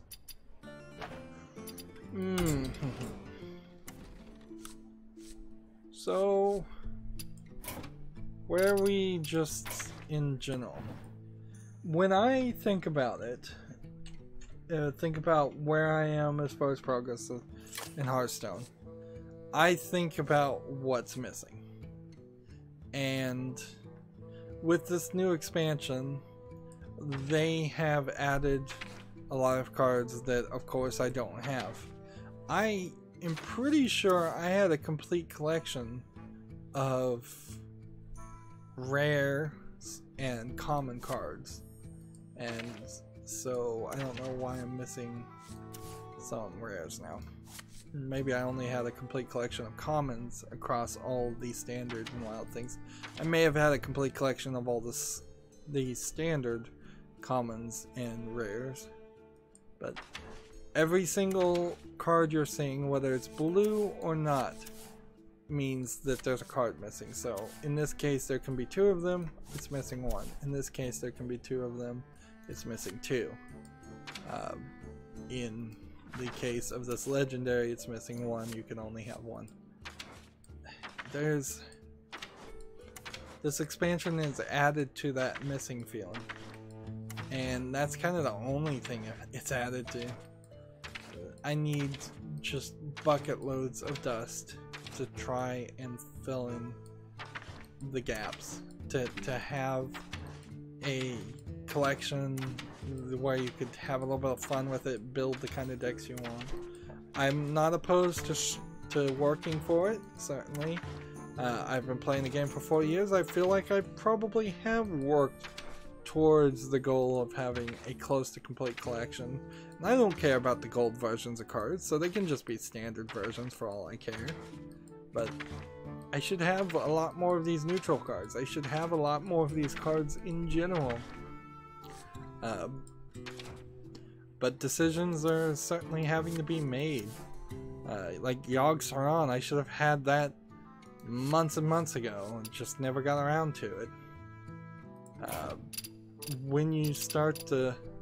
There's 56 pages of missing cards. If I look at standard cards and say, well, maybe playing Wild and having a complete Wild collection is asking too much, there's still 31 pages of standard cards. Just like, yeah, that's still a lot of cards that are in standard play that other people have. Every single missing card here is an advantage to another player who does have them. And that's not good. I don't even have 4 years in a complete collection of the classic card set. Like, everybody should have a complete collection of the classic card set. New players should just be handed a complete collection of the card set. But no, I'm sitting here needing to spend 1600 dust on this, 1600 dust on this, and 3200 dust between these two. Yep, that's where this kind of breaks down to. I don't feel like right now I can say Boomsday added much to the game, other than adding a bunch of cards that now theoretically the completionist player would want to collect. So, on that note, that's going to be it for this stream and this recording. As always, I ask you to like, share, subscribe, comment, and watch every second of my videos because that helps me with YouTube. When you subscribe, click the notification bell so maybe you'll get notifications. I heard they actually work today for some people. Maybe that's because I was streaming so late at night. If you want a friend or follow me on Facebook, Twitter, Tumblr, Google+, Steam, or Battle.net, all of those links are down below in the description box. And if you want to support me, my only monetization policy right now is to ask people to friend me on Steam and gift me either a game off my wishlist or any game you want me to play, or if you don't want to make a decision, gift me a gift card. If you happen to have a Steam code from a different site, send that through Twitter direct message. That's it for this recording. It really wasn't that great. I don't think so, at least. Thank you for watching. Have a good evening.